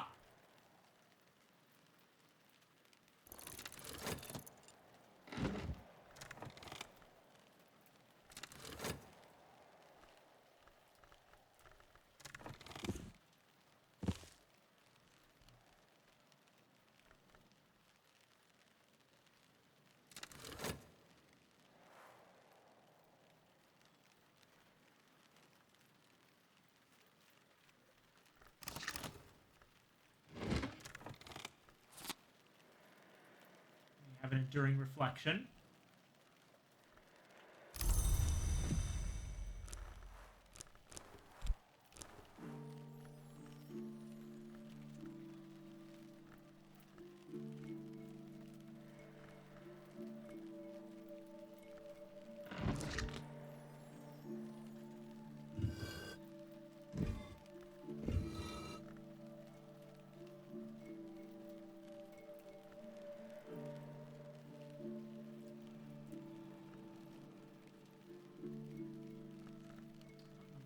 Rose workstations. Ah, Januarius.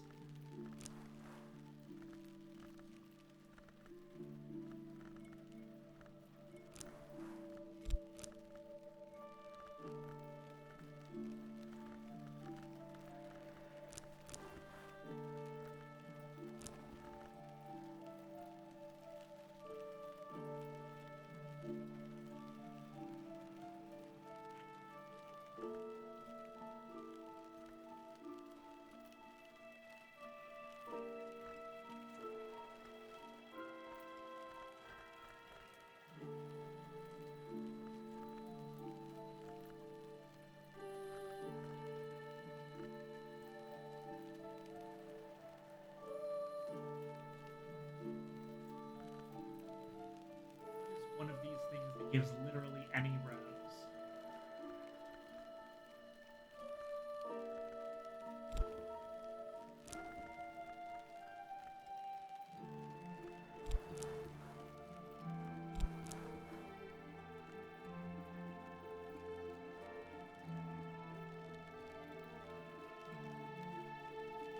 Ah, red paint.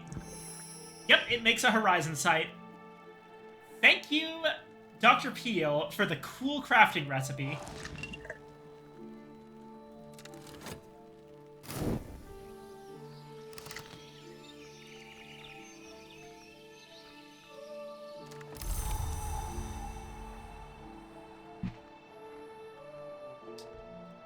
Gale.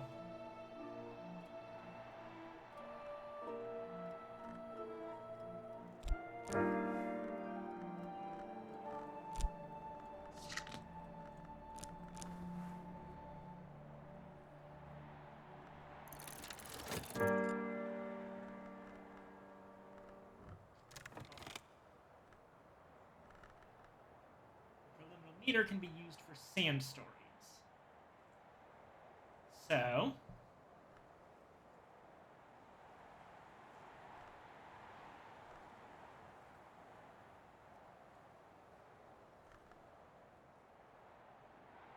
we have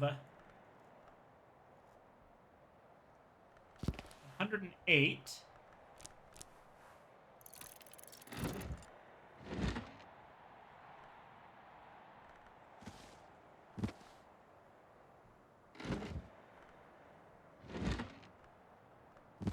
Book of Maya.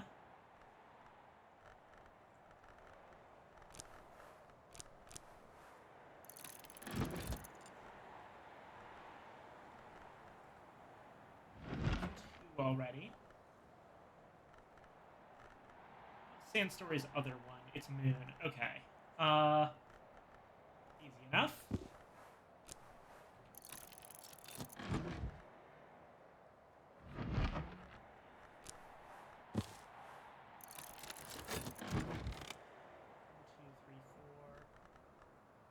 during reflection 5. And that's where Sam Stories is right now. Should start working on the next level up, though.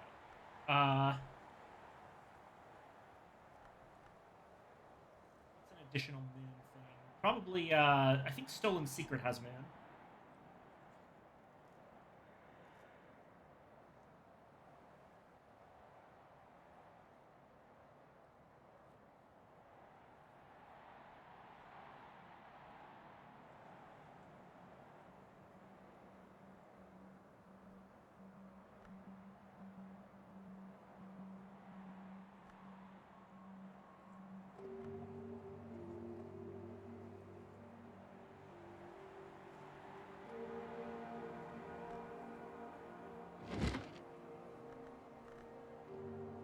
An account of Kanishk at the Spider Door.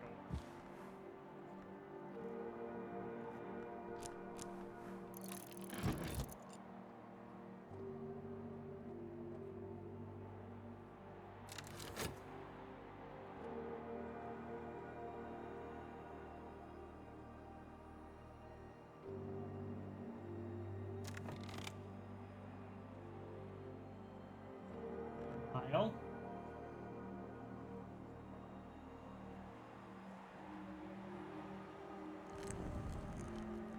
I wonder, are there any others that do effectively the same thing? Yeah, okay, so Path and Pilgrim does the same thing. We don't need to use Preliminal Meter.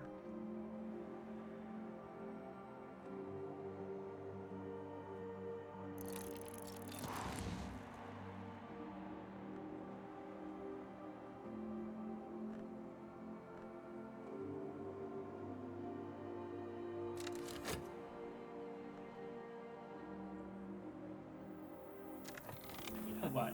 Let me do something silly.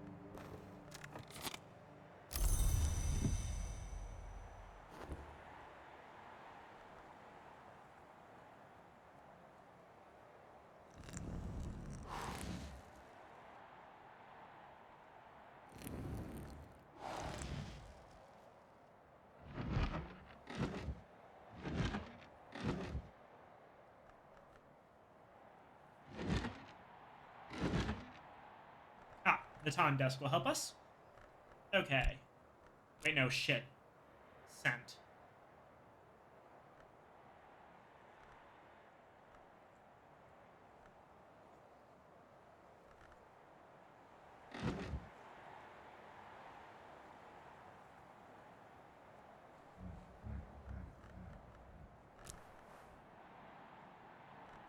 Alright, can we...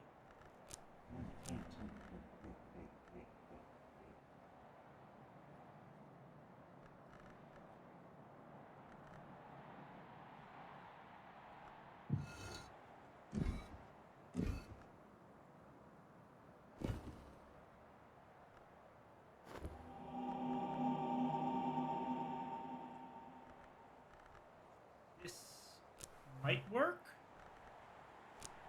Yeah, this'll work.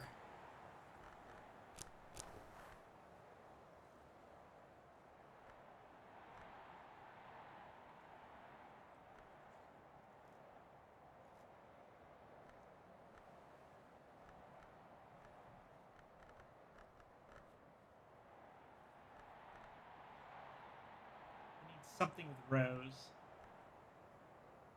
that falls into one of these categories.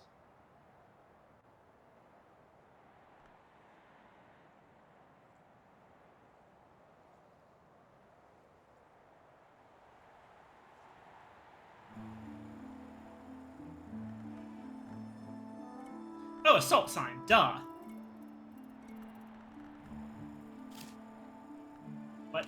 Oh, wait, that doesn't work.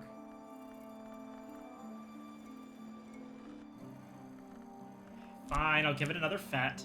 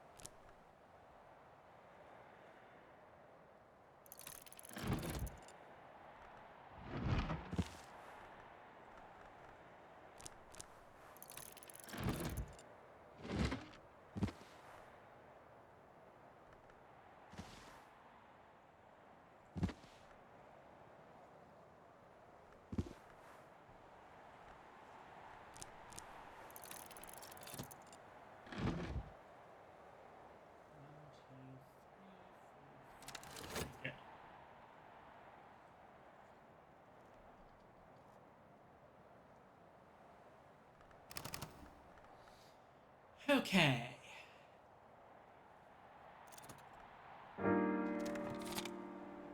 Underskin's pan.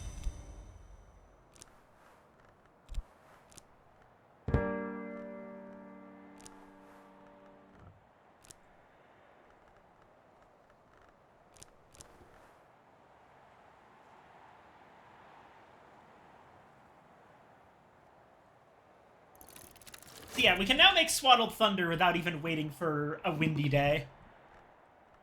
Which means I can use this gale on whatever the heck I want. Let's see.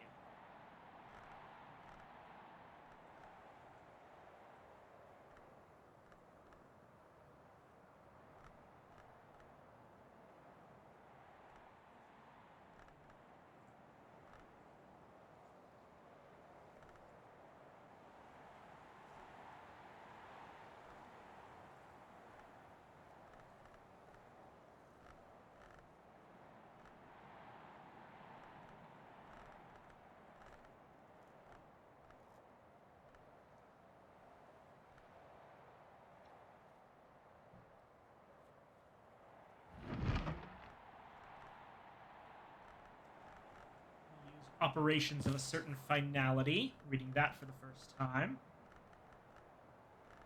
We should be able to blitz it pretty easily. Punchings and quellings. Yeah, I understand this book.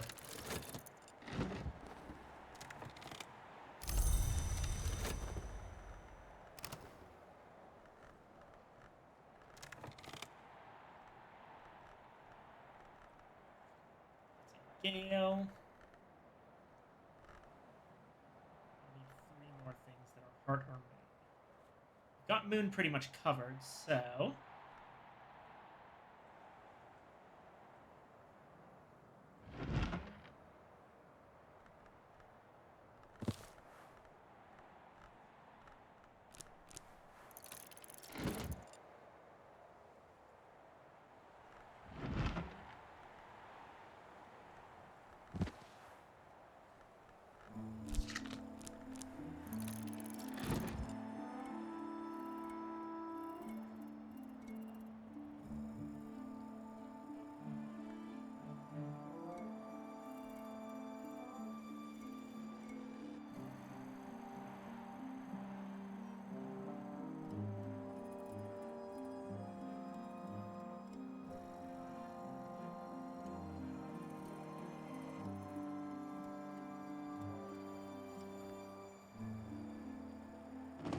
And oh look, it's the chair again.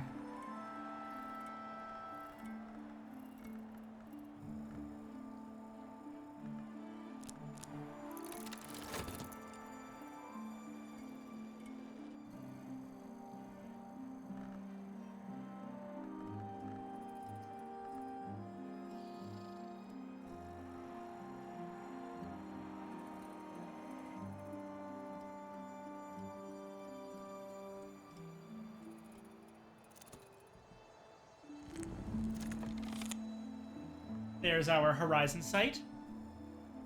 Lift your eyes. That's often good advice, but when we're about this business, it's the best. Lift your eyes and look around.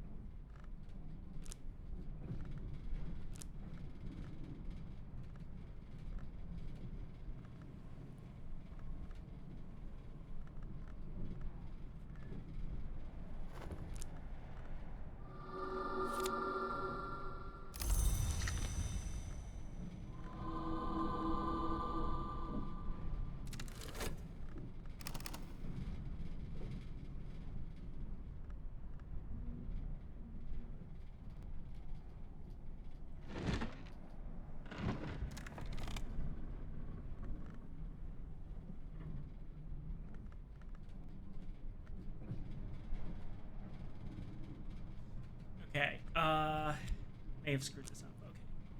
Sound, Gale, and then two other things.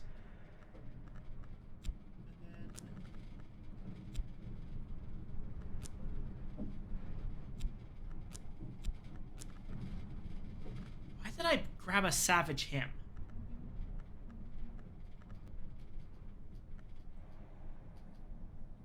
What was the point of that? Did I just get the... I think I just got the wrong book.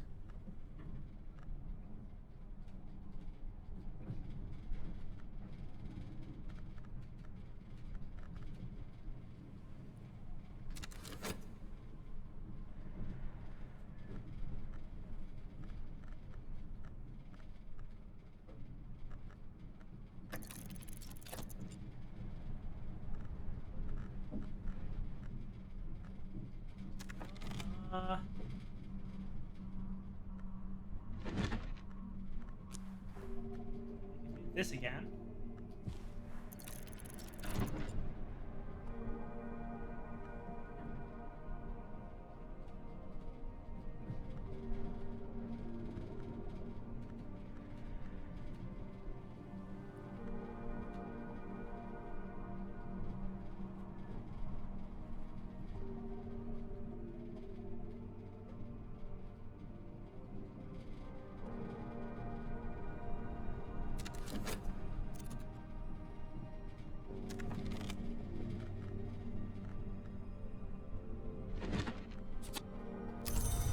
Solace.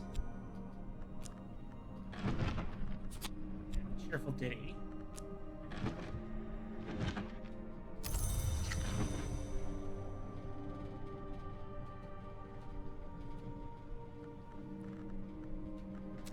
Yeah, I think I just forgot to get that one last moon thing.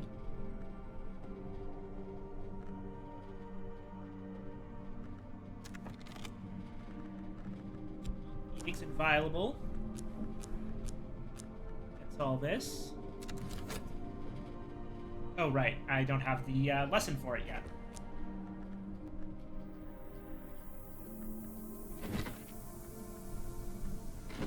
Still about 30 seconds away.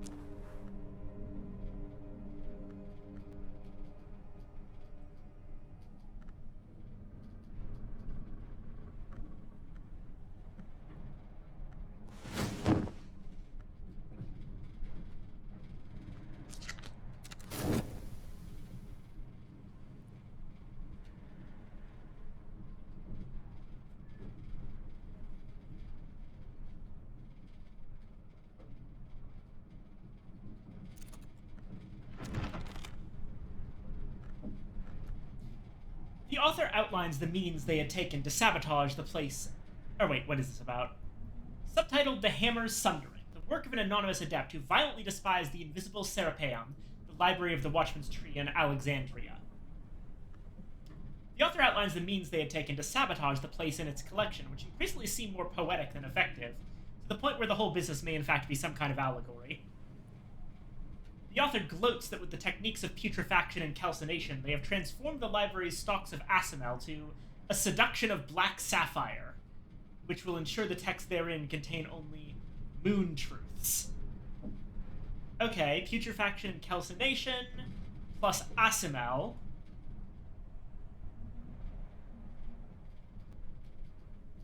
Makes something. And it's a hindsight.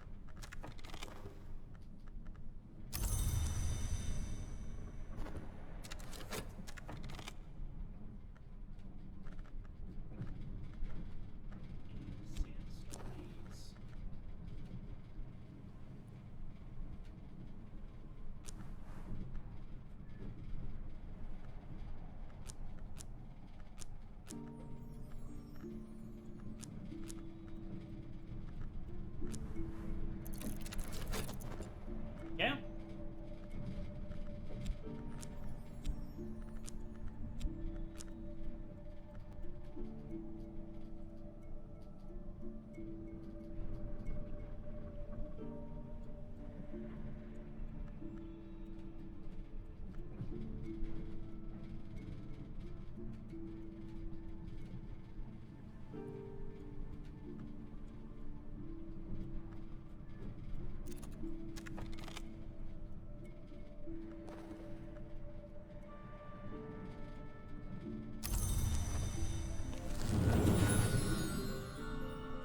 Bird song, I need 8 and 9.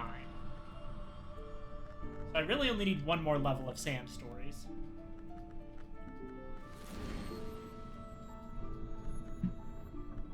Which means one of these should give me what I need.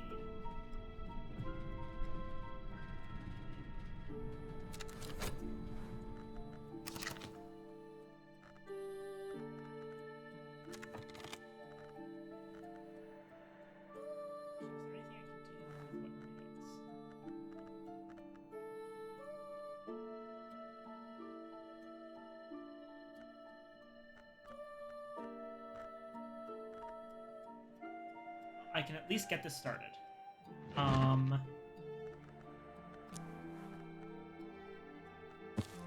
Salt.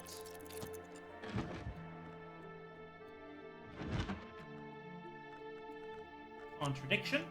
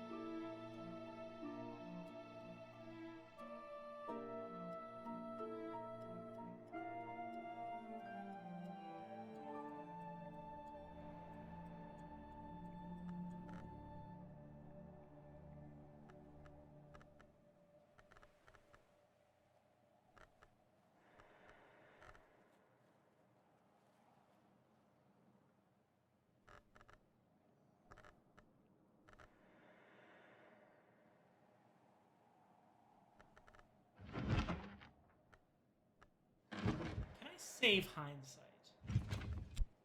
Now.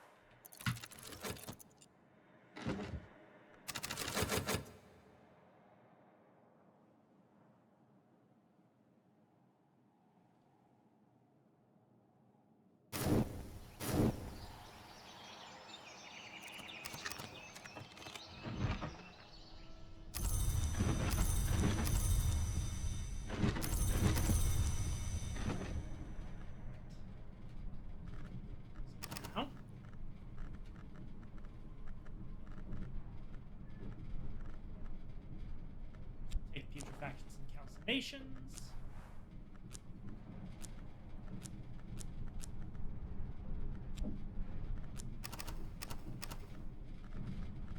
Twist.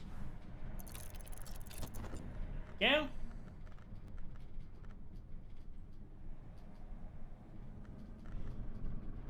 Now.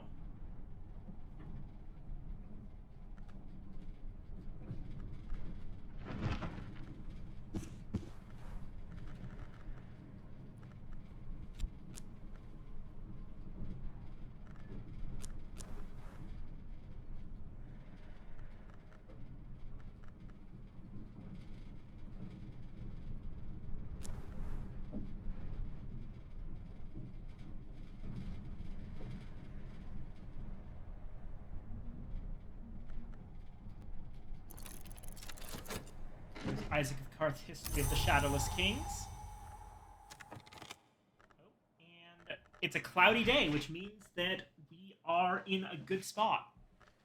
So,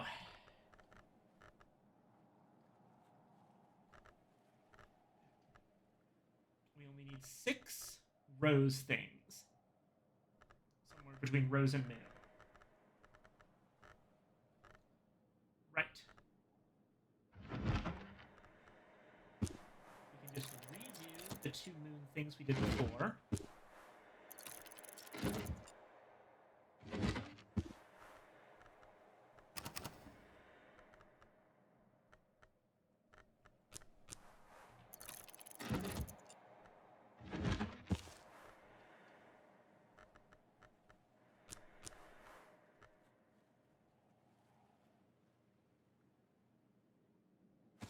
Not this one.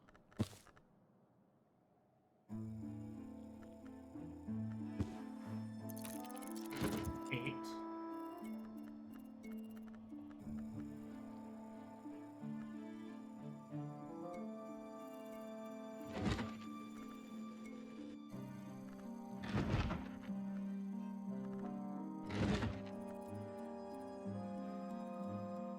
Oh, that's a fuck up. I didn't need Lady Eva's repose.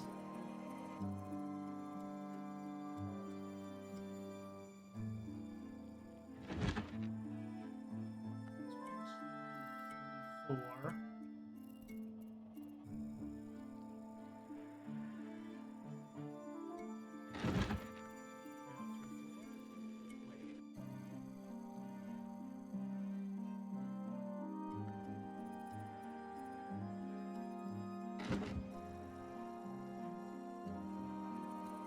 Two. 3.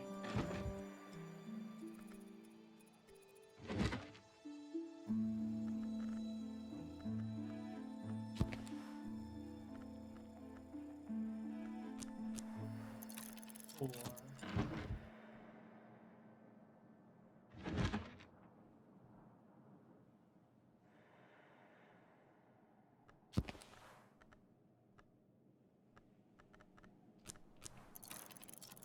5. I need just one more thing. Right, gossip. Gossip gives rose. I keep forgetting that. Queens of the Rivers.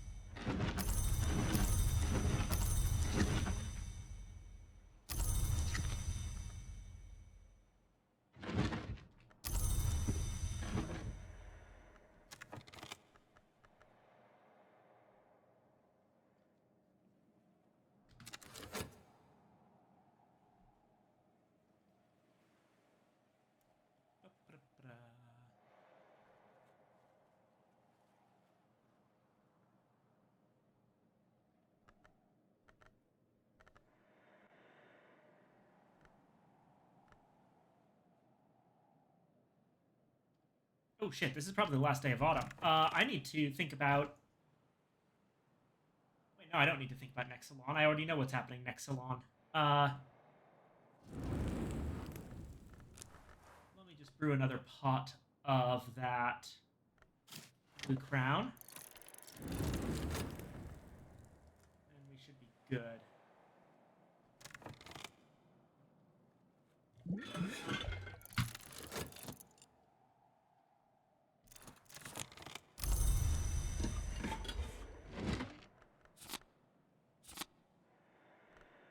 Okay, it's a confounding parable book. The first and greatest history is described herein. The Persian Empire, the sons of Archimedes, the shadowless kings, the most glorious empire, survives the assaults of Alexander the Great and flourishes as late as the 5th century. After the fall of Rome, the shadowless empire takes Byzantium under its wing and moves east against the land of the Great River. Isaac begins to recount the invasion struggling against the unskinned armies of the Hooded Serpents, but ends abruptly with a series of incantations that he claims allowed the shadowless empire to persist.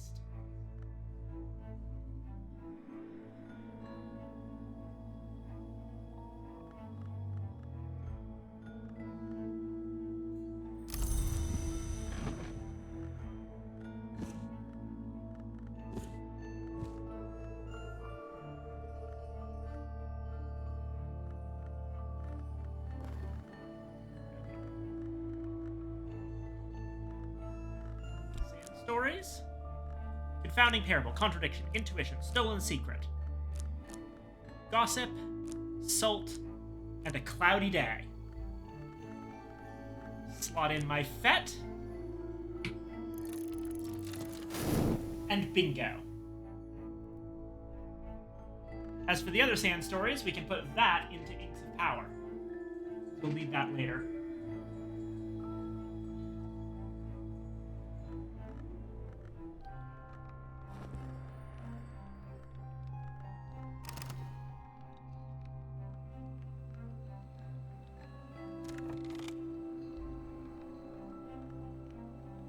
This dinner will be...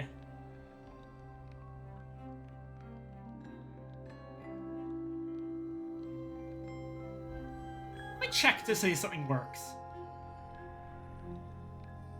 It would be really, really funny if this works.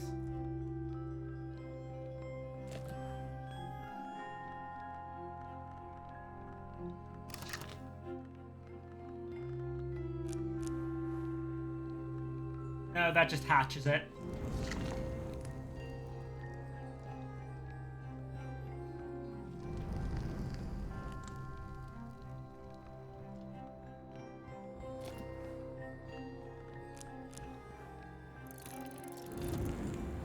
Egg.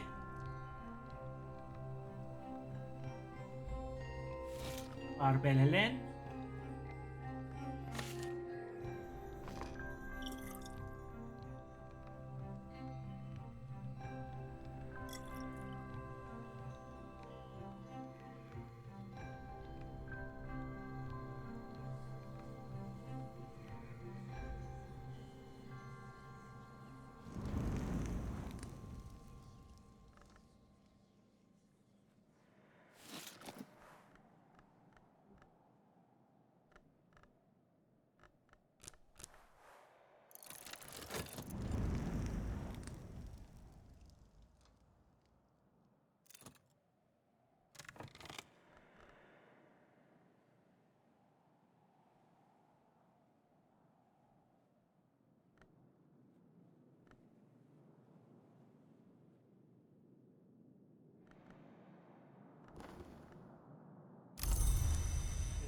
Stories 8. Let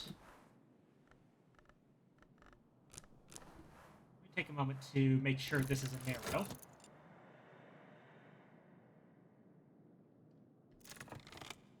Perfect. Dark marrow. Exactly what I wanted.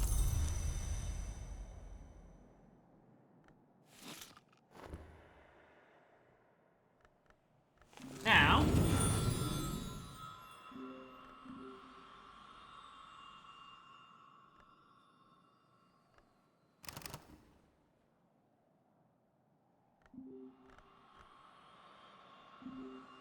We can't slot Sand Stories into Skolakosophy because it's all the way full.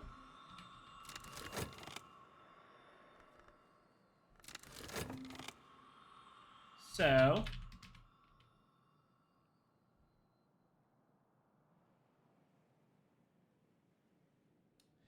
The 7 tainted immortals we call Lygians are relentless in their appetite and outcast under the laws of heaven. But they have their uses to the hours. The Lygian Echidna learnt her shaping arts in the world's dawn, and even now the Lionsmith values her skill, so every year they meet in the desert among the furnace shadows of the 7-coiled temple to share their knowledge of how monsters were made. We call their stories Skolakosophy. Oh, so it's possible that the Oracle of the Rising Wile might have been one of the Lygians, or possibly Echidna in disguise. Or at least connected to them. Interesting.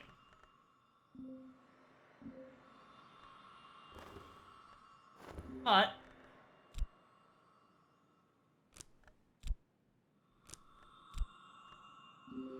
the 7 tainted immortals we call Lygians are relentless in their appetite and outcast under the laws of heaven. But they have their uses to the hours. The Lygian Klydokos has known all the great keys, and even now she holds the Key of Days, so every year she meets the Vagabond in Vienna to exchange the names of lesser keys for the stories of the Vagabond's travels. We call their gossip Birdsong. Interesting. Alright. And... we could put strings and songs into Nyctodromy. Words are the way through the sky, and a song without words is no song at all. Nyctodromy is the wisdom of ways.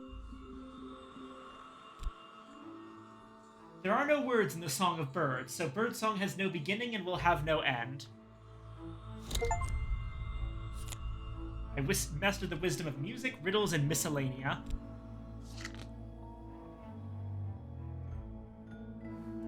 Right. Well, we maxed out Birdsong. That's 4 maxed out so far.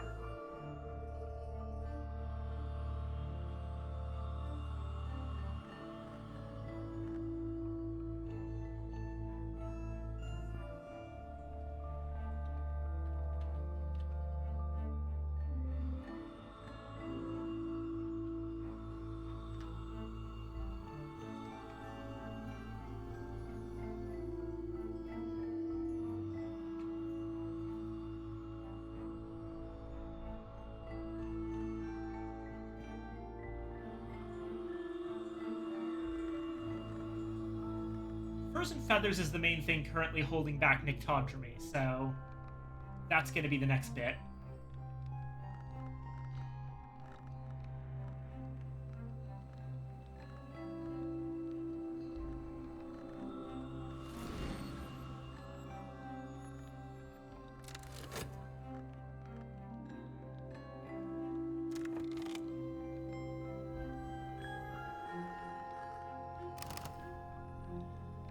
Next up we have...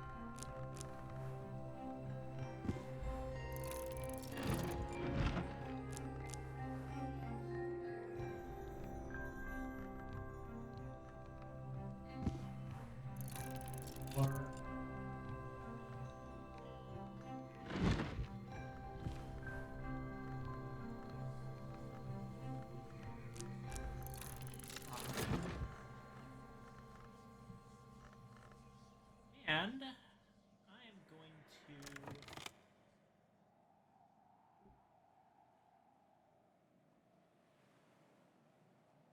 potentially watch some of these films.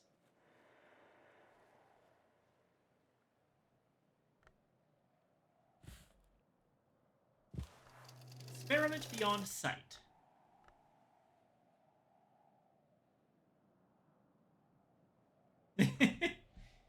Ilse Bischoff's bewildering, widely derided final film. To give only half your attention to a film, how? Why? Would you drink coffee without using your throat? Ilse Bischoff.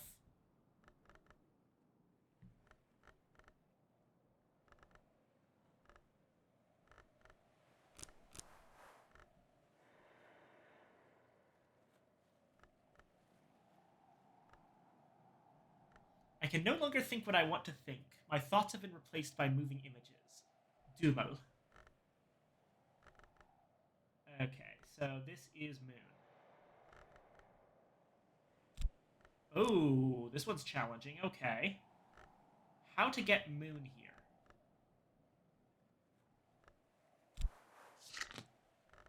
Well, we can't do Trist.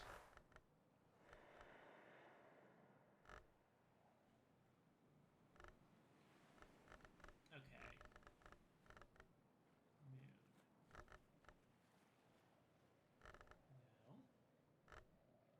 No. Oronoscopy is almost there.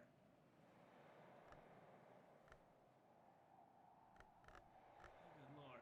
We're actually gonna have to use a memory here. Well.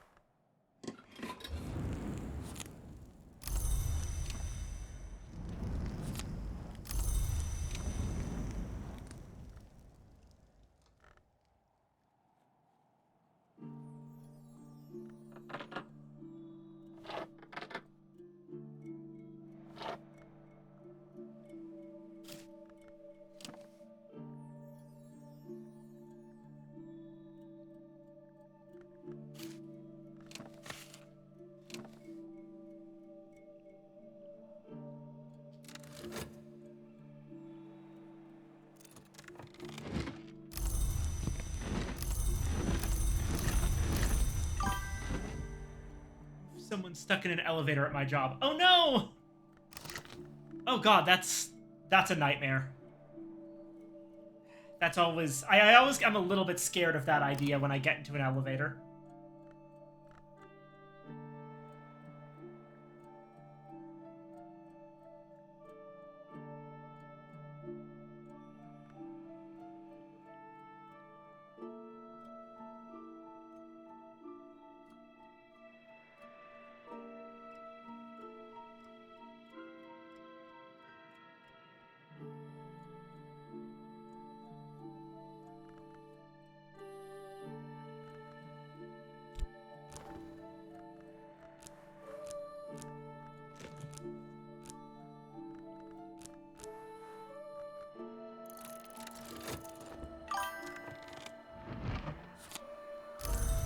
Already handled it. Also, look up P.T. Barnum elevator hydraulic demonstrations.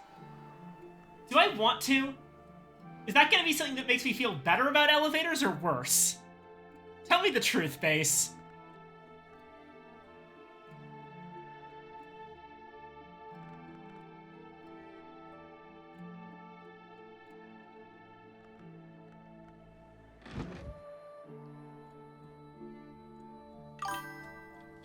It's good for you. Okay, that's, that tells me less than nothing. That makes me think you're trying to fuck with me. I actually am not that scared of elevators. I may have been overselling it. I'm broadly worried about the idea, but I'm not, like, freezing up in fear of elevators or anything. I don't have a phobia.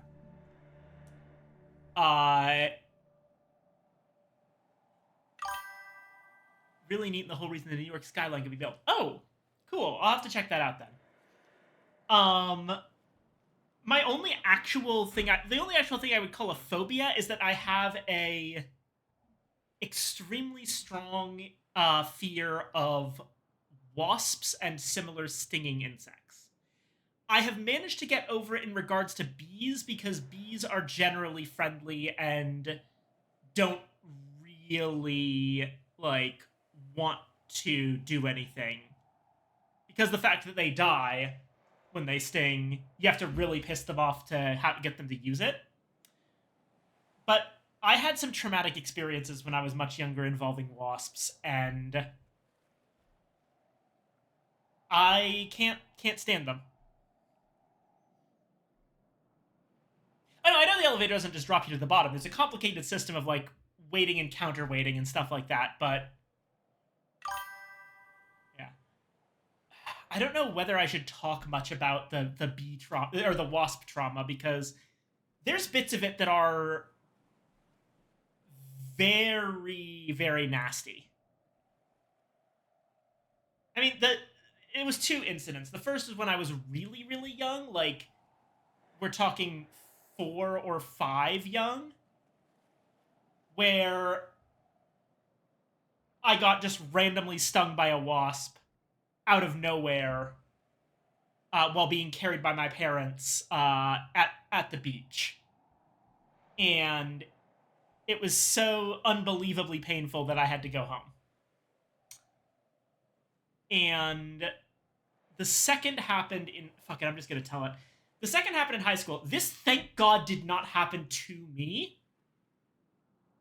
It happened to someone else, where a wasp landed on them on the playground. Sorry, no, not high school. It was like middle school. Wasp landed on them on the playground. They froze up.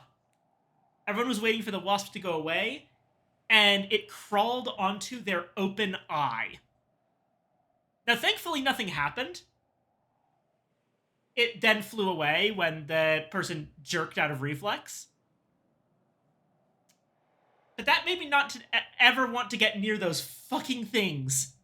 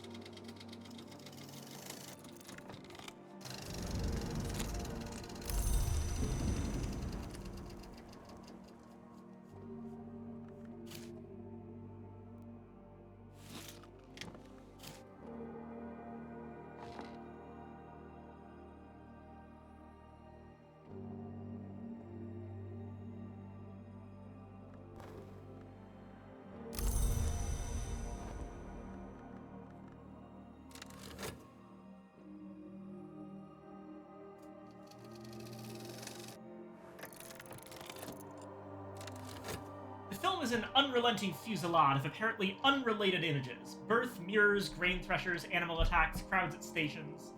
But a single image appears again and again, dominating the rush of images until the film is only a single static shot.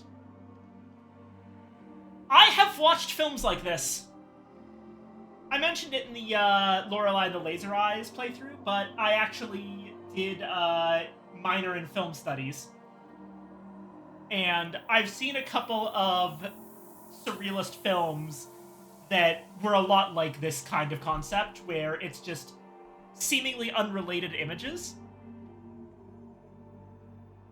Some fairly disturbing. I mentioned it before when I brought up in Lorelei the Laser Eyes, there's this in-universe film called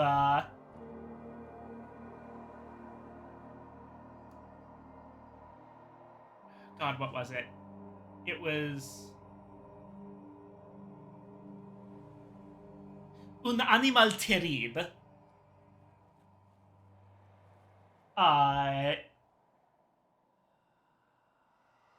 But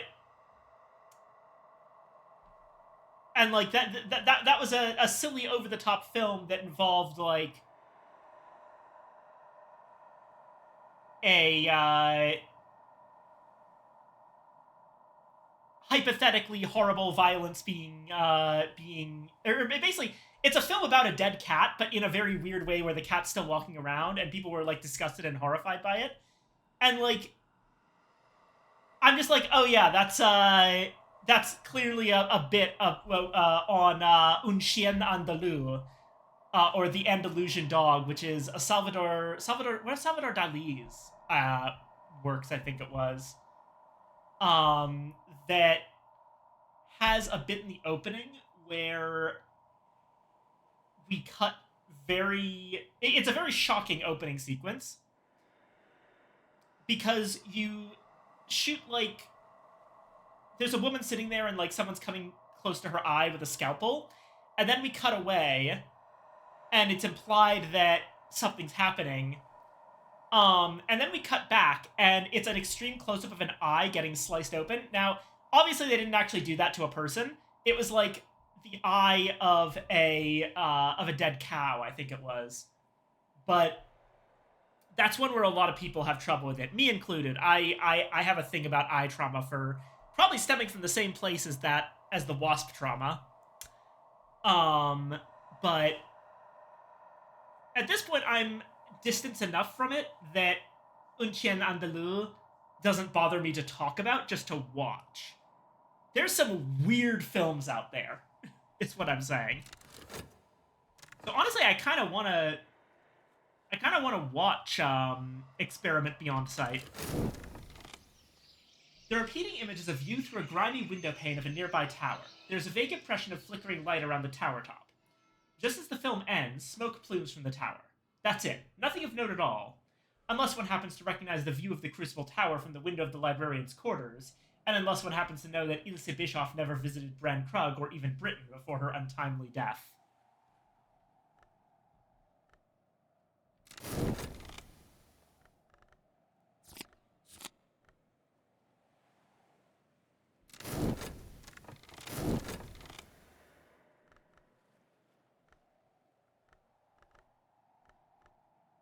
So, Edict's Inviolable lessons, but...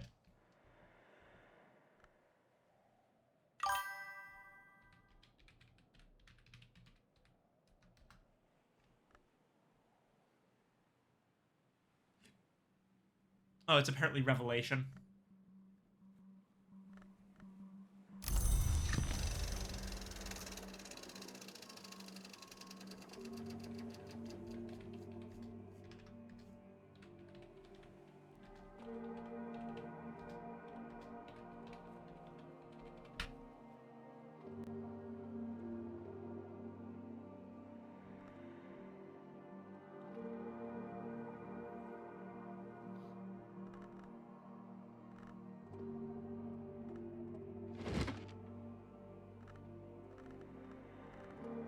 It's inviolable.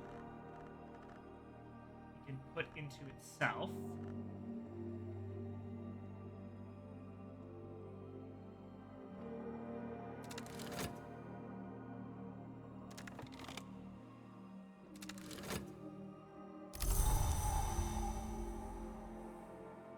Ah, it's a foggy day. And winter. Now it grabs the Affair of the Second Skin.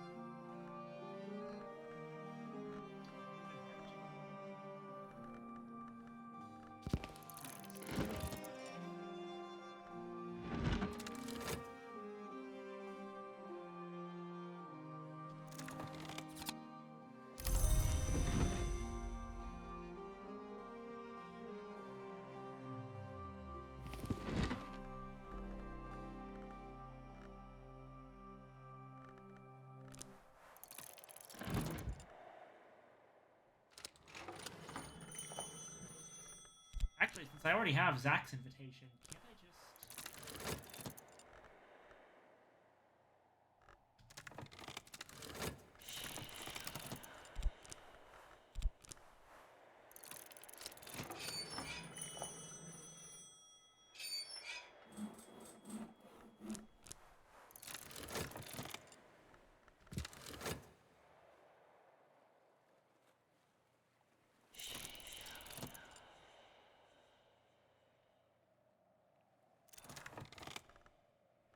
Acrid marrow.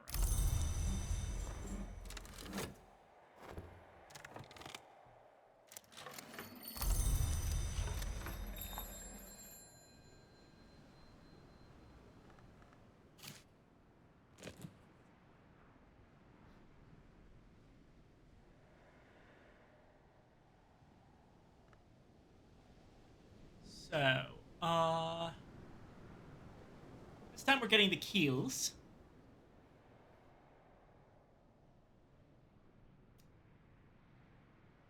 Arab Fet Faust. Trist Whist. Arab Fet Faust Trist Whist. So core, metal, shapt, and health are all safe.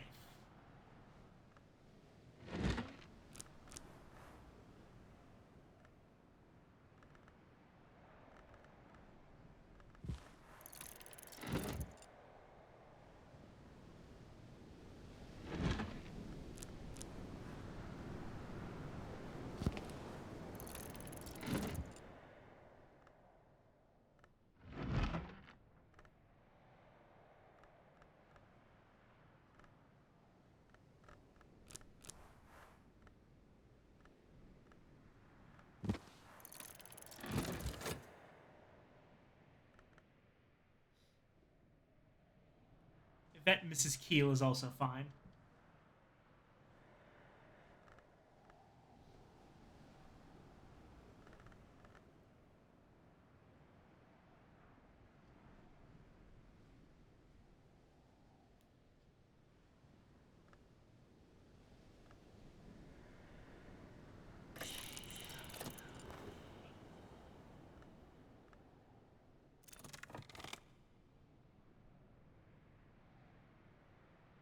Oh no.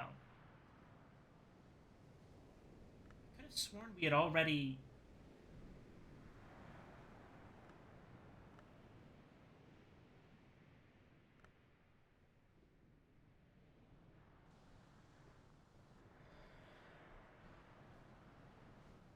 Is it not going to actually finish properly?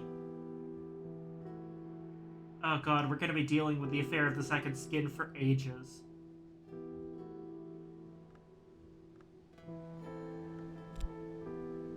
Alright.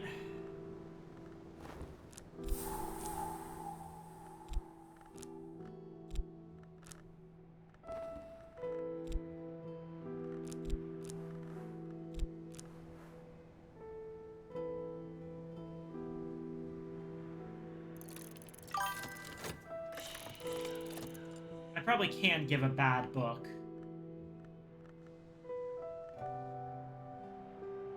Here, you insist that I go against my own principles. Clearly,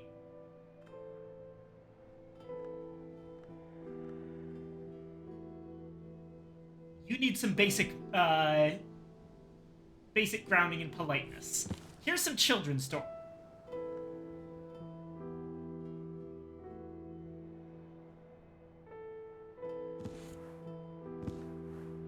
Yeah, here's some children's stories. Fuck off.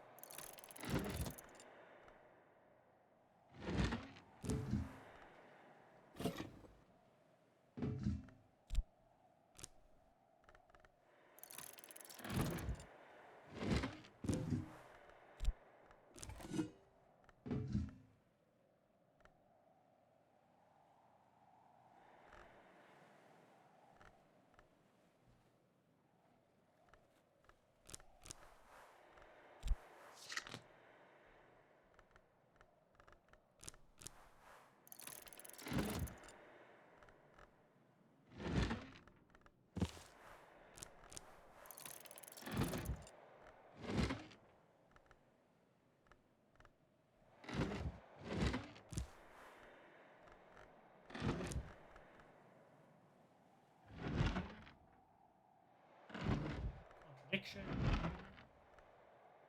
Salt. That's moon. Soul for heart, solace for heart. And then we can use...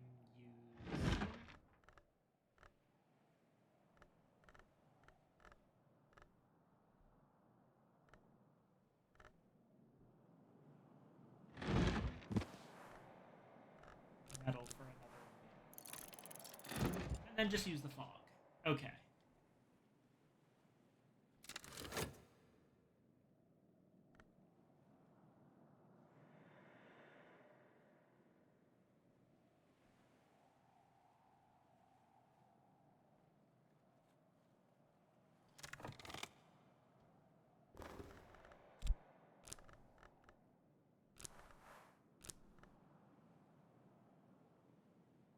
Lovely. Got something for everyone.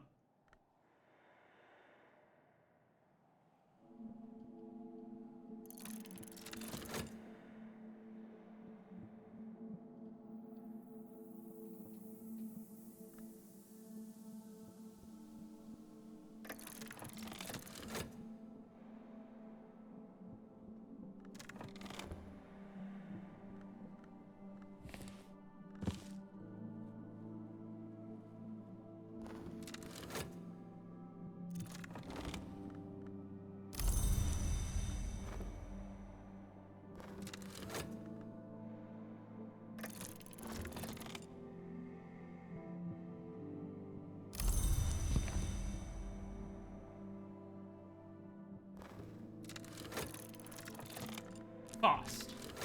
Okay. Let's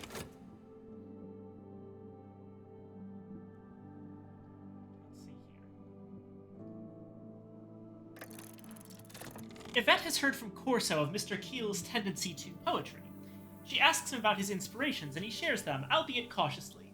She asks him about his dreams, and he glances around, then puts a finger to his lips. Not in the house, he says. Sights and sensations.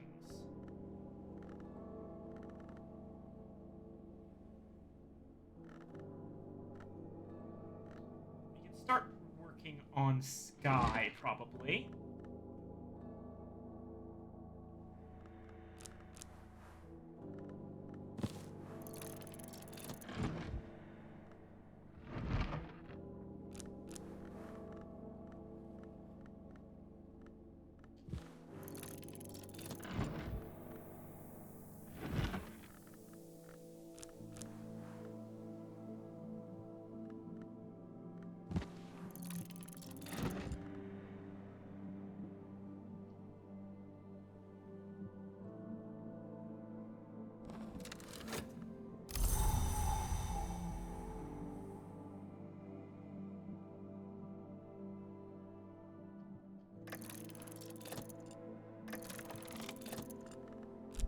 Metal. Hold on, who the fuck here wants metal? I thought that was a safe one.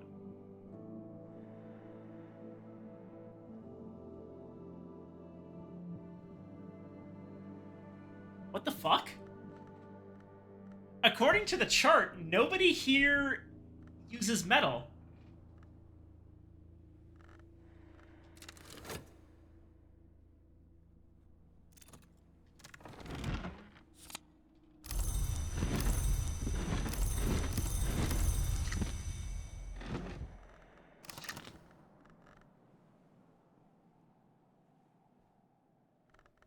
Okay,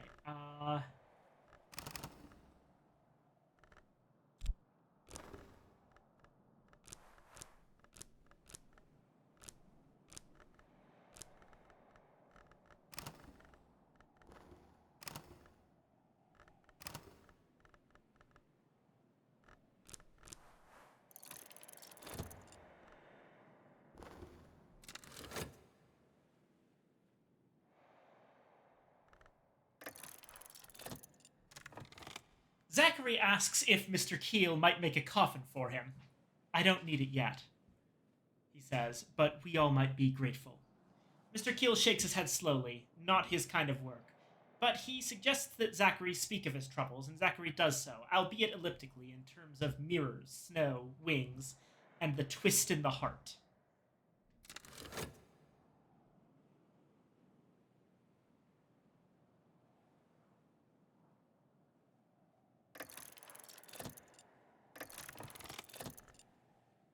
So it's Mr. Keel and Zach.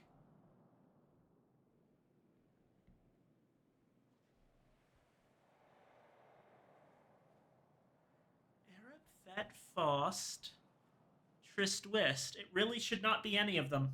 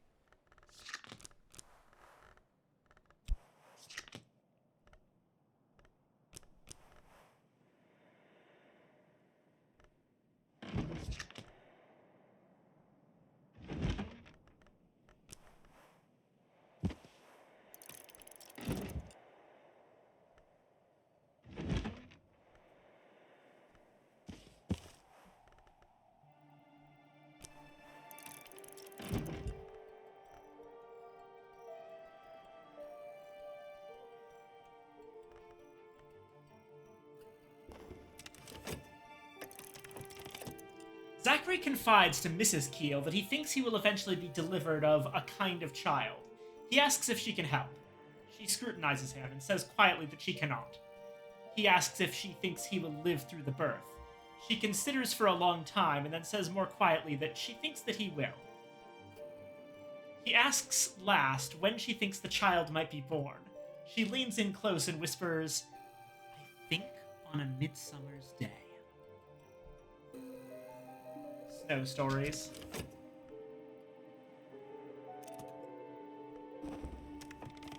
This is a slightly unsettling salon.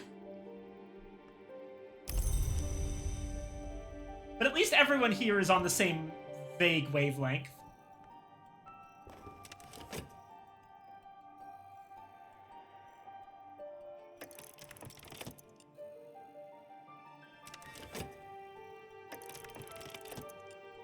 Alright, last one, Arab.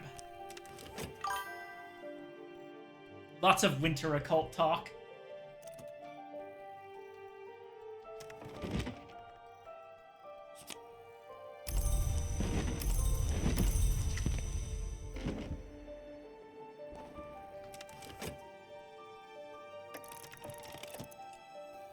Yvette unexpectedly asks if she can paint Mrs. Keel. Mrs. Keel, no less surprisingly, agrees. Been a while, but asks Yvette detailed questions about her technique.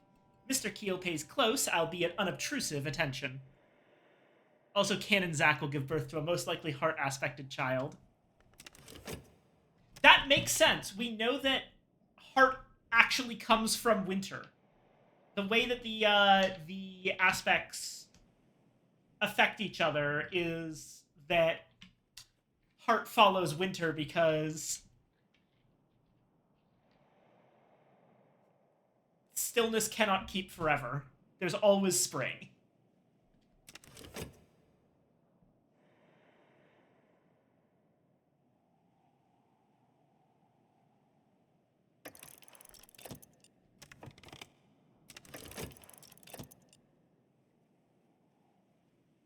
Oh, fuck.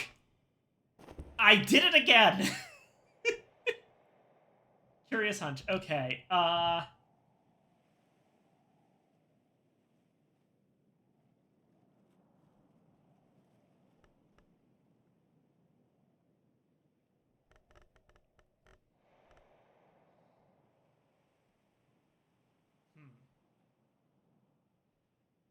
What to do?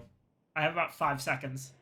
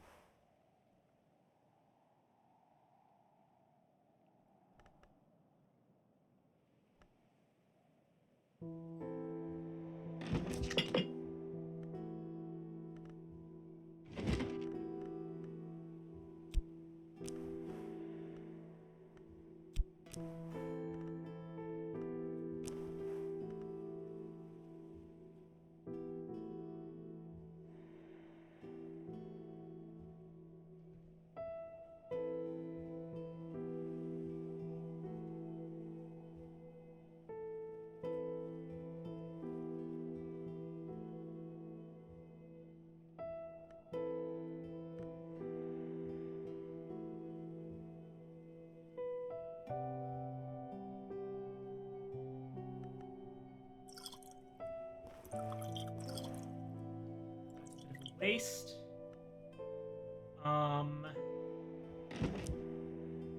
there a book I can read? Alright, I've got some moth books. Hold on. 5 creations. 5 creations.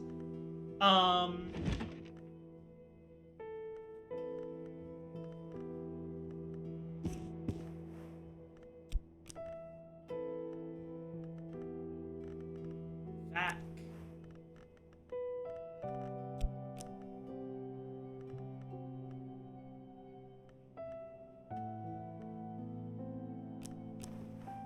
Yes, okay. Whew.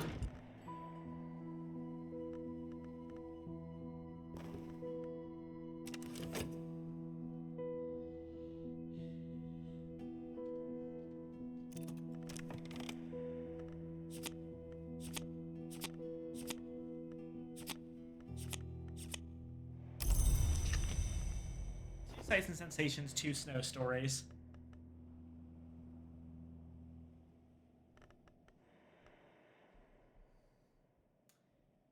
Literally just paint and snow. That's all we talked about.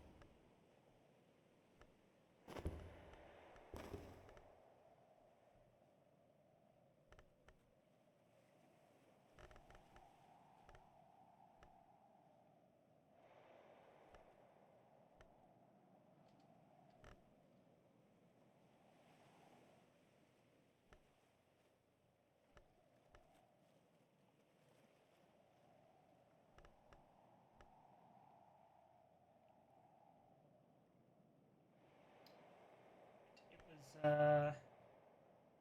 was I doing?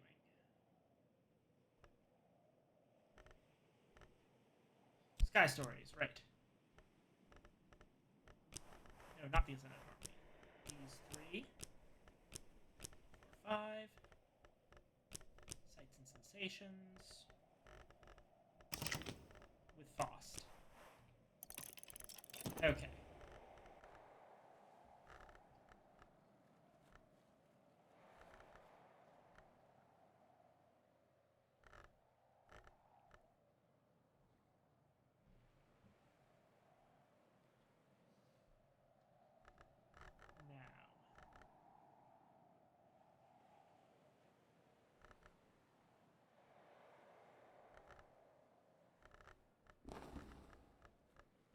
Sky Stories, which we're putting in Horamaka Street.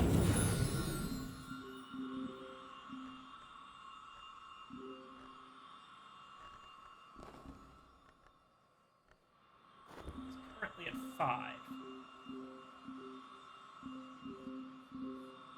6, 7, 8, 9. So Horamakastri is going to be Oronoscopy, Edicts Inviolable, Sky Stories, and Inks of Containment.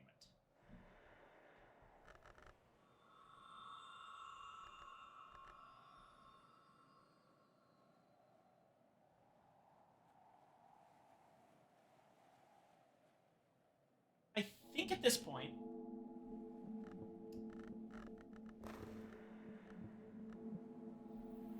we already have tons of really good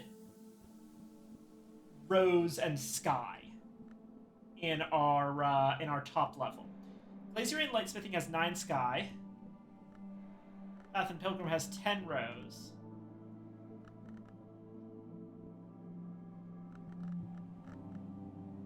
So Ornoscopy's moon and sky. It could get us to 10 sky for something, which could be useful.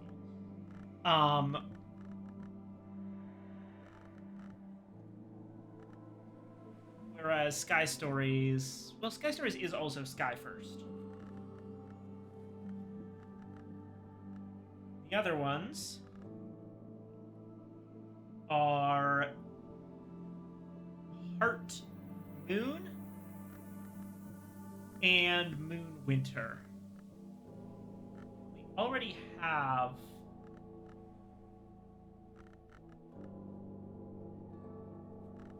pretty much a lot. Oh wait, no, we already have 10 sky. So we've got 10 rose, we got 10 lantern, 10 winter, 10 scale. Edict's Inviolable is heart first rather than moon first. Ornoscopy is sky first rather than moon first. Edict's Inviolable, I think I'm going to put in the top spot.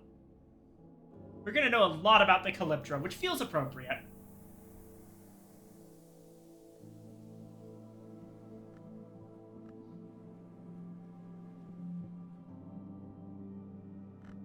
Which means that Sky Stories can stay pretty much right where it is, as can Ornoscopy.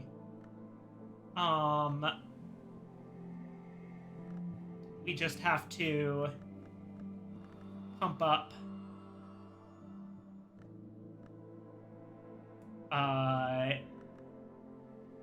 Edict's Inviolable 2 more steps, and Inks of Containment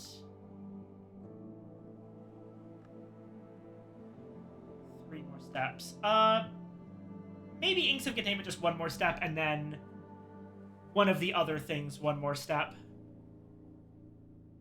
But then again, Inks of Containment... We can get 2 steps of Inks of Containment just right here.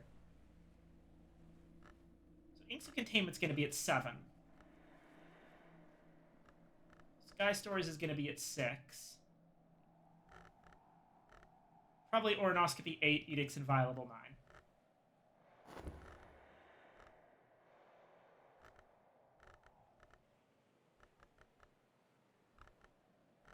Mainly because I want to put our other sights and sensations into Furs and Feathers.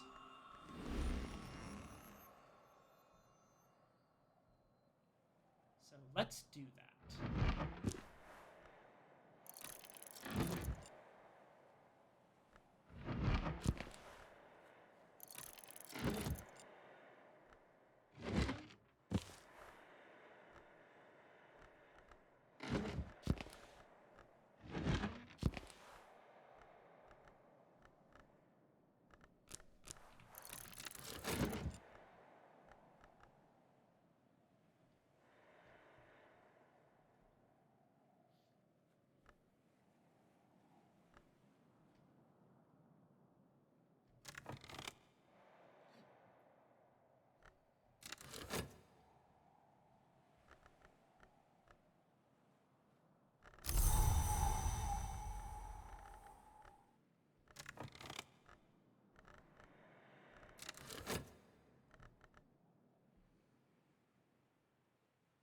Also going to take this opportunity to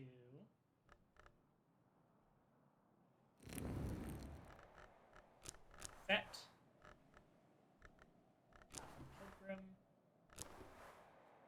Enduring Reflection.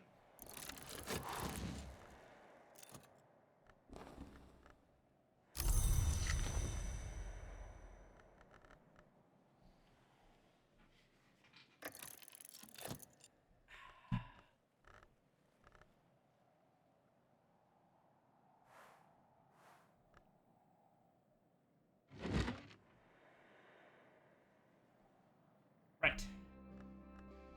The itinerant scholar Shohei debated 5 possible origins for humanity with a hooded figure since claimed to be the beach crow. Shohei later claimed that all these accounts had proven false, but the debate was nevertheless recorded.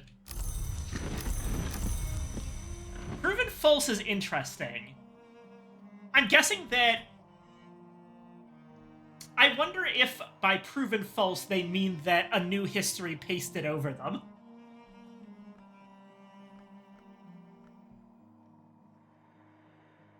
Not that they were literally never true, but that they are no longer true because there's a different history. Anyway.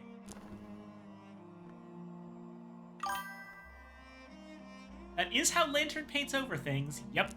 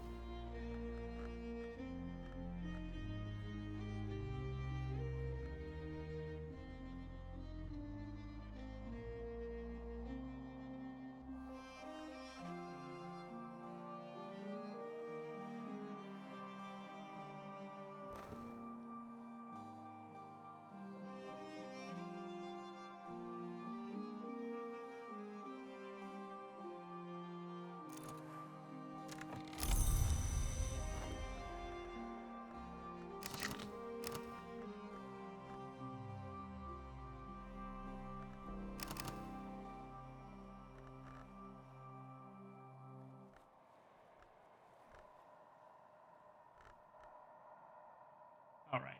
That part's done. Next up is a lot of Moon and Winter.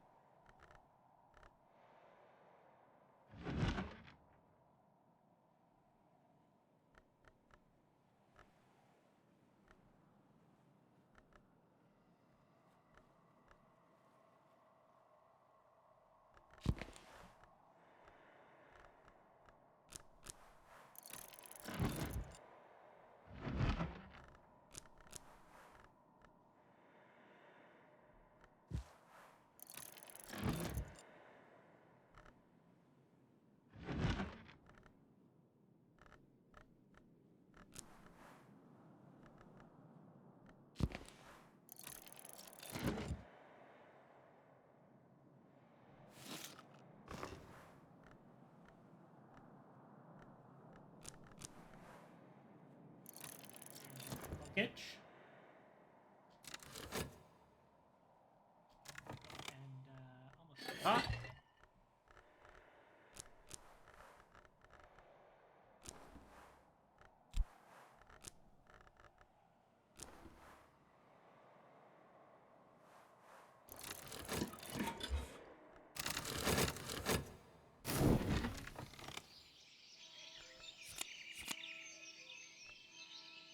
Oh, fuck.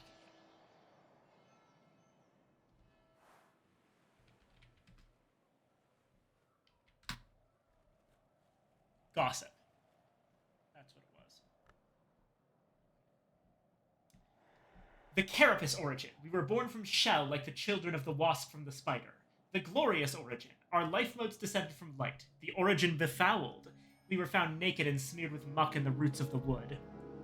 Shohei's preferred theories are that we are the children of apes who walked upright, although his tone here is satirical, or that we consumed not only our parents, which is not the crime of the sky, but also our origin, so that we came from nowhere. That's resurgences, emergences.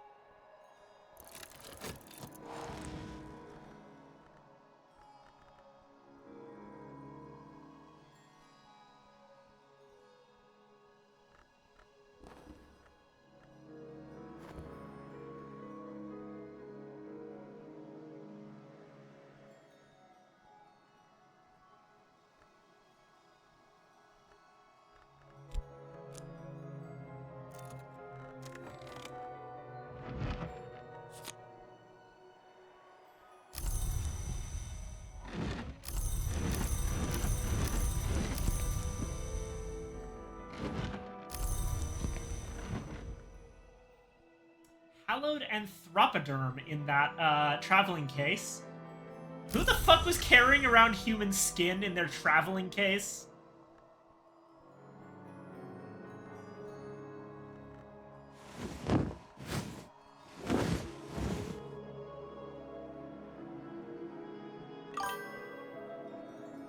Edgein's suitcase.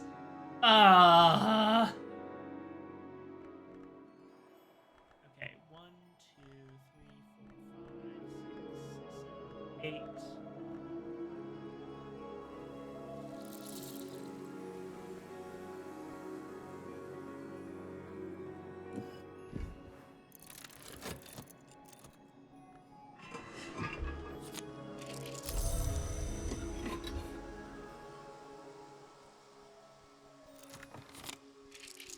Alright, this should be enough to do 2 cycles.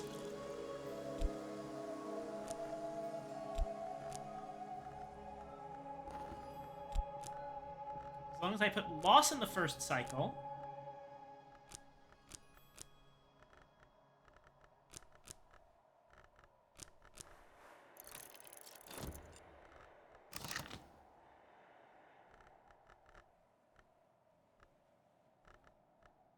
And then just toss something in again.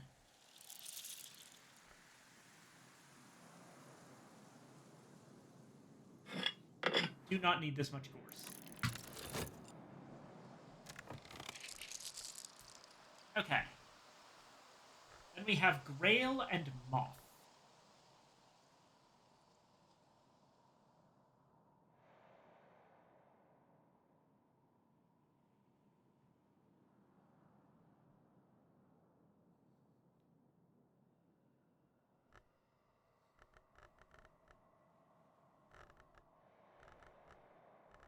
Probably, we apparently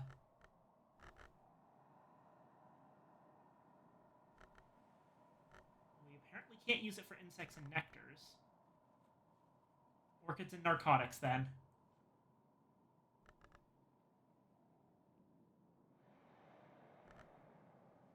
I do think insects and nectars should be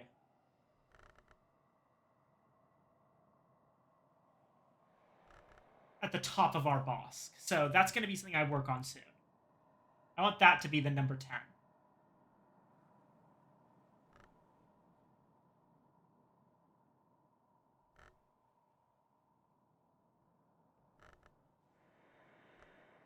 So, okay.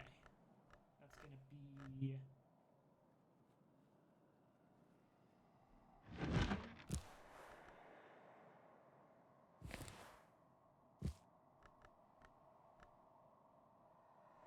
Thackeray's Herbery.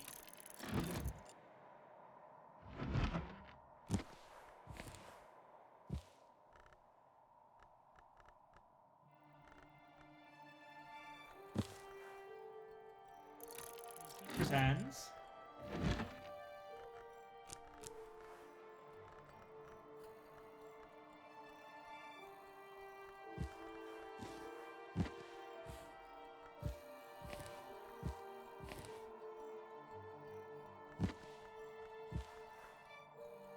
Parisham Portulum. 3.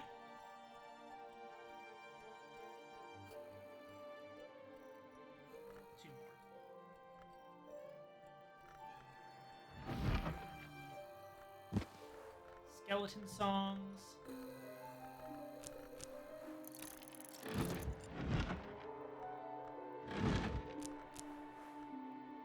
And an earth sign. And I'm also going to sniff this plant when this is done.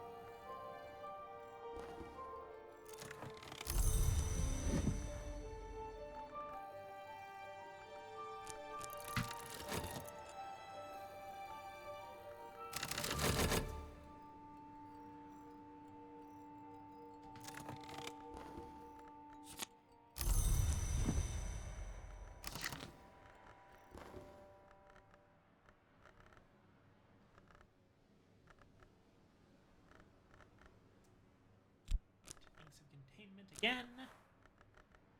Snow stories with Whist. Bittersweet certainty, hindsight, intuition, confounding parable, contradiction, and loss. There we go.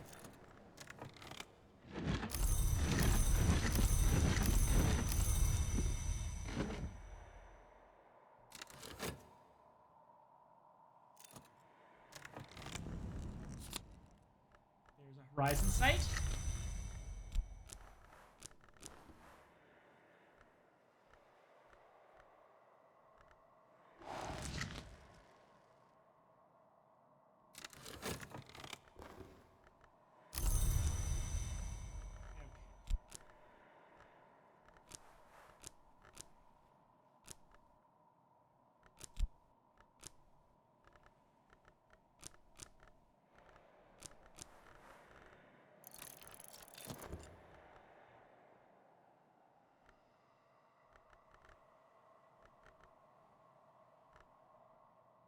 And now,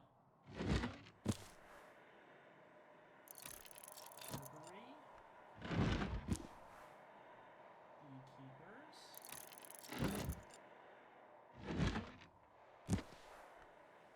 We no longer need the Karish and Portalon. No, wait, yes we do. That's... I was thinking of Darescio Quercum.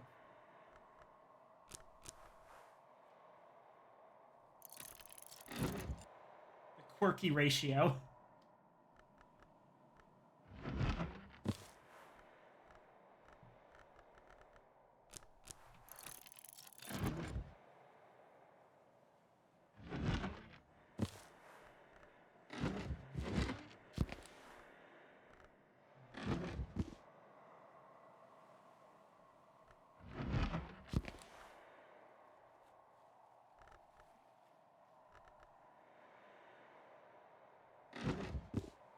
One, two, three, four, five. And if I just sniff again, that'll be 6. Good. You're good.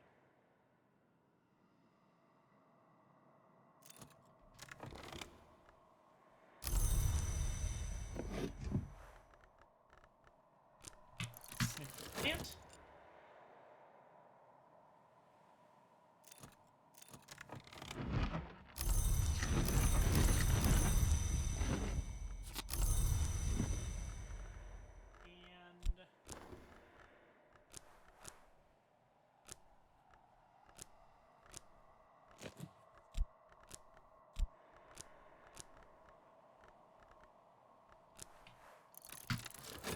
And bingo.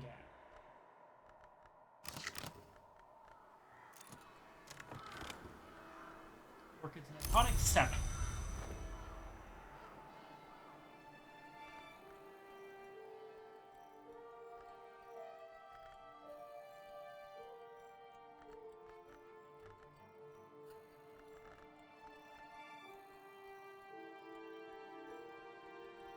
Could use the restroom. Be right back.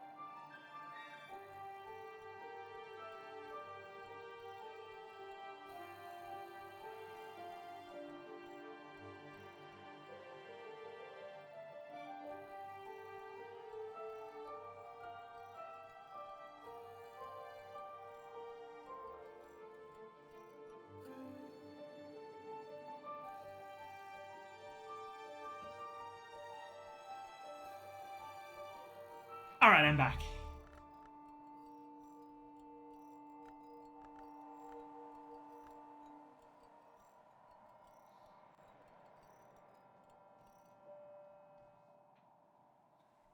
Okay.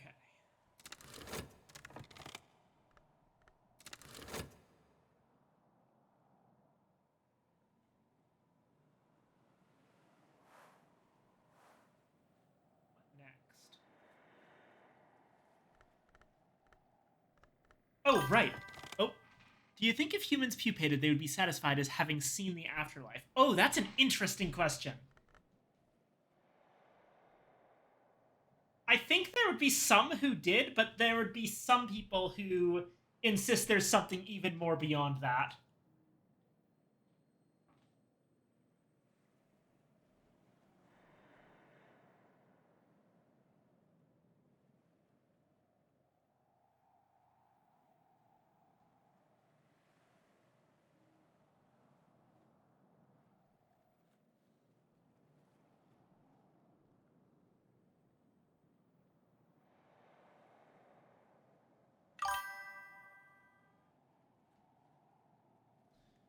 Assuming we keep our memories in between.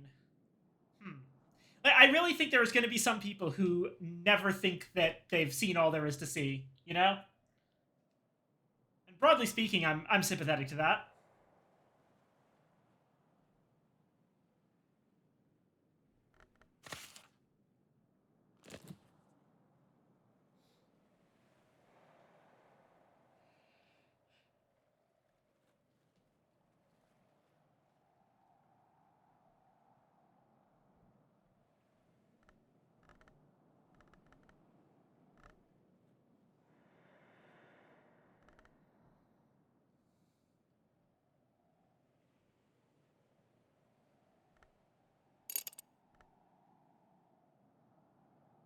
I had wanted to. Right. Order form, cater and hero.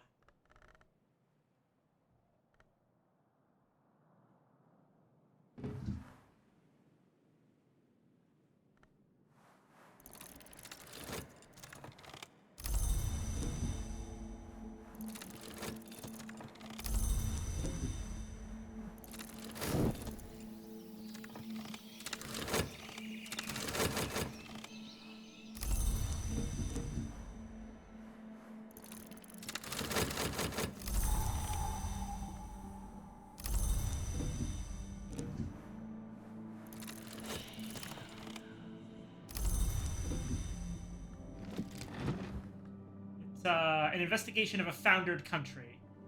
Helen Hollow. Whatever. I really want one of your Anbarian Lapidary books, please, but I suppose this will do for now.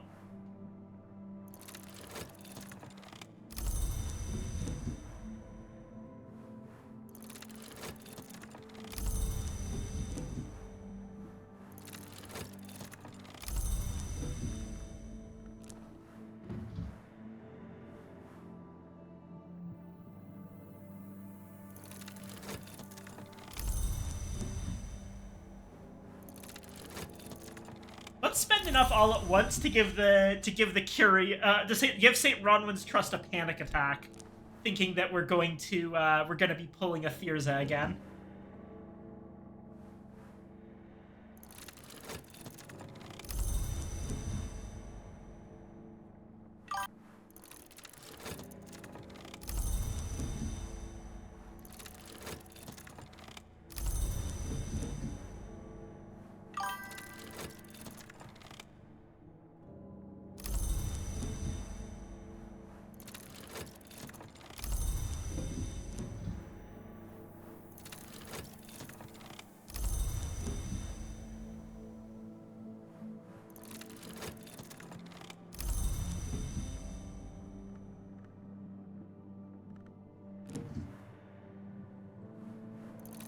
It's not like we're really spending money on anything at this point.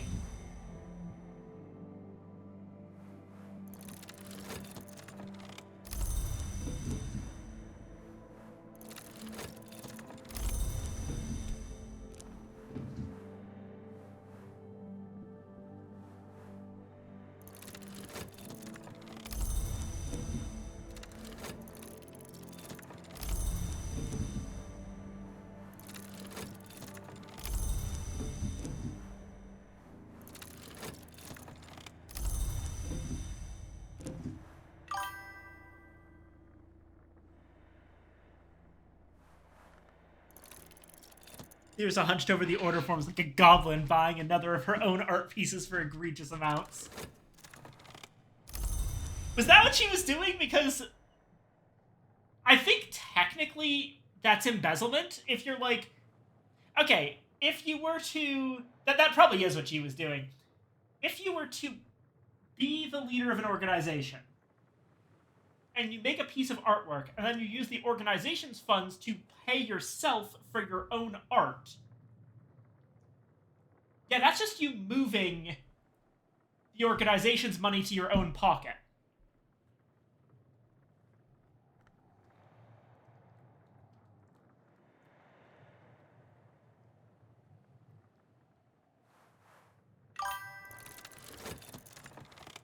Embezzlement doesn't exist in the house above the wood. I'm not brave enough to find that one out, Chief.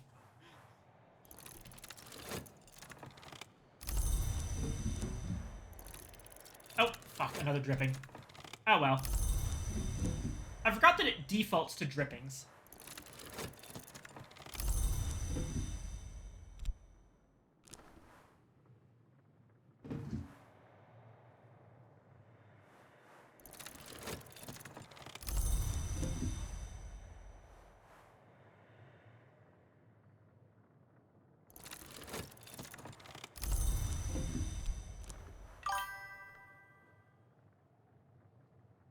Don't have to. Reckoners did the whole 3 years affairs. The reckoners we find stealing hours at a branch of the Watchman's Tree. God.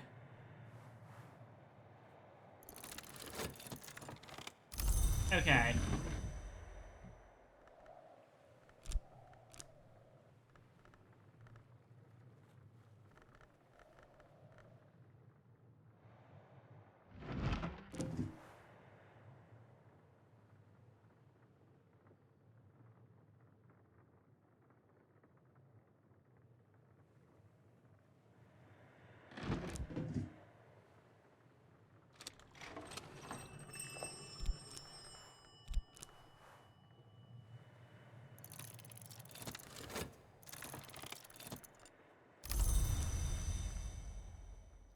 Some secretary at St. Ronman's Trust. Gentlemen, I just want to let you know that it appears that the librarian has spent, approximately half of their entire yearly stipend on, checks notes, flour, sugar, butter, and milk.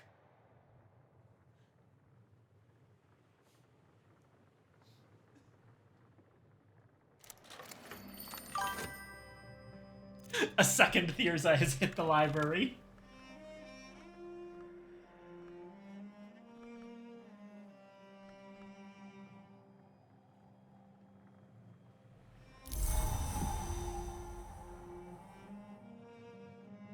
Let's check this out.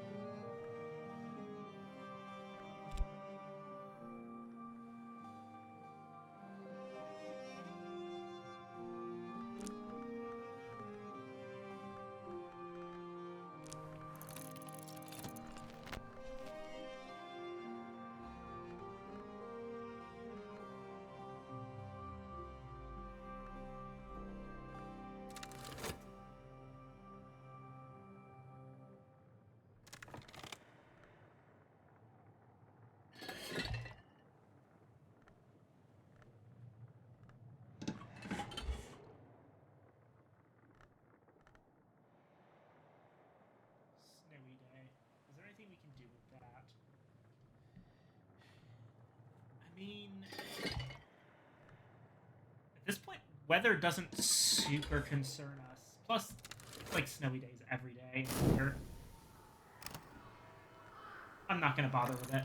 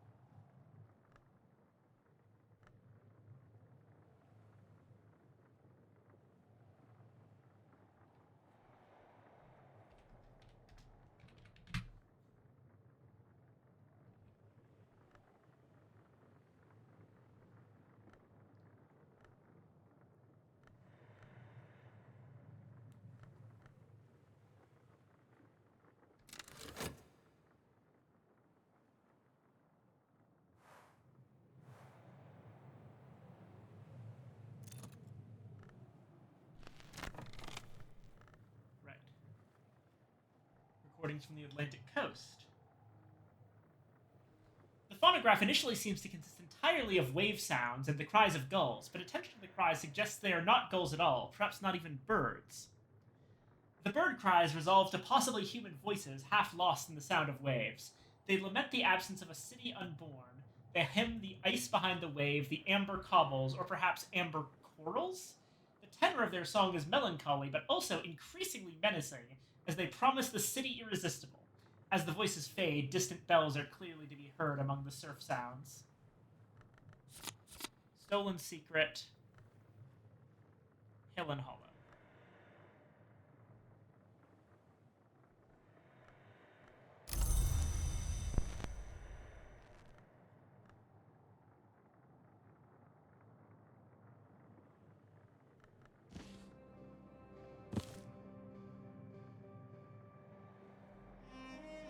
That's East. That's East bullshit right there.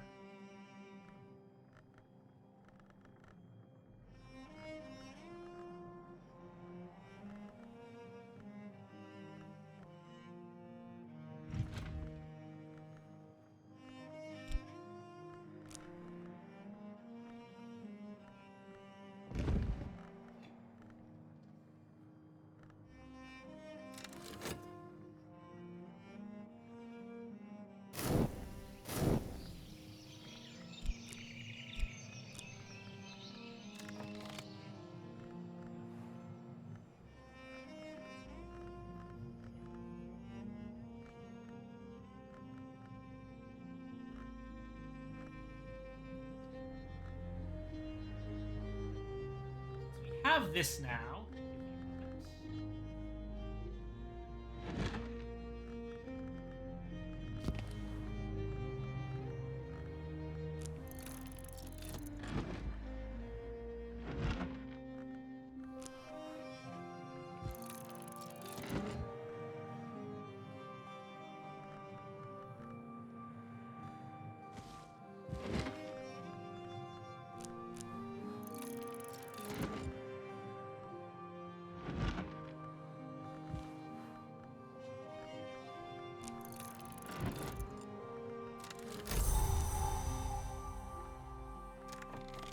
Oh, clouds.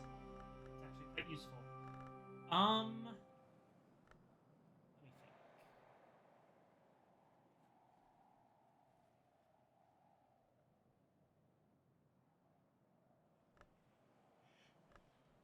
Can I get anything with moon on any of these? These both want these both are strings and songs. That's not useful.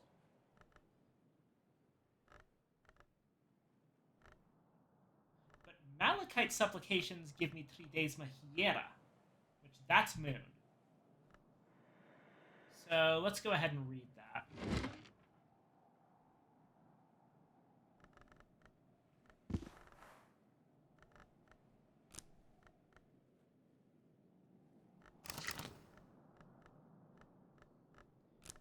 I am once again going to flex by using a skill, by doing this in a desk that doesn't even have moon.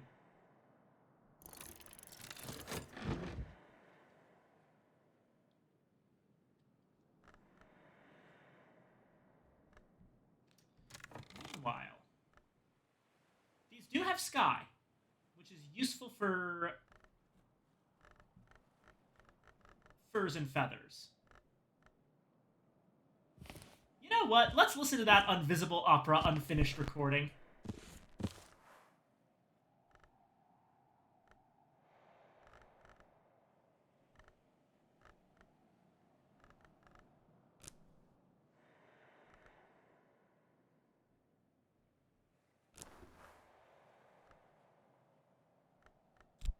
Strings and songs.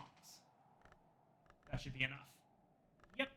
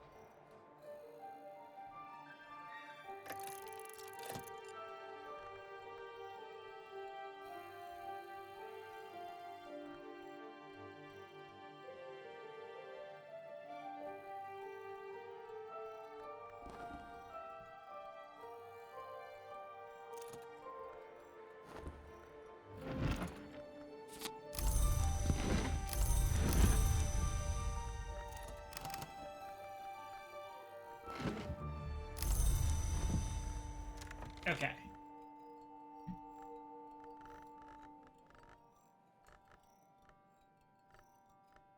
Insects and nectars. With Earth Sign.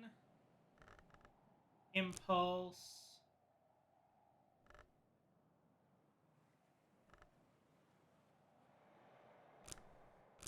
Contradiction and Salt.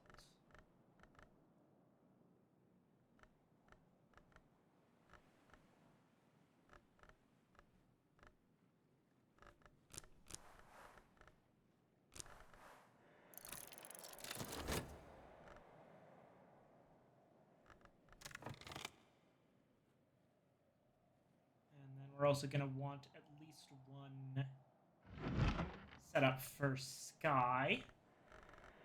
So 4 in Furs and Feathers. That is just about the easiest thing in the world to do.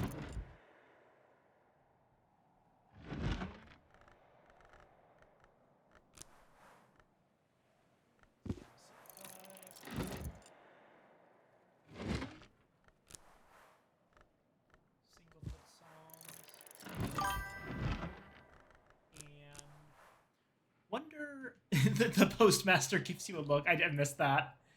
Wonder if there are any sentient aliens that do most of their brain development like completely animalistic to taxpayer in the chrysalis. Ooh. Oh, I like that. Saving that in the brain space. I might put that in a book or something.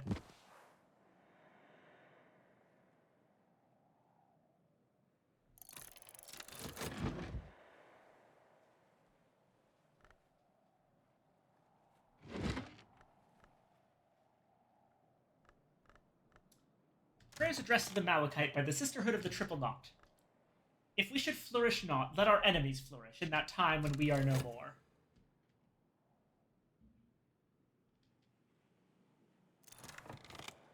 One prayer describes how a strong degree of nectar aspect can be used with Lethe and Tridesma Hiera rites to bring forth the last nectar of the last history, the living ink, the ink in secret. Tridesma Hiera plus Lethe.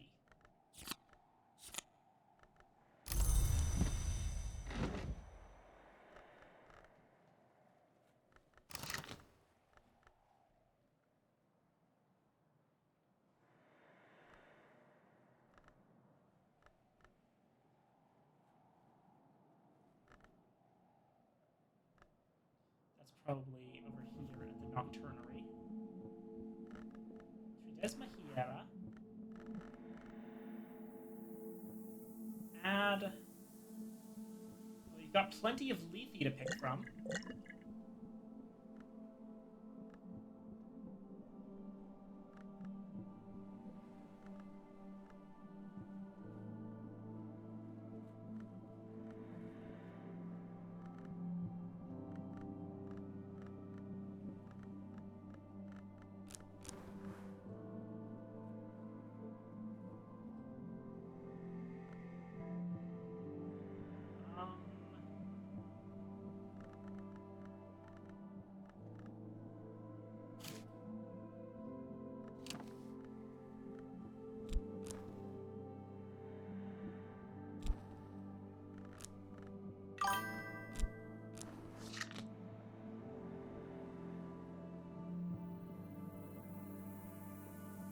Bet you that society would have an issue with some members thinking child fighting pits to get rid of the weak ones is acceptable.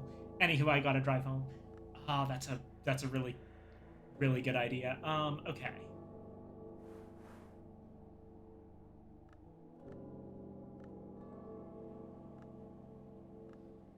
Okay, Trudesma, Hiera, and Lethe, but I guess maybe it's Moth?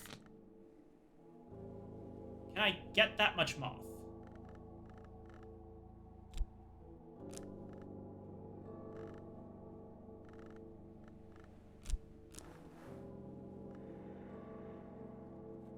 Um...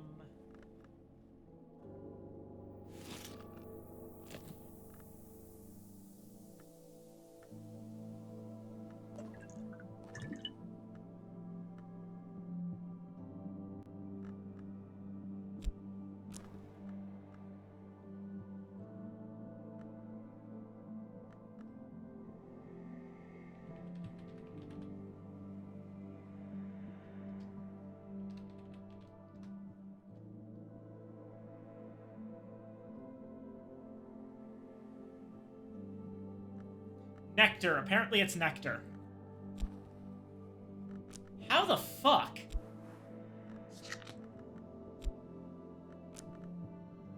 Okay. Lethe gives 2 nectar, sure. How in the name of fuck are we meant to get to 15 nectar with this setup? I mean, okay. I guess you could use a high nectar plant of some kind? Like...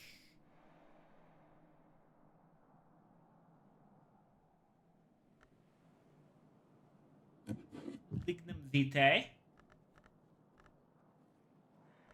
No, this is realistically impossible. I would have to have a really fucking high level health. Could use a kitchen. Oh, that's not a bad idea. Hold on.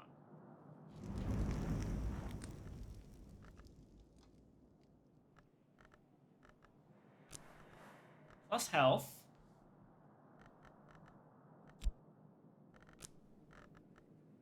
Desma Hiera.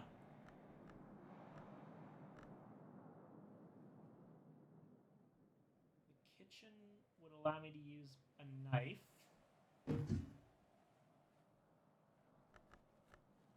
Got the Lethe.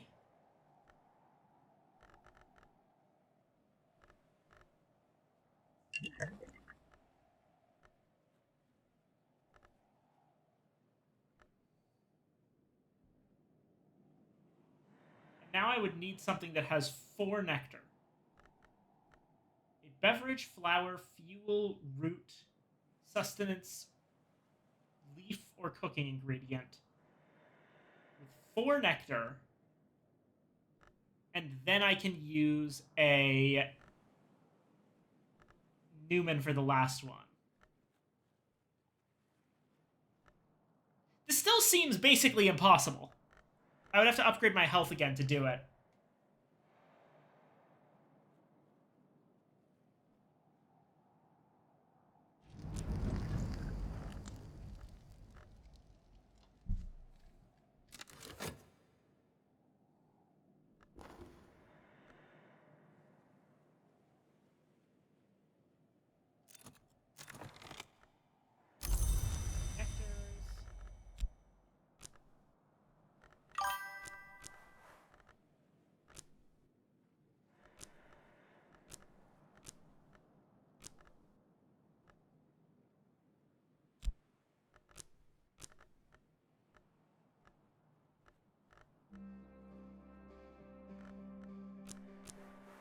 Some Numa pairs and a Newman get you to 15. Oh! Hold on. Wait, I forgot about that. The Pyrus or Calcanus.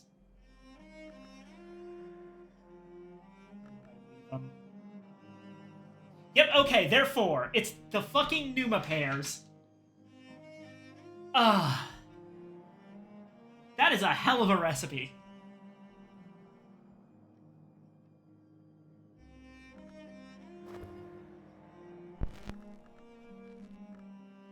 Oh, here we go. 1911 attempt at Wings Within Wings, the Invisible Opera. The singers complete the Skewbald aria, Beneath Our Skin, and A Rose in Mia without incident, but the Invisible Opera is dedicated to Ferazeref the Magpie, who delights in unexpected interruptions. The recording ends with a clamor of horrified voices, a grating metallic screech, and a soft brass buzzing that fades into burring silence. It's a cheerful ditty, strings and songs.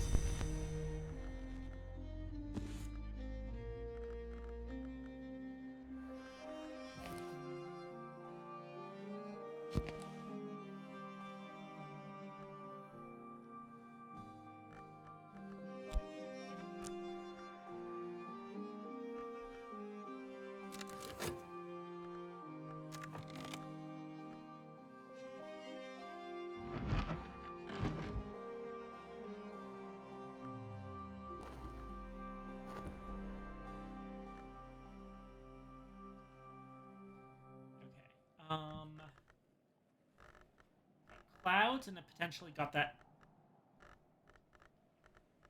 sniff again. So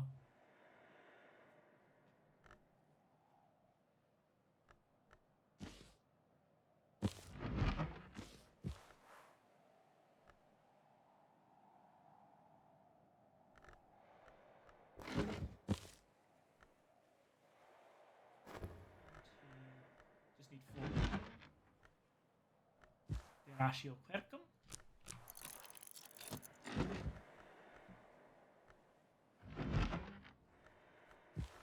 Beekeeper's Ends.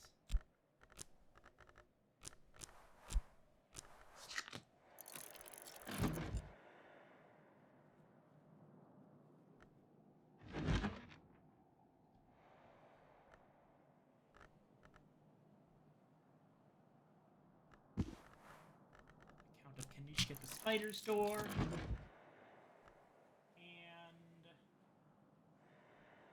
a contradiction.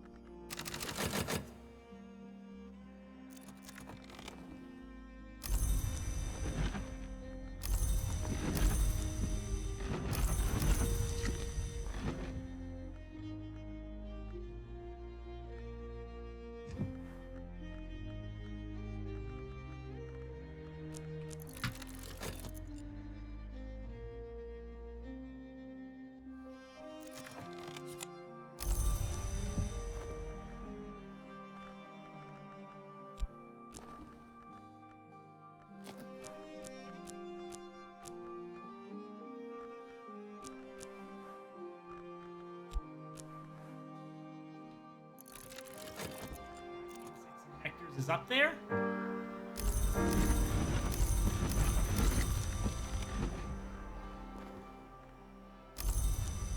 Seven. Furs and feathers.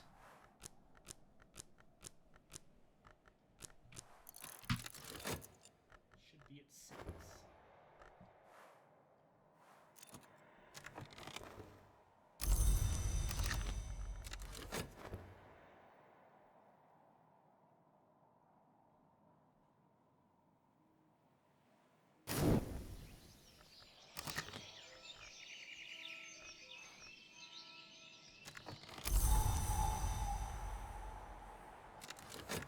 Scale, which is going to make more furs and feathers development possible.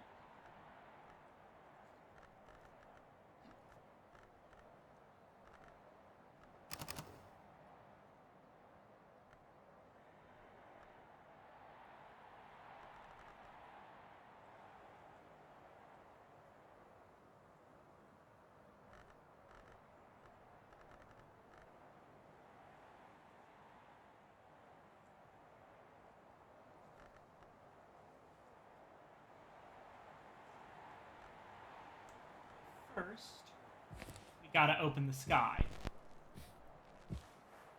An unusual recording of Varro's opening the sky, composed for the coronation of the new king, Henry IX. The record bears the suppression stamp expunge.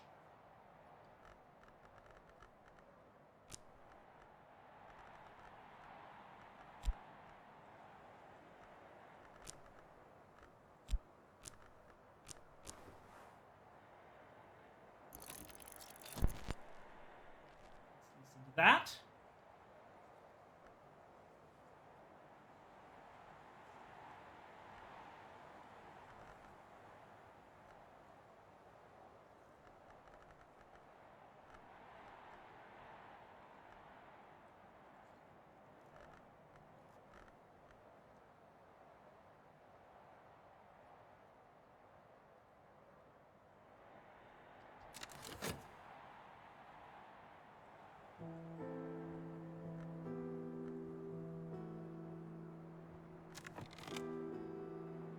And what the heck, we're also going to use the other phonograph to listen to A Tower Rises.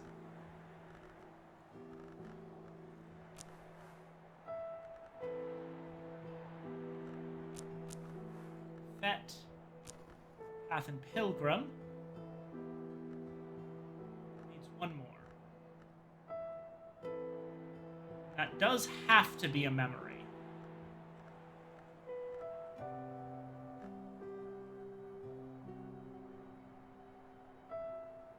Let me check something.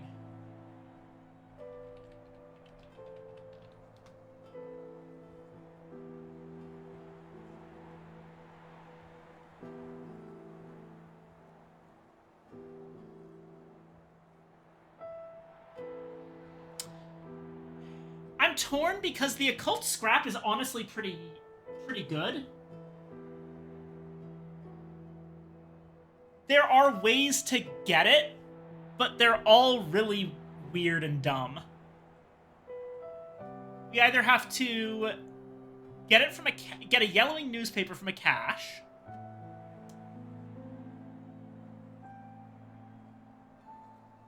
present Lieutenant Moore with the sun's design to get one once, add visitors to the writing case, but only once per visitor, and we're out of visitors.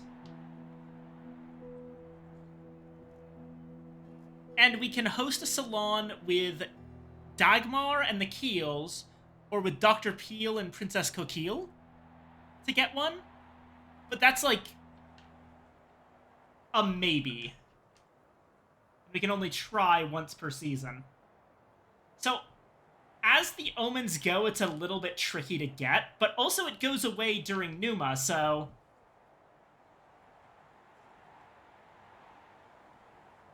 I'm not sure how valuable it really is. It's 2 knock, 2 moth, 2 rose. The newspaper is the best renewable way. don't you have to get, like... Is there a consistent way to get, caches? Because the only way to get more caches I found is them washing up on the beach. And frankly, that seems to be completely random and to be fairly rare.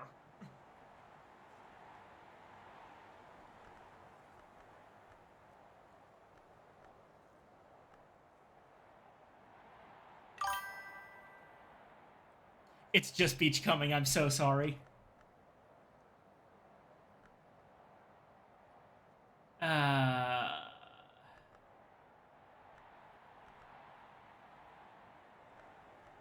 know what? Fuck it. I'm not wasting the occult scrap. Not just yet. I can make infinite horizon sights. I'm going to do that instead.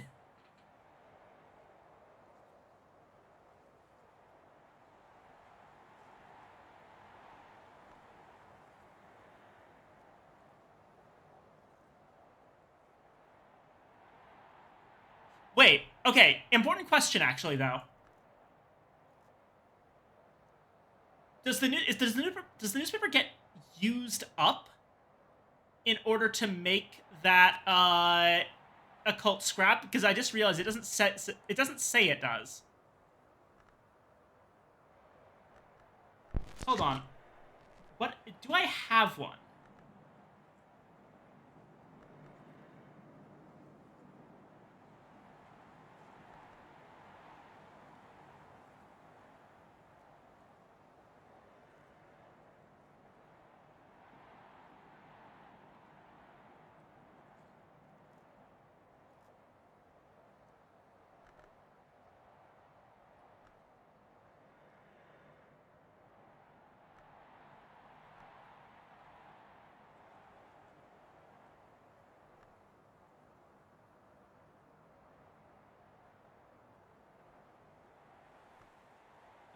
Okay, hold on.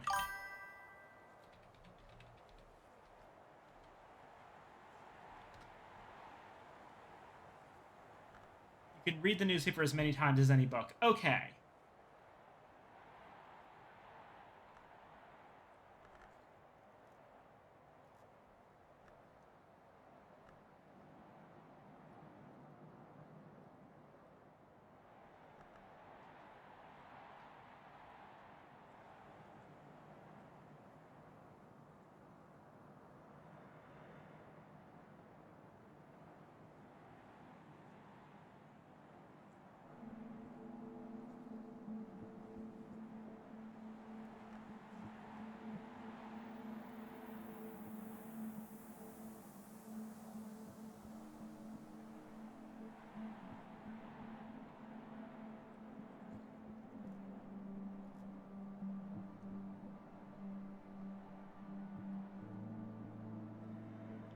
Box of oddities or box of rarities. Box of oddities seems to be...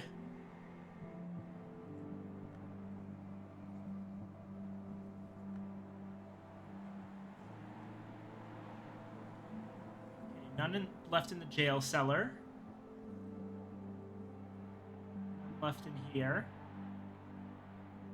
Not in the pantry, definitely.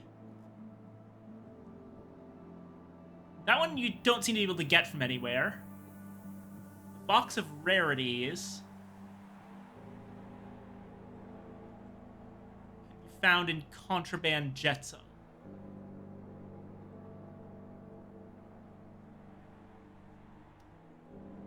So you have to get contraband jetsam first, which is a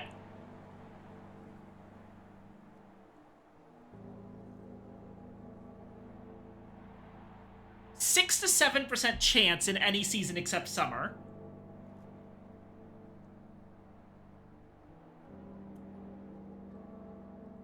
So I have to make a 7% chance. Then I have to make a 33% chance.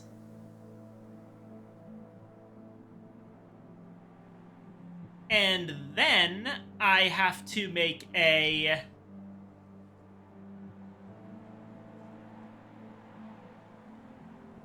1 in 8 chance. Okay. Let me,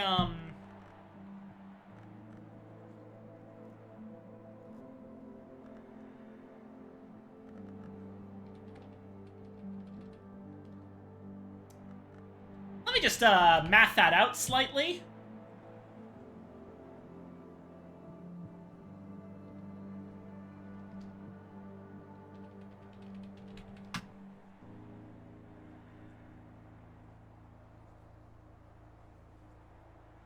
About a 12.5% chance. Yeah, that's correct. Okay.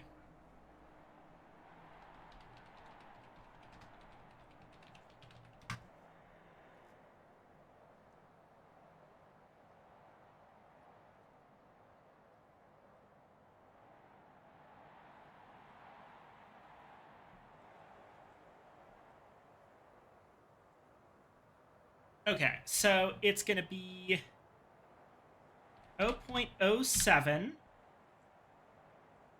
times 0.33 times 0.125.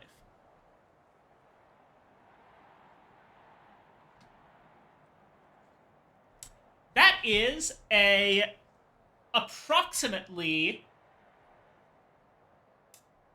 0.0028% chance. So that is a third of a 1% chance. And I get to do this once every minute and a half. Let's do a little bit of multiplication. Point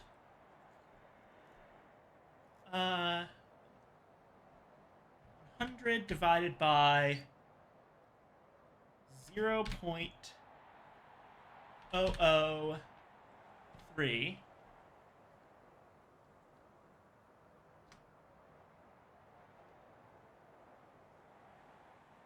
No, that's not right. Hold on.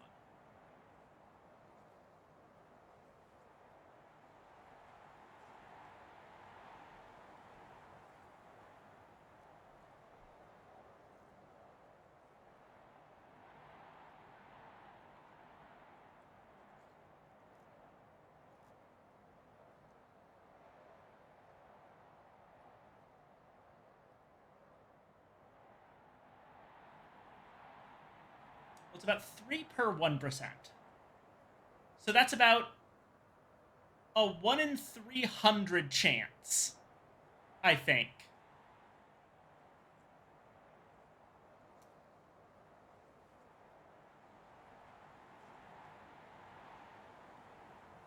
So let's multiply 300 by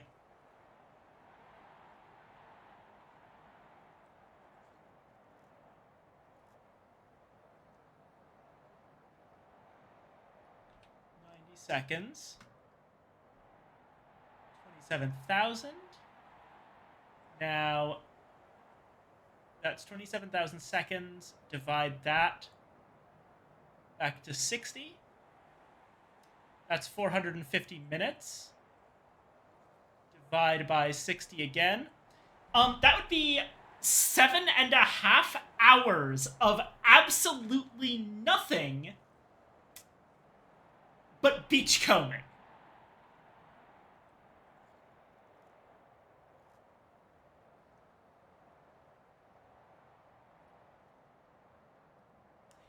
Is it crack? Is it crack that you smoke?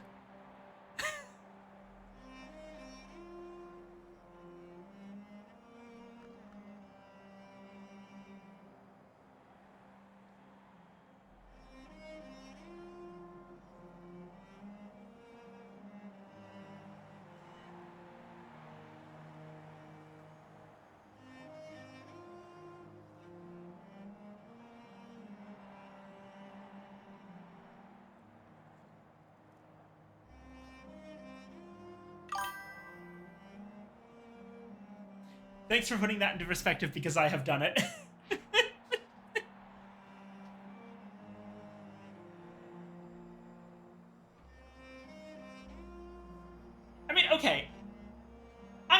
into, like, watching videos about speedrunning, it's not the worst percentage chance I've ever seen. But still, it's pretty ridiculous.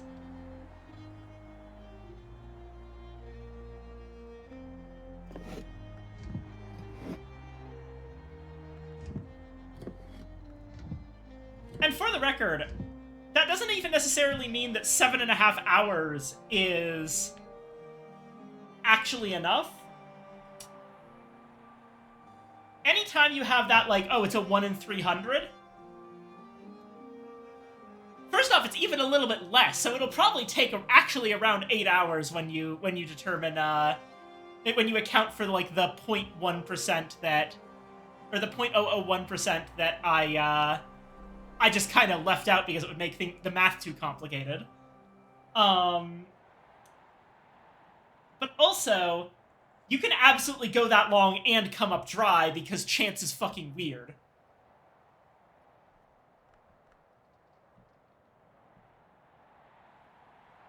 I'm just going to use my horizon sight, please. Actually, no. I'm being silly about this. I'm just gonna make a confounding parable.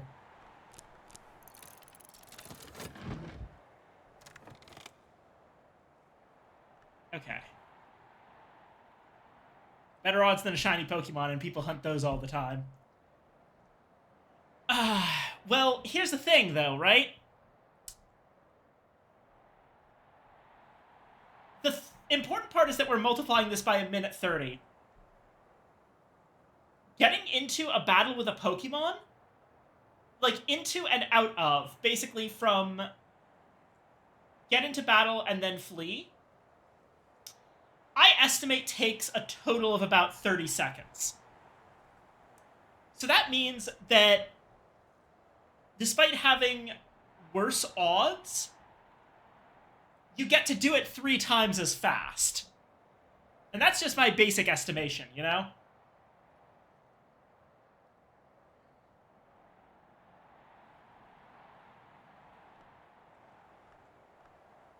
But at least now I know I might as well, as long as it's not summer, always be beachcombing.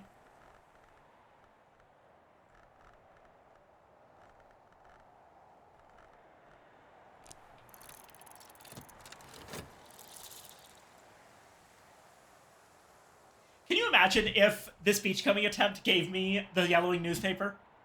Like, if after all that, I just get it in one? I would look like such an idiot.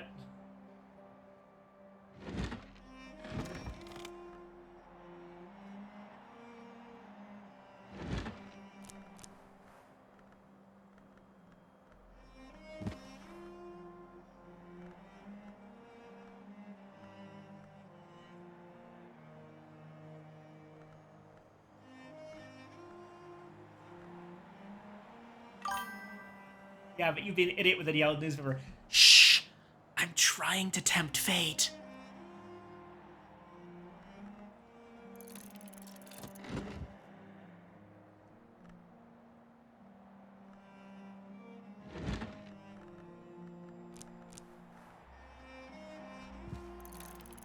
Two.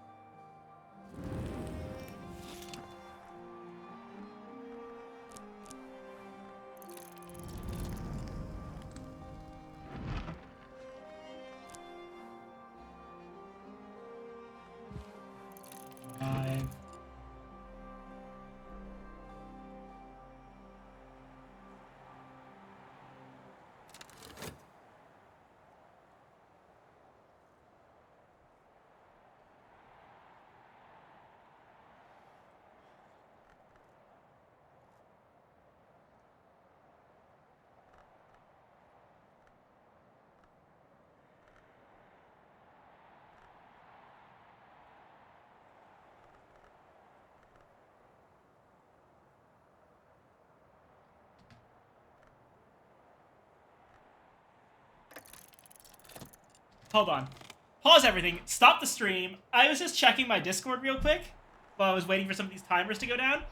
And I just want to say that the community that I've gathered here, I am so proud of all of you.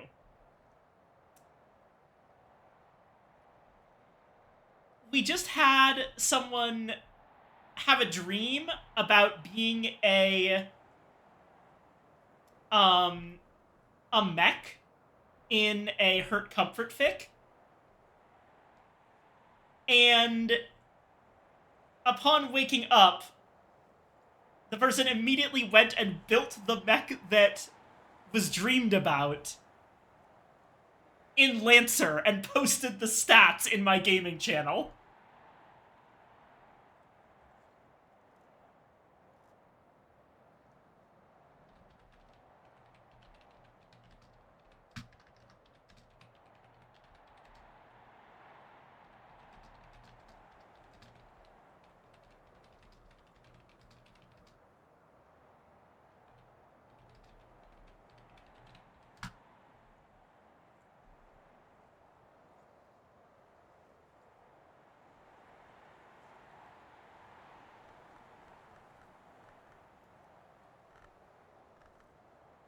Absolutely incredible. Absolutely peak.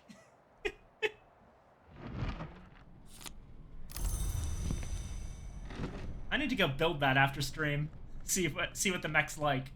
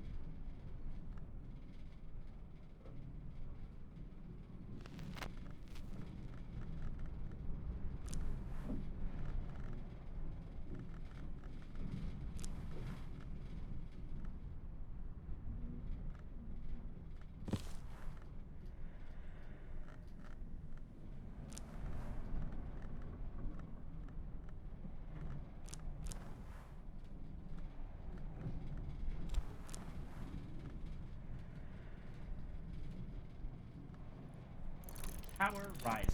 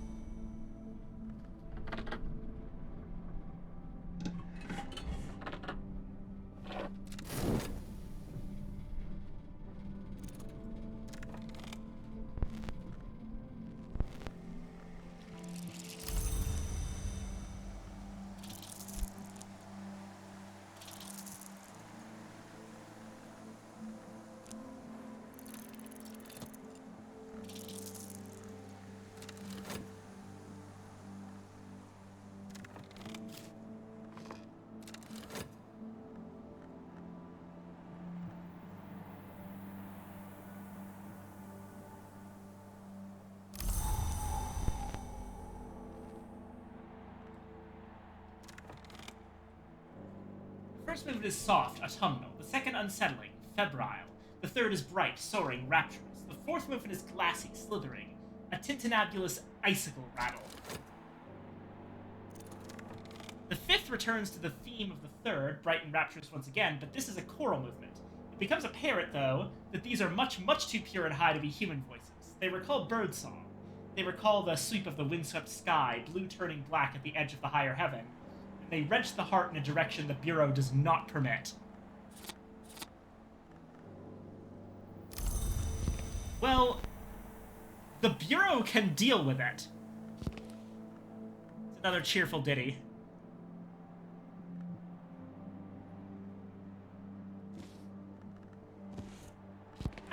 just keep those up here.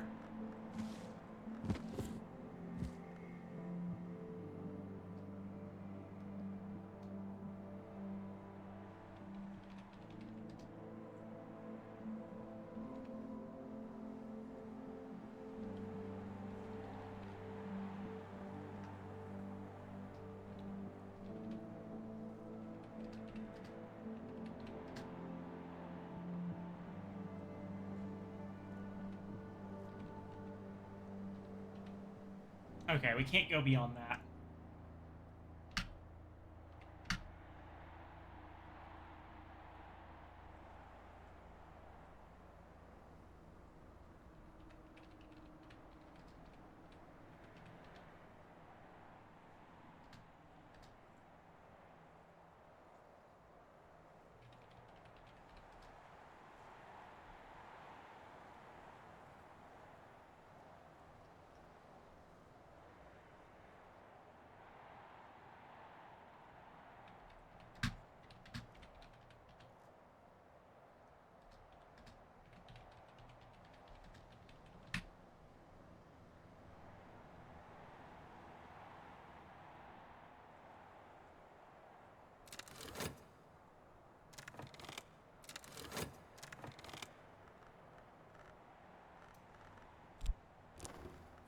Feathers.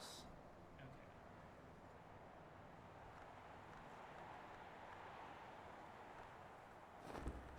Go ahead and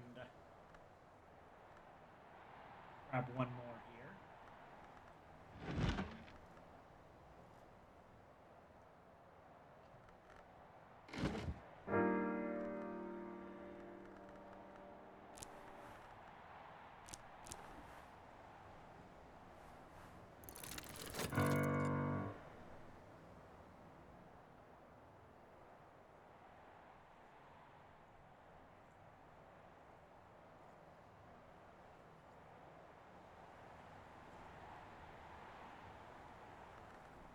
Oh, hey, Catering Hero got back to us. Alright, let's open the most tightly packed package of all time. We have 32 items in this package. For me?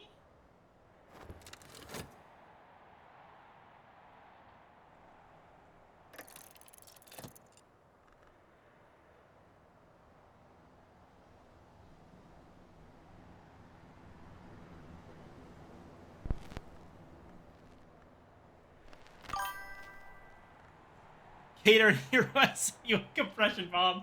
Honestly, I probably deserve it.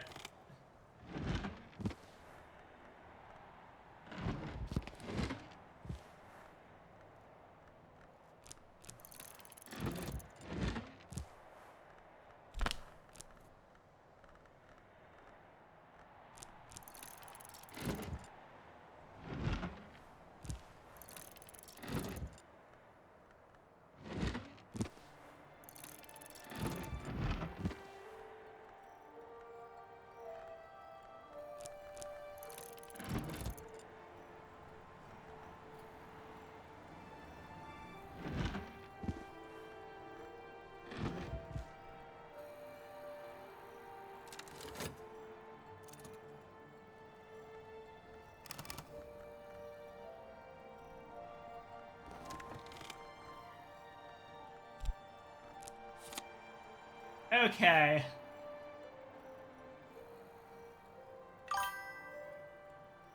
The villagers look outside their windows. From the hunch house, a tsunami of items is upon them. Last thoughts only. Fears,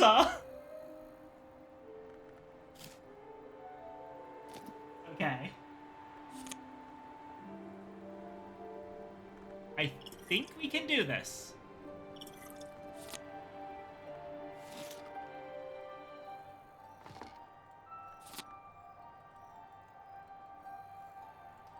The drippings were accidents. We'll get to using those.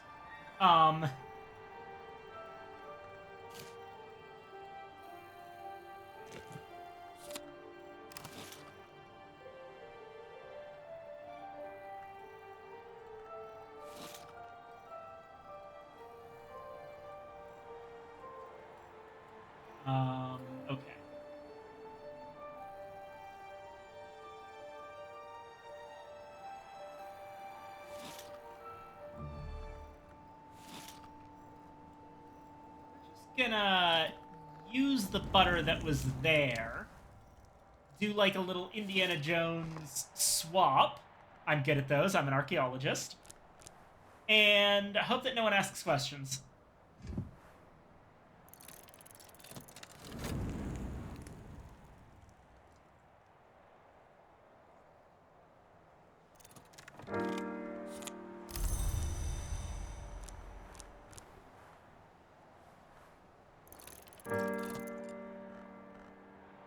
Alright.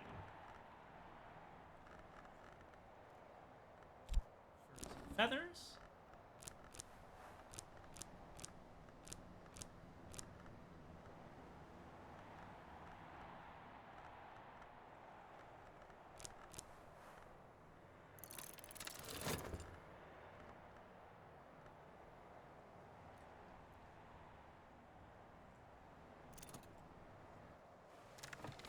Sand.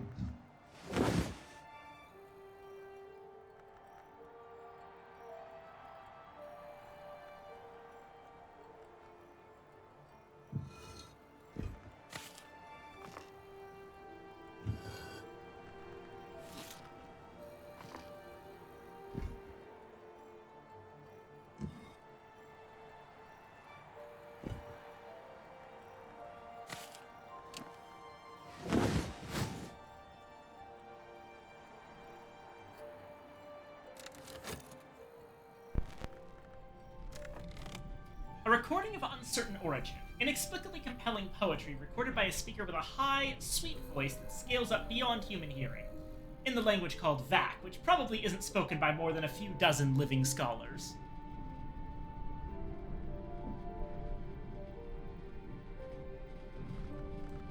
The poem speaks of the wheel that turns, the coil that turns, the tide that returns, egg that returns. It speaks of a cloven sky, an opened heart, a dream of glittering eyes. It speaks lastly of its own conclusion, when it might be spoken in dreams before the deep door by a messenger of histories. Living scholars, yeah, not necessarily mortal. The wheel, the coil, the tide, the egg. That's most of the gods who are stone. If they're missing flint, which we know is around in the line of Antaeus. It's a confounding parable with preliminal meter.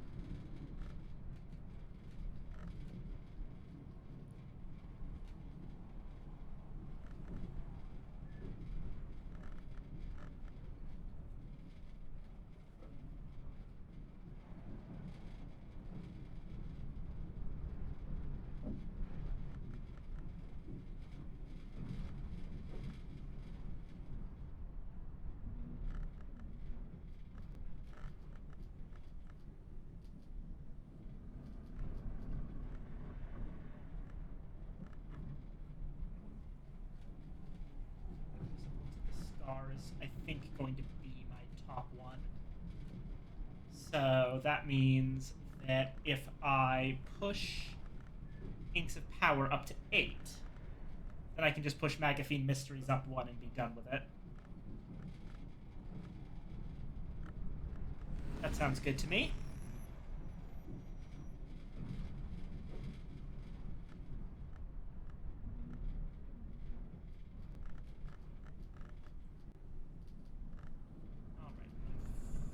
Alright. Confounding Parable's already there, so...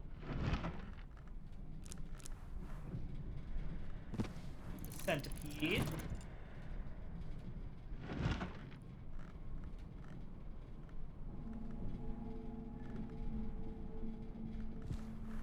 Medusa's Lament.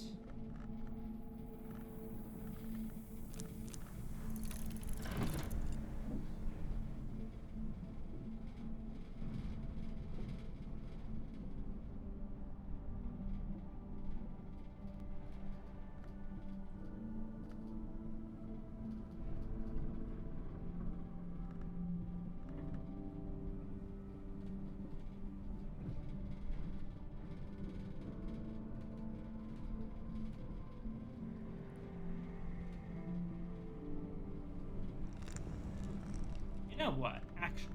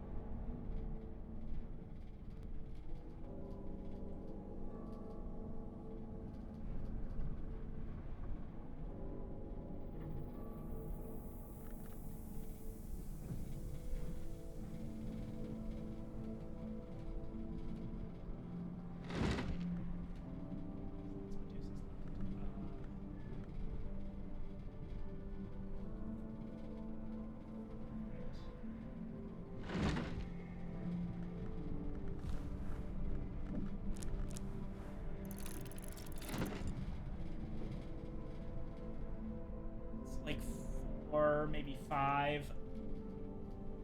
And this is probably as good a time as any to use this.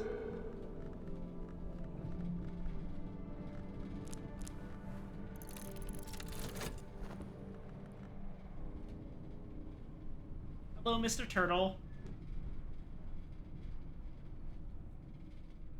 What's it like being old, Mr. Turtle? Like, that old.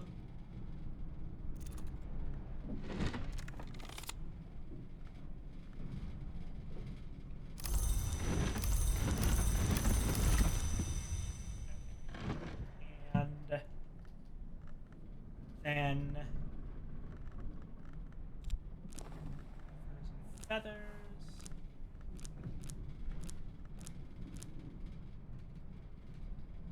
What am I missing? Oh, 12 seconds for the wistful air, right?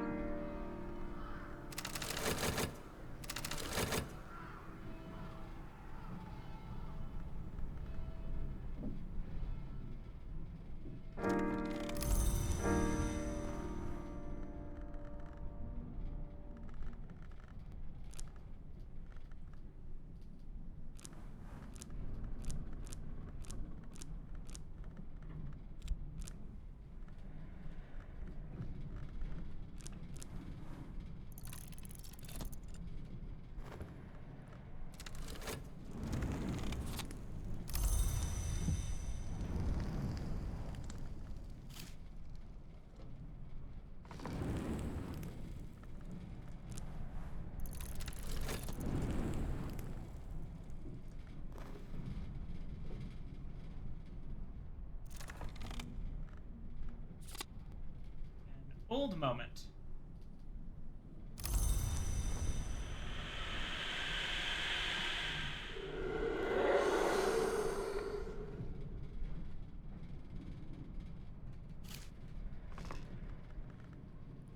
There you go. Good turtle.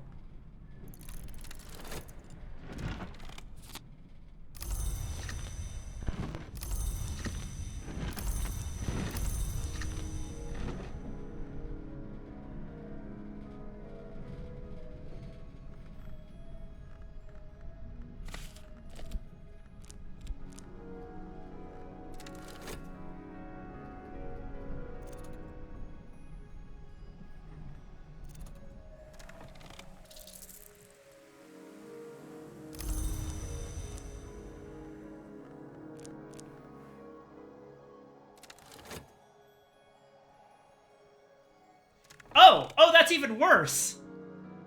So my calculations were off. I forgot that you can't do this at night.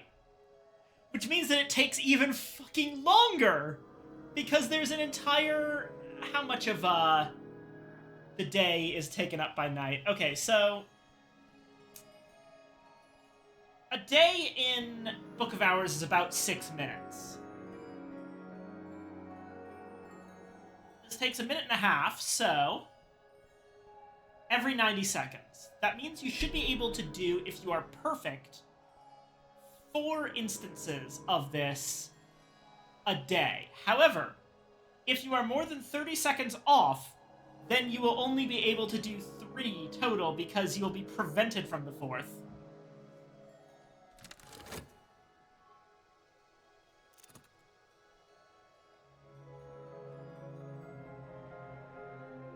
That approximately, unless you consistently manage to get your things, would add about 2 hours to the estimated time.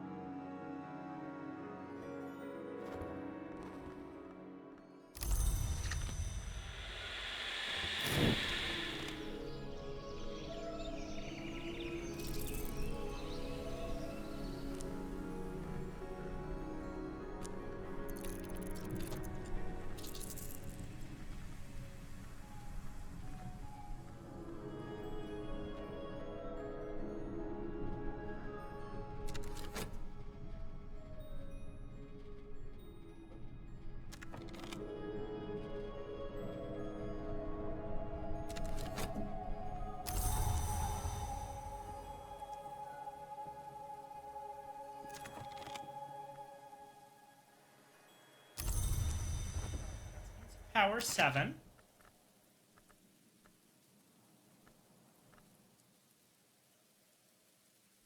It's raining. In theory, I could use that if I could find a thing that gives me nectar, but it might be fresh out. Desires and dissolutions. Wait, no, I could use that one.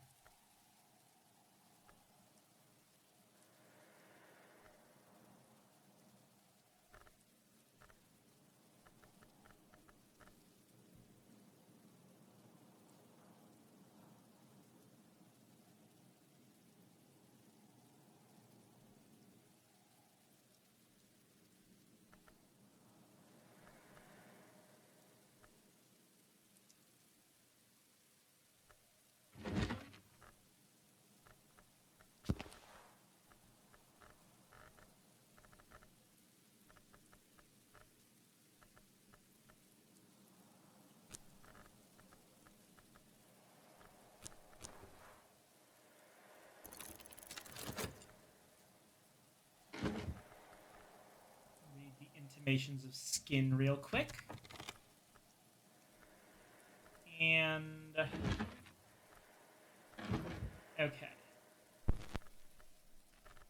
again going to use a tower rises for this. Because it's nice enough to not take up a desk.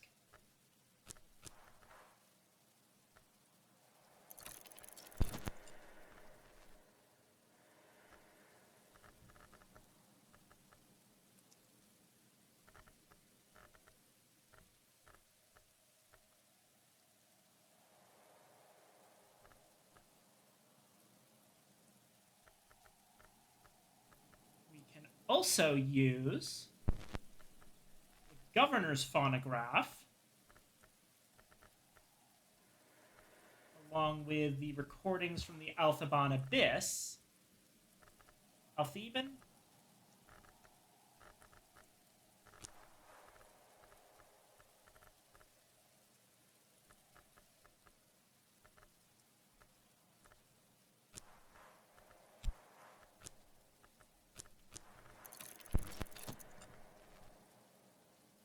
Okay, so that's 2.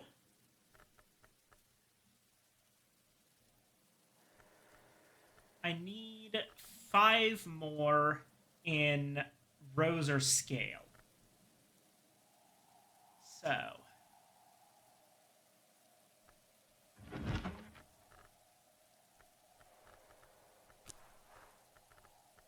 Dirascio Quercum. That's scale.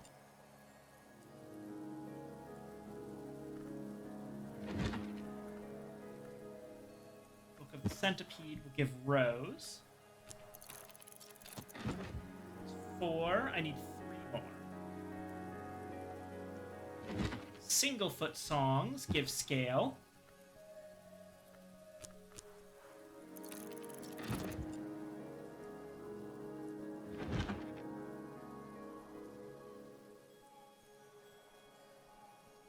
Gossip gives Rose.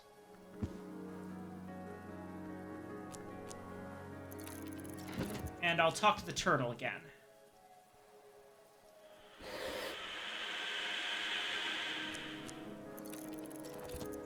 Get an old moment, which should be 1 more scale that I need. Then set up for Leaves and Thorns.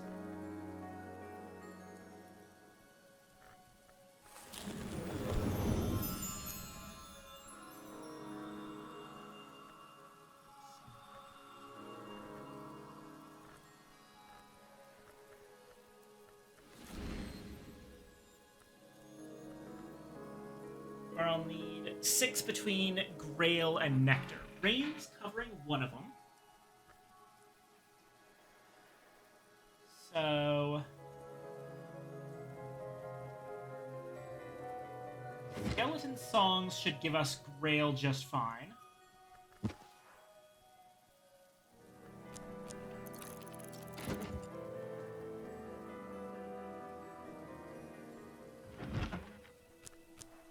Fekri's Herbery as well.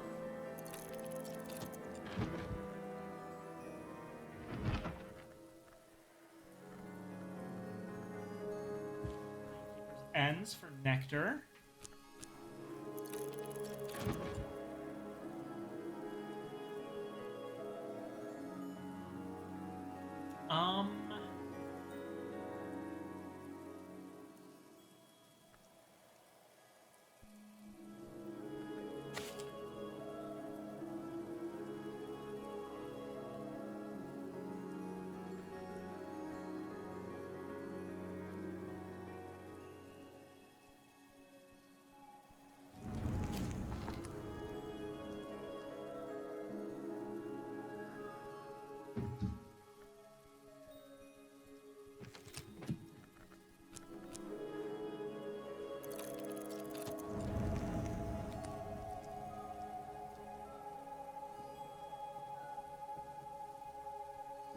Ah, right.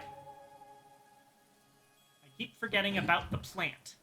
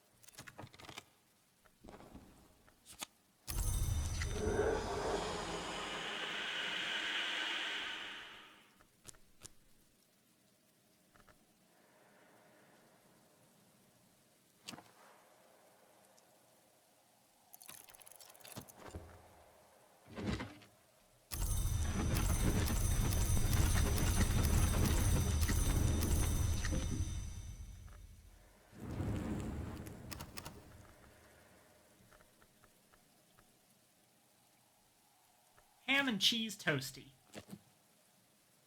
Breakfast, lunch, or emergency.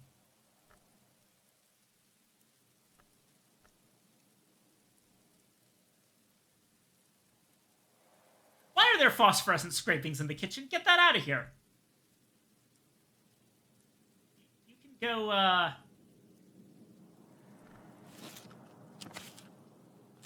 here. Stuff I plan to throw away when I need loss.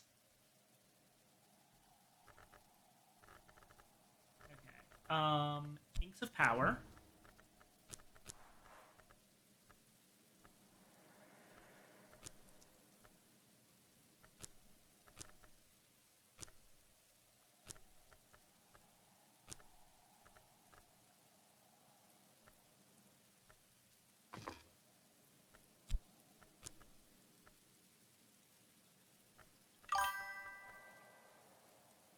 Cat Island in Greece makes me happy. Yeah!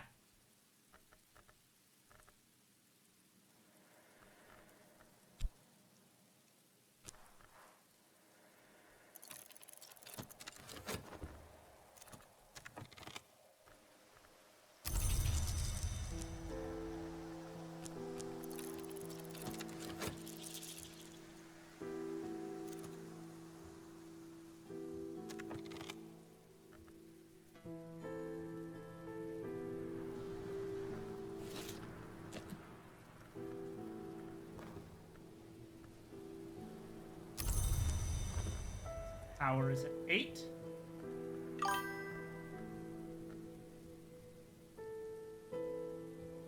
My final favorite guy.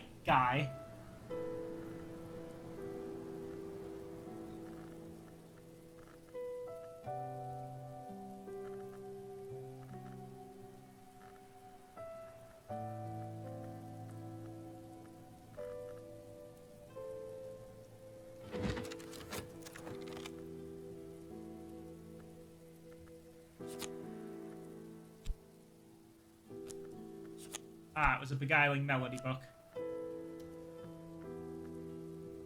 Fiendishly complex, weirdly distorted illustrations of Congress and Anatomy by the haunted visionary painter Niels Frederik Malskar. Malskar illuminates the evolutions of the names of the Grail with unfortunate clarity. It seems that a lovely who consumes an ivory becomes an ivory. A lovely who consumes a thirstly becomes a thirstly. A lovely who consumes a name of another hour might take its place.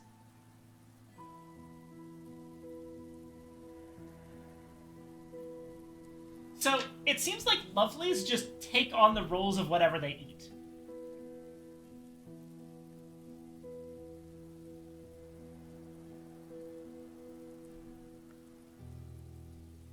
In the penultimate illustration, a lovely grapples with a fungoid knot that can only be a name of the crowned growth. The lovely's mouth and other portals gape wide, and the growth name is already partially engulfed.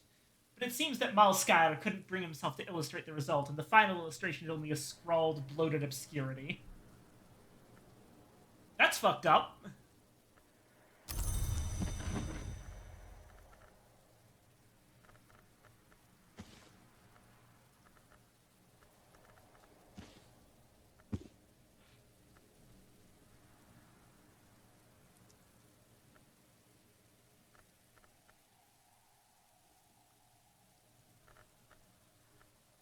Grail couldn't gain power over those aspects. It does have a habit of doing so. Yeah, that's true.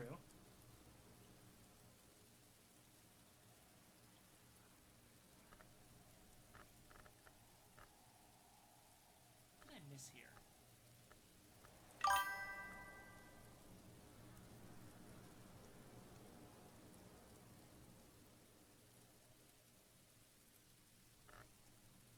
Well,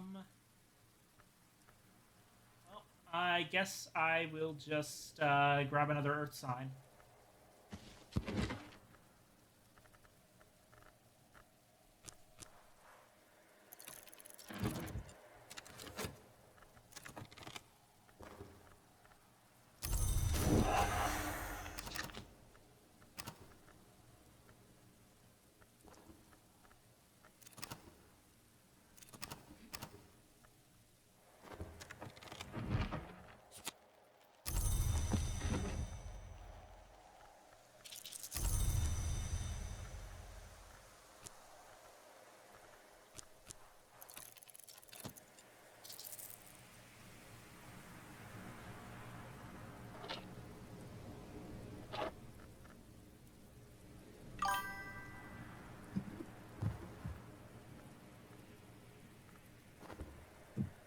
What type of bug would you want to be? I'd want to be a really weird one.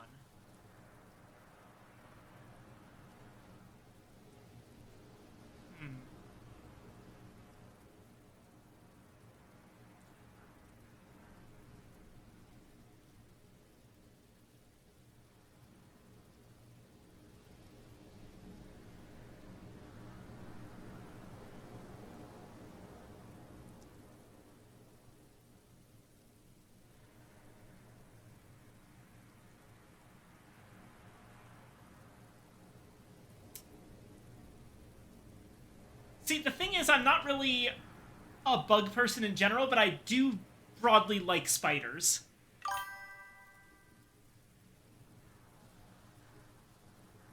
I know that spiders aren't bugs, but that's all I can really think of.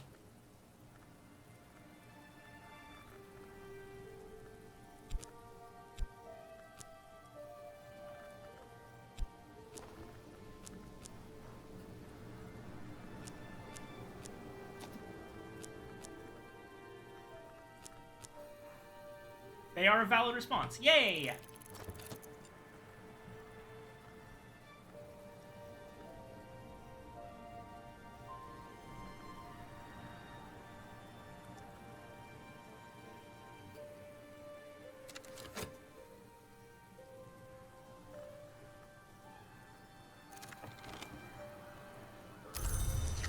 Okay, so it's gonna be insects and nectars on top. Leaves and thorns, then... Yeah, leaves and thorns, furs and feathers, insects and nectars is the plan.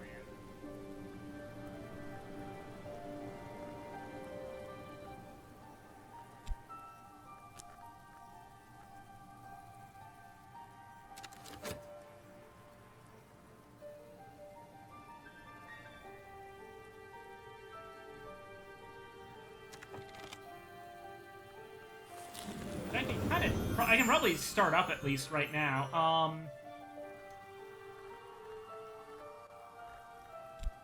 Leaves and thorns.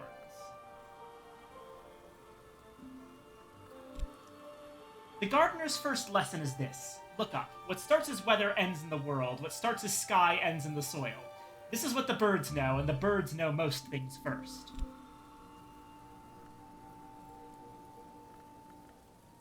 The gardener's first lesson is this. Know your thorns, know your poisons. There's no point thinking about tomorrow when we aren't expecting to live through today. This is the lesson our ancestors learnt the hard way in the wood. This is Bosk.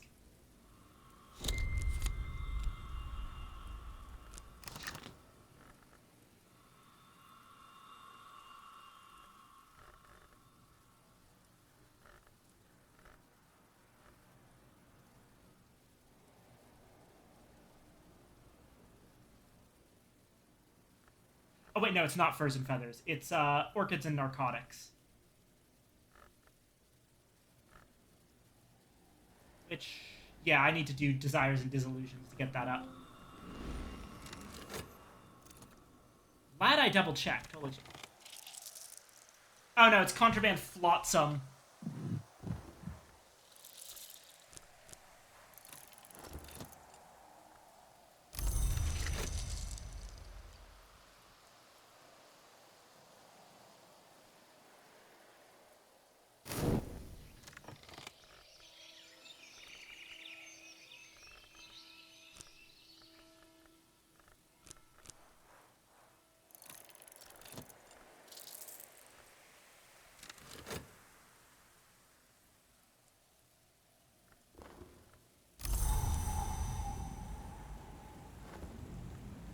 Oh, it's a stormy day.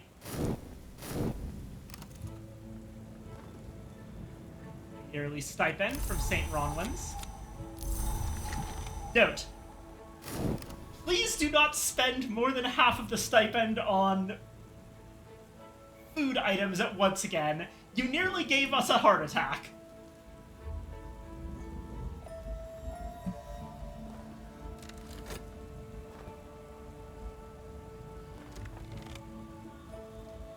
It's a tall parcel.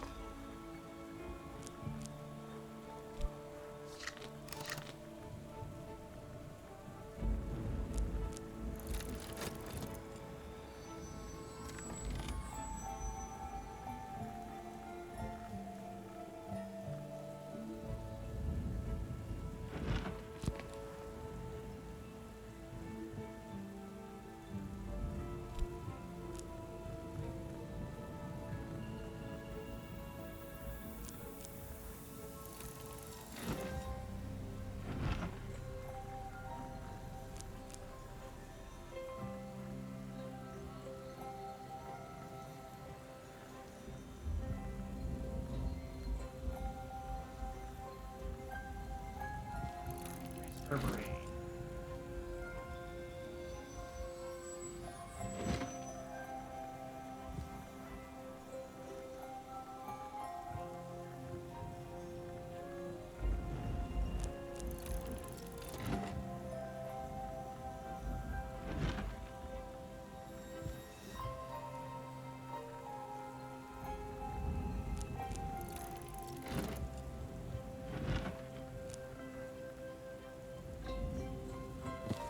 Gossip.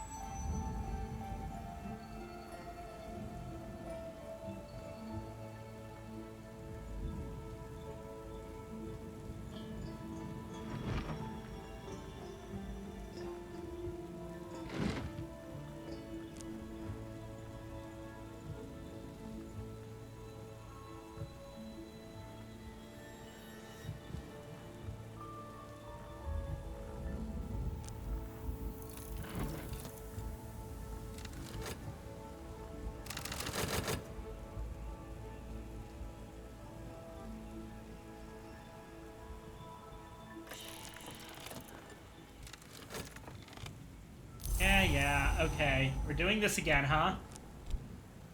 Y'all weren't satisfied the first time around. So now, I give you, I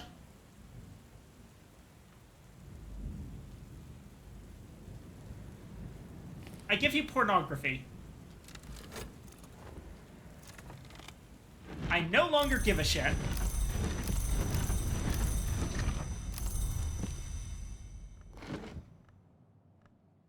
Oh, nice, an amber pumpkin.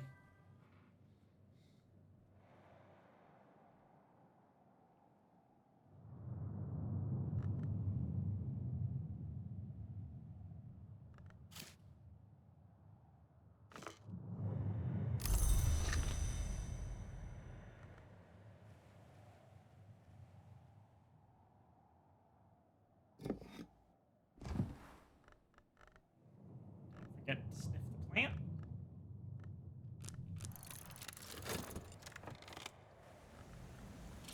Oh, another contraband flotsam, not the jetsam that we want. See, now they're just teasing me. This is bullshit.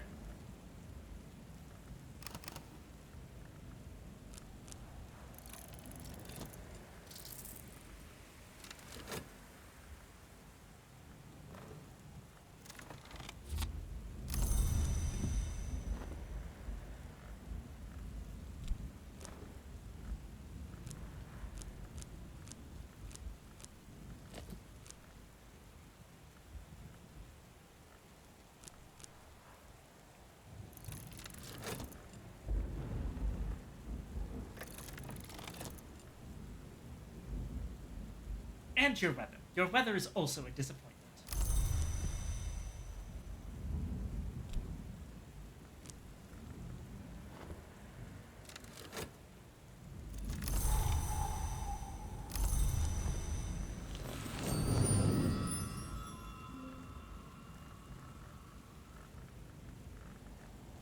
Orchids and narcotics could potentially go in scolicosophy.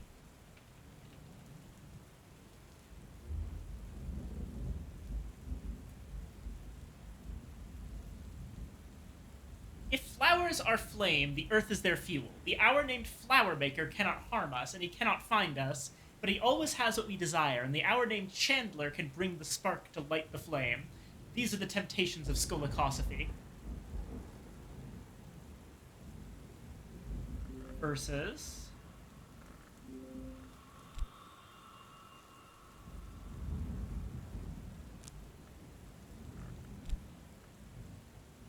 burn from blood and drink from the earth. The red grail brought forth the hours called Flower Maker and Beach Crow, who know where in the wood we can find delight. These are the temptations of Bosk.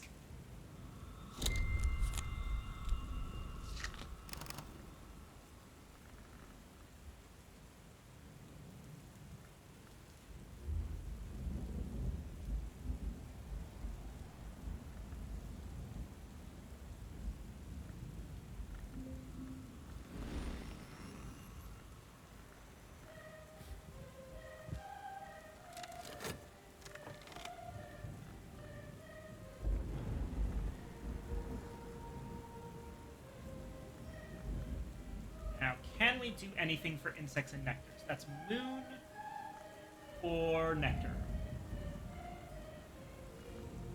Sensations? No, not really.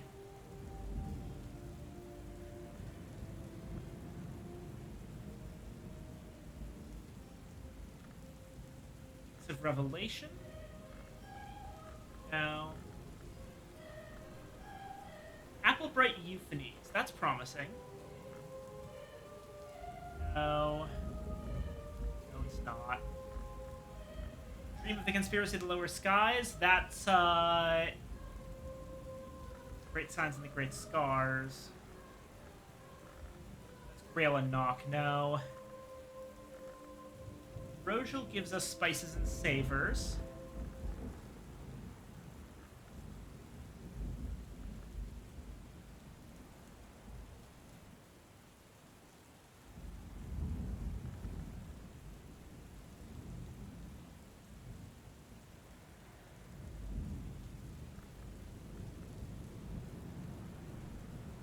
That'll work.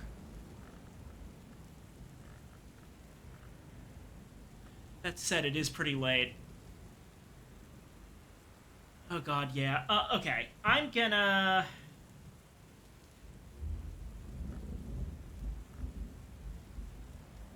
start reading Ambrosial and then wrap things up.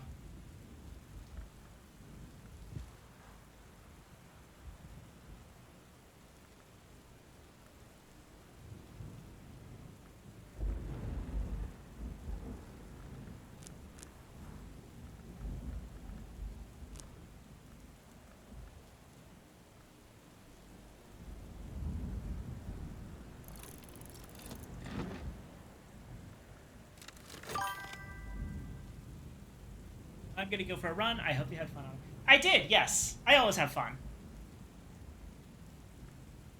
Alright, we are on... Save 15.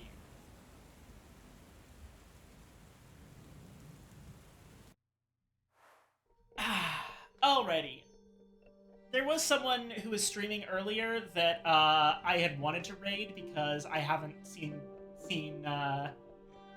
her stream in a while, but unfortunately, apparently, I went too fucking long. So let's hop over to Copper Dinosaur, who is streaming Hand of Fate. Alright. Raid.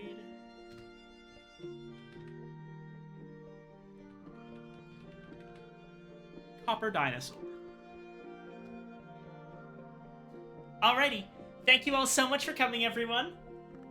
We got a decent amount of progress today, though frustratingly we did not get anywhere with the House of Light stuff. But we are very close to maxing out the Tree of Wisdoms, which I am extremely excited about. Because I've never done that before, and I certainly haven't ever done it without planning for most of the game. But yeah, that's about it. I will see you probably, I think we're doing a thing on Saturday. There's a board game on Saturday. We're going to be finishing up that game of Scythe. I checked and everyone is available, so that's what's going to happen. Alright, have a good night, and raid.